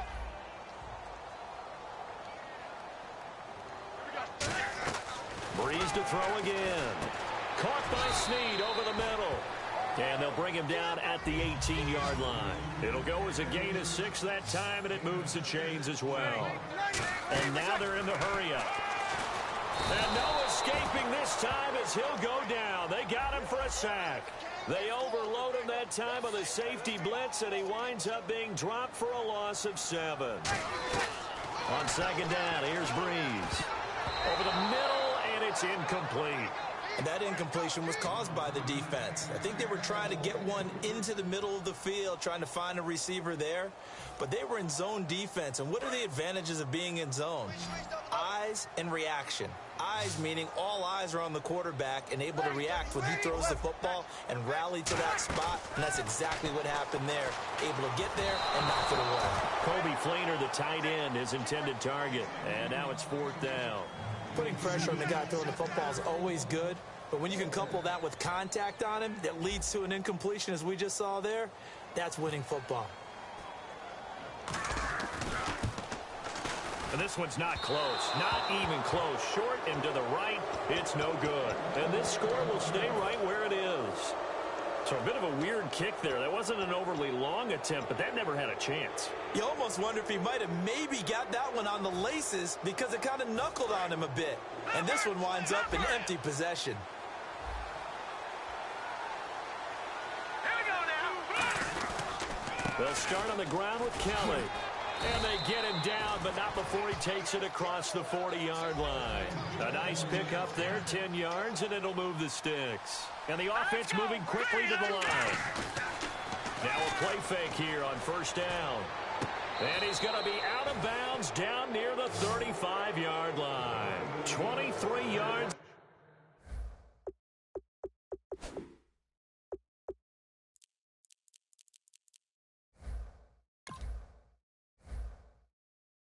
Play. So after that big play, let's see if they can catch their defense maybe on their heels. Set. Green 39. Green 39. No. Check. Patriot. Over. All right, here we go. On the run, it's Kelly. And he'll be taken down at the 34. Credit him with a 1-yard gain there to make it 2nd and 9. And they're going to hurry back to the line now. Here we go now. Green 39. 2nd down, Cousins. And his throw here's incomplete. He was trying to get it there to Vernon Davis, the tight end. And it's 3rd down. So the numbers have been good in the passing game, and certainly a big reason why they have the lead. But now here, 3rd quarter, maybe go to the run game a little more? Yeah, perhaps. I mean, after that incompletion, a little credit to the defense for shutting them down on that play.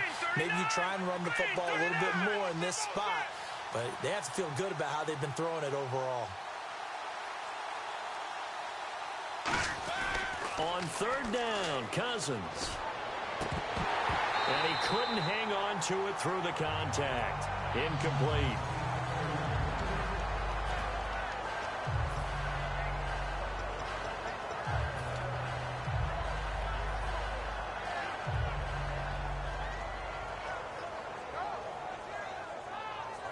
And a tough ask here. They're going to go for it on 4th down and 9. Now Cousins on 4th down. And it is incomplete. The Redskins go for it, but it doesn't pan out. And the Saints will have the football back. Out is the Saints offense now as they get ready to take over here. And they had compiled a pretty long drive last time. Unfortunately, though, it ended with no points after the missed field goal. And that can hurt the psyche of a team because as they drove downfield, you know you're never supposed to count points in your mind until they go up on the board. But let's face it, we've been there. We've seen teams before. They were counting on those points. They didn't get them. Can they come back now, start over again, and grind it out? They'll get 19 yards there. And that leads to a New Orleans first down. And quickly, they get to the line. Now Breeze. It's complete to Snead. And he gets this one all the way down inside the 15, just shy of the 10.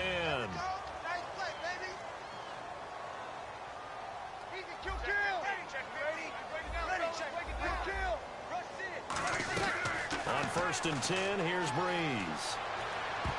His throw incomplete.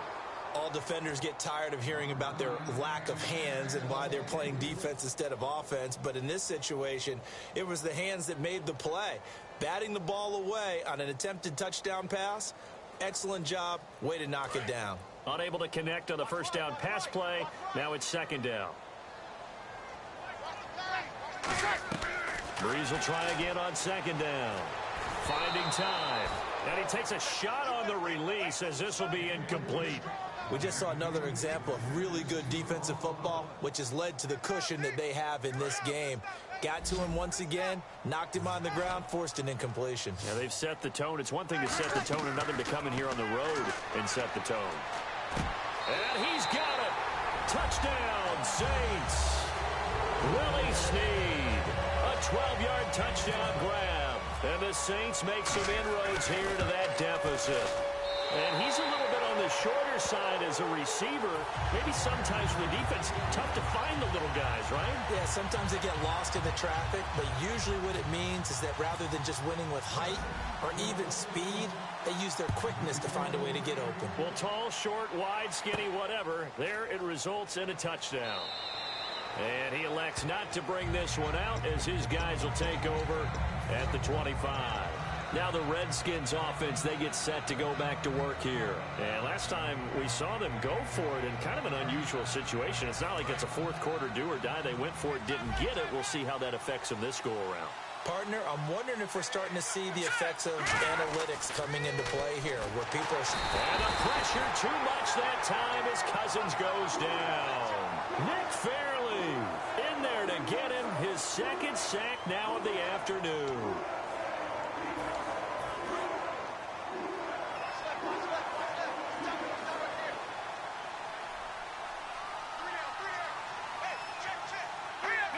In motion, the tight end Reed. Cousins now on 2nd down. He's going to sling this deep downfield. That's going to be knocked away and incomplete. That was a long pass attempt downfield, and the ball was popped up in the air. And how come things go from really fast to almost slow motion when the ball's up in the air and the defender's unable to haul it in before it hits the ground?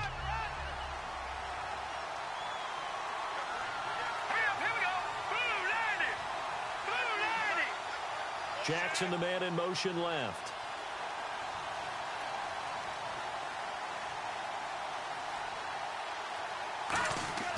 Third and long for Cousins. Jackson's got it over the middle. They do get 18, but even that won't be quite enough. It's 4th down. Partner, this is one of the best routes anyone can have in their offensive playbook. tough to defend because you think it's a go route, and then he breaks it back on the comeback. There's one other thing you need as well. A well-thrown ball? Exactly right. You have a guy who has some precision in throwing the football because of the timing of the route. Just a 1-yard pickup on the play, and they're able to convert here on 4th and inches.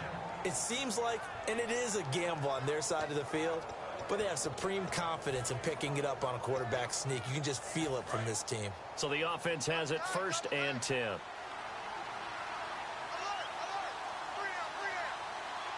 we go now. Blue 90. Blue 90. They run with it. It's counted. And the hole closes quickly there. He gets maybe a couple up to the 38.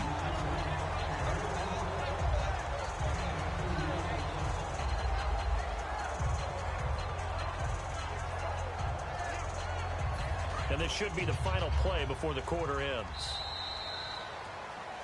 Back now here live in New Orleans. It's the Redskins with the football and the lead as we start the 4th.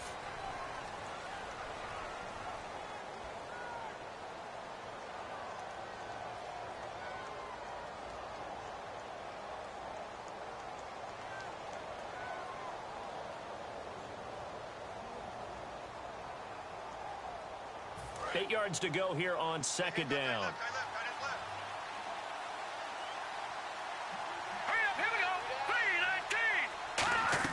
Now a 2nd down throw for Cousins. This one caught by Crowder.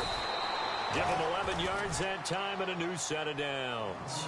Now defensively, they just don't seem to have much of an answer for this passing game. Not at all. Look at the confidence that's exhibited here. With that type of a lead, clock on their side, instead of running it, they're still throwing it, trying to pick up 1st downs and keeping the football. They'll run it now out of the gun. And he'll get this into enemy territory, but not by much as he's down to the 48. They're going to hurry back to the line now. Here we go now. 2nd down, Cousins. And his throw is incomplete. Let's give some credit to the defensive guys on that play. Able to bat that one away. Sure looked like they were trying to hit the corner route. This will be the 8th play of the drive. It's 3rd and 7.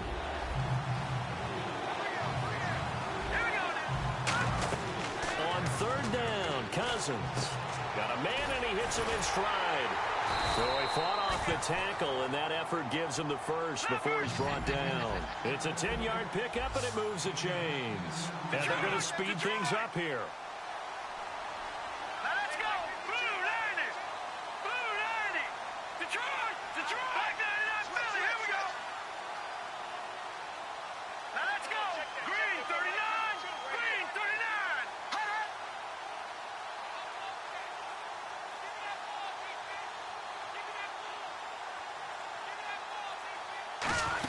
They'll run it now out of the gun. And he'll get 3 down to the 34-yard line. Not a run that you're going to write home about, but still a good 1st down run. That's what an offense calls staying on schedule.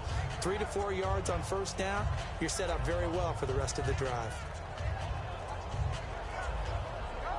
Well, just play after play after play on this long drive for the offense. Here we go. Blue 90. In motion, the tight end Reed. Black 99 Philly. Here we go.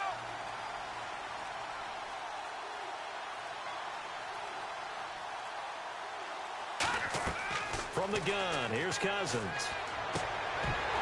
And the hit jarred it loose. It's incomplete.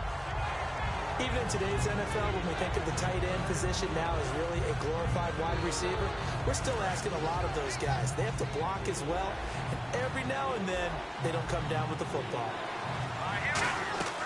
Cousins from the gun on 3rd. Oh, incomplete. Nearly the pick they needed. They would have loved one there, but at least it does get them to 4th down. I know ultimately that feels like a good defensive play, but I know it's really not. They had a chance to keep points off the board. Now they have a chance to... Now whistles come in. We're going to get a timeout here by the offense. It's just their first. They'll be down to 2 remaining as we step aside here in the 4th quarter.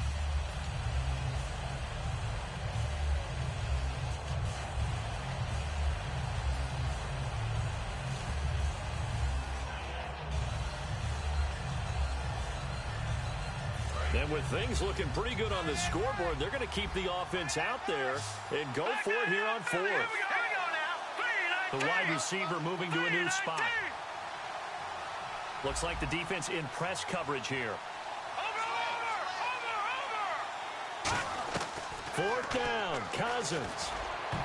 And no, it's incomplete. Jay Gruden's guys unable to convert on fourth down. And the Saints will have the football back. Now the Saints, they trot their offense out here. And that last drive, a long drive, but not just that. They had a great air attack going. Do they stick with that? I would think that they would, because if they were confident enough to do it on the last drive, starting backed up in their own territory, why would you change anything? They've got to be confident about what they're presenting and continue to do so. Yeah, because the secondary, they really look clueless. And that was amazing. And he'll be hit from behind and taken down. It'll be a loss of 10. And it'll bring up second. Looking to speed things up here, going with some tempo. On second down, here's Breeze. Now Breeze lost the football. I'll call it luck or skill, whatever the case is. They're feeling good about just keeping the football there. Yeah, the biggest thing that they're calling it now, our ball. I mean, they don't care if it was luck or skill. Boy, the panic that jumps up in your chest when that ball's on the ground, whether you get it or your teammate gets it, just as long as you retain possession, that's all you're looking for. Here's Breeze to throw. He'll rifle this one deep right side. And incomplete. The contact made the ball roam free and brings up fourth down. On every offensive coordinator, every play caller sheet, they have about 5 or 6 plays per game that they call shot plays or big plays. And you don't get many opportunities to dial them up. And they just did. And they drop it with a great chance to make a big play. That's going to hurt. One receiver left, 3 to the right. Now Breeze, got to have this one. He's going to try and go deep again. And this is intercepted, and that should do it. Picked off by Bashaud Breeland. And they are going to set up shop at the 32-yard line. Out comes the Redskin offense now as they get set to begin another possession. They had a great drive going last time. They were moving the ball, and then all of a sudden it just stalled out. So we'll see what they can do here, Charles. And it's always easy to second guess when you don't get it on a fourth down try. But they had to like the feeling that they had. And now the Saints are going to take a timeout on defense. It's just their first. They'll be down to 2 remaining as we step aside here in the fourth quarter.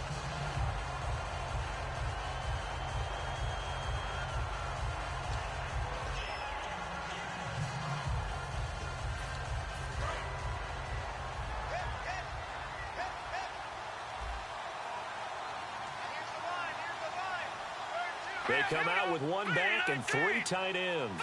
And a big tight end shifting around.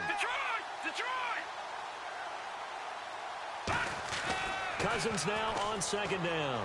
Deep drop. He's going to launch this thing way downfield. And it's knocked away and incomplete. Sure, that pass was incomplete as they made an attempt to get a big one downfield. But that's okay because the second part of that is if you don't get the completion, at least you've told the defense you're trying to stretch them out a little bit, and they may have to change accordingly.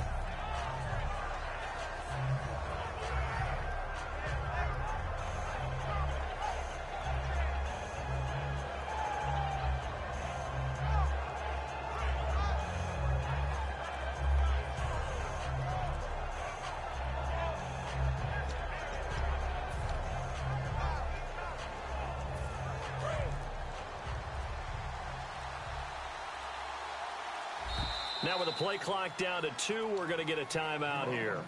That's going to leave them with just 1 remaining here in this fourth quarter. And they'll be in search of 11 yards here on third down. Let's go! Green, 39!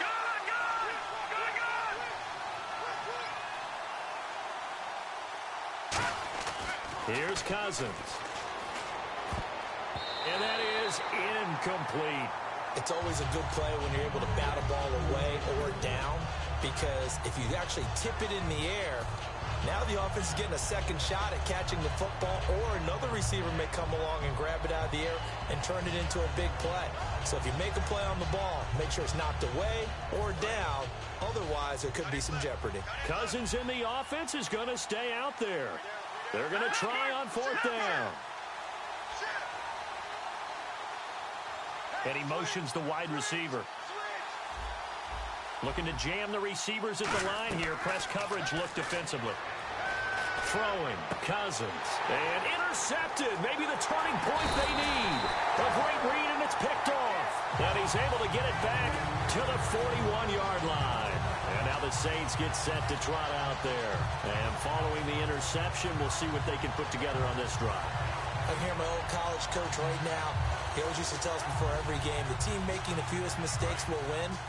What they're hoping is that last mistake is their only one of the game. Coaches, that's all they talk about, turnovers, right? Minimizing those and maximizing opportunities. And he's got it over the middle. Flainer. And he gets this one all the way down inside the 20-yard line. And now it looks like they're going to be in the hurry-up. On first down, Breeze. And this is intercepted, and that should do it. Picked off by Dante Whitner. And not much on the return there. He'll take it only up to the 9-yard line. A look at Washington as they come onto the field. And not great starting field position here for the offense. They come out with one back and 3 tight ends. Now Kelly on the toss. Time for a break. We'll come back to wrap this one up after this. And ready now for 2nd and 9. Here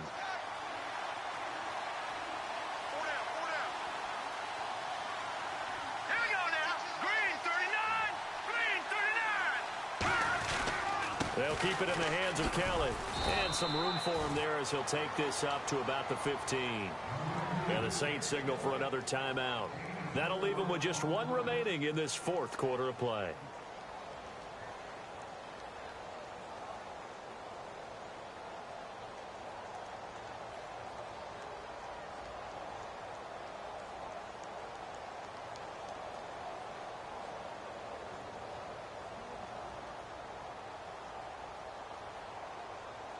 Third and 4. Double tight, guys. Double tight.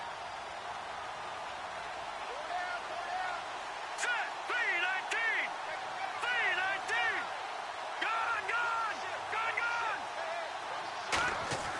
To throw is Cousins. Backing up. Looking deep down. And intercepted. Maybe the turning point they need. A great read, and it's picked off. And he's able to get it back here to the 43-yard line. Out onto the field comes New Orleans. And they had a nice little drive going last time. Threw the interception in the red zone. Costly. Bad enough to throw it anywhere, but that drives coaches insane when they're thinking about, hey, we've got a shot at points already. We're already in a spot where you're thinking you got 3 on the board for sure, and to come away with nothing, that's a really tough one for them to swallow. Yeah, will they make up for it?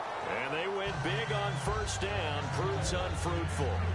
One of the toughest things about playing defensive back is pattern reading, trying to figure out what they're doing. And on that one, they had to fly, just sending a guy downfield with the in route accompanying it, what people call a dagger route, trying to hit the guy underneath after the clear out.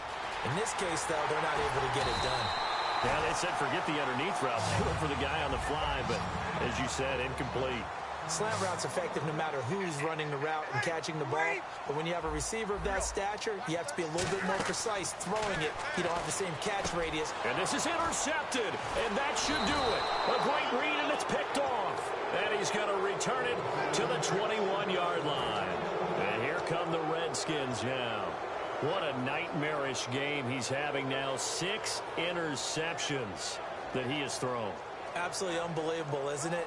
Hard to believe we're watching this and have seen it, but it just tells you about the game of football.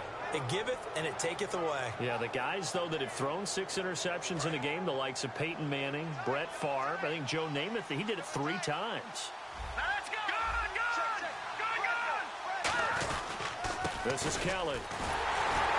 And the big boys up front, they're going to stop him right at the line. It's a loss of a yard there, and now second down. Well, we just saw the recipe for success right there. Big body, strong, agile, playing with great leverage in hands. Not really able to be blocked on that play. Close things down inside. Cousins here to throw. And Davis with it left side. And down he'll go at the 25. That catch good for 5. It's third down. Well, the strategy was evident there. Get it to your tight end and make it a one-on-one play with a cornerback. Who's usually going to win that one? The tight end, but not there. Not in this situation. How about the corner defeating that logic and making a really nice tackle? Well, still in search of the first down after that last completion. Defense thinking pass. They've got the nickel set out on 3rd and 6.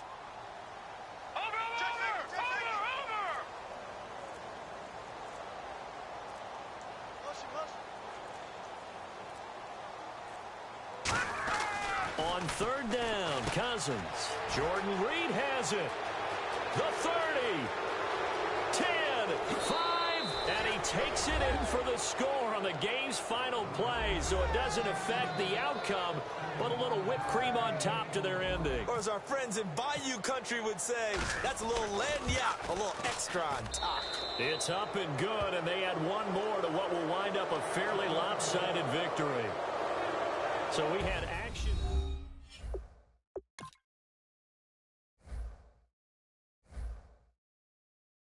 If you try to shut us down, we'll show you just how we get down. And just to even up the score, we're coming kicking down your door. Y'all never played fair, so tell me why now should we care? Queen B told y'all a long time ago that we run the atmosphere. Did we build that? Yeah. Do we own that? Yeah. We even in the studios running playback. Shout out to Airman Sally, the young guard, to all the G's like us. Yeah, we go hard. See, this is how we feel to be a champion. We might fall down, but we never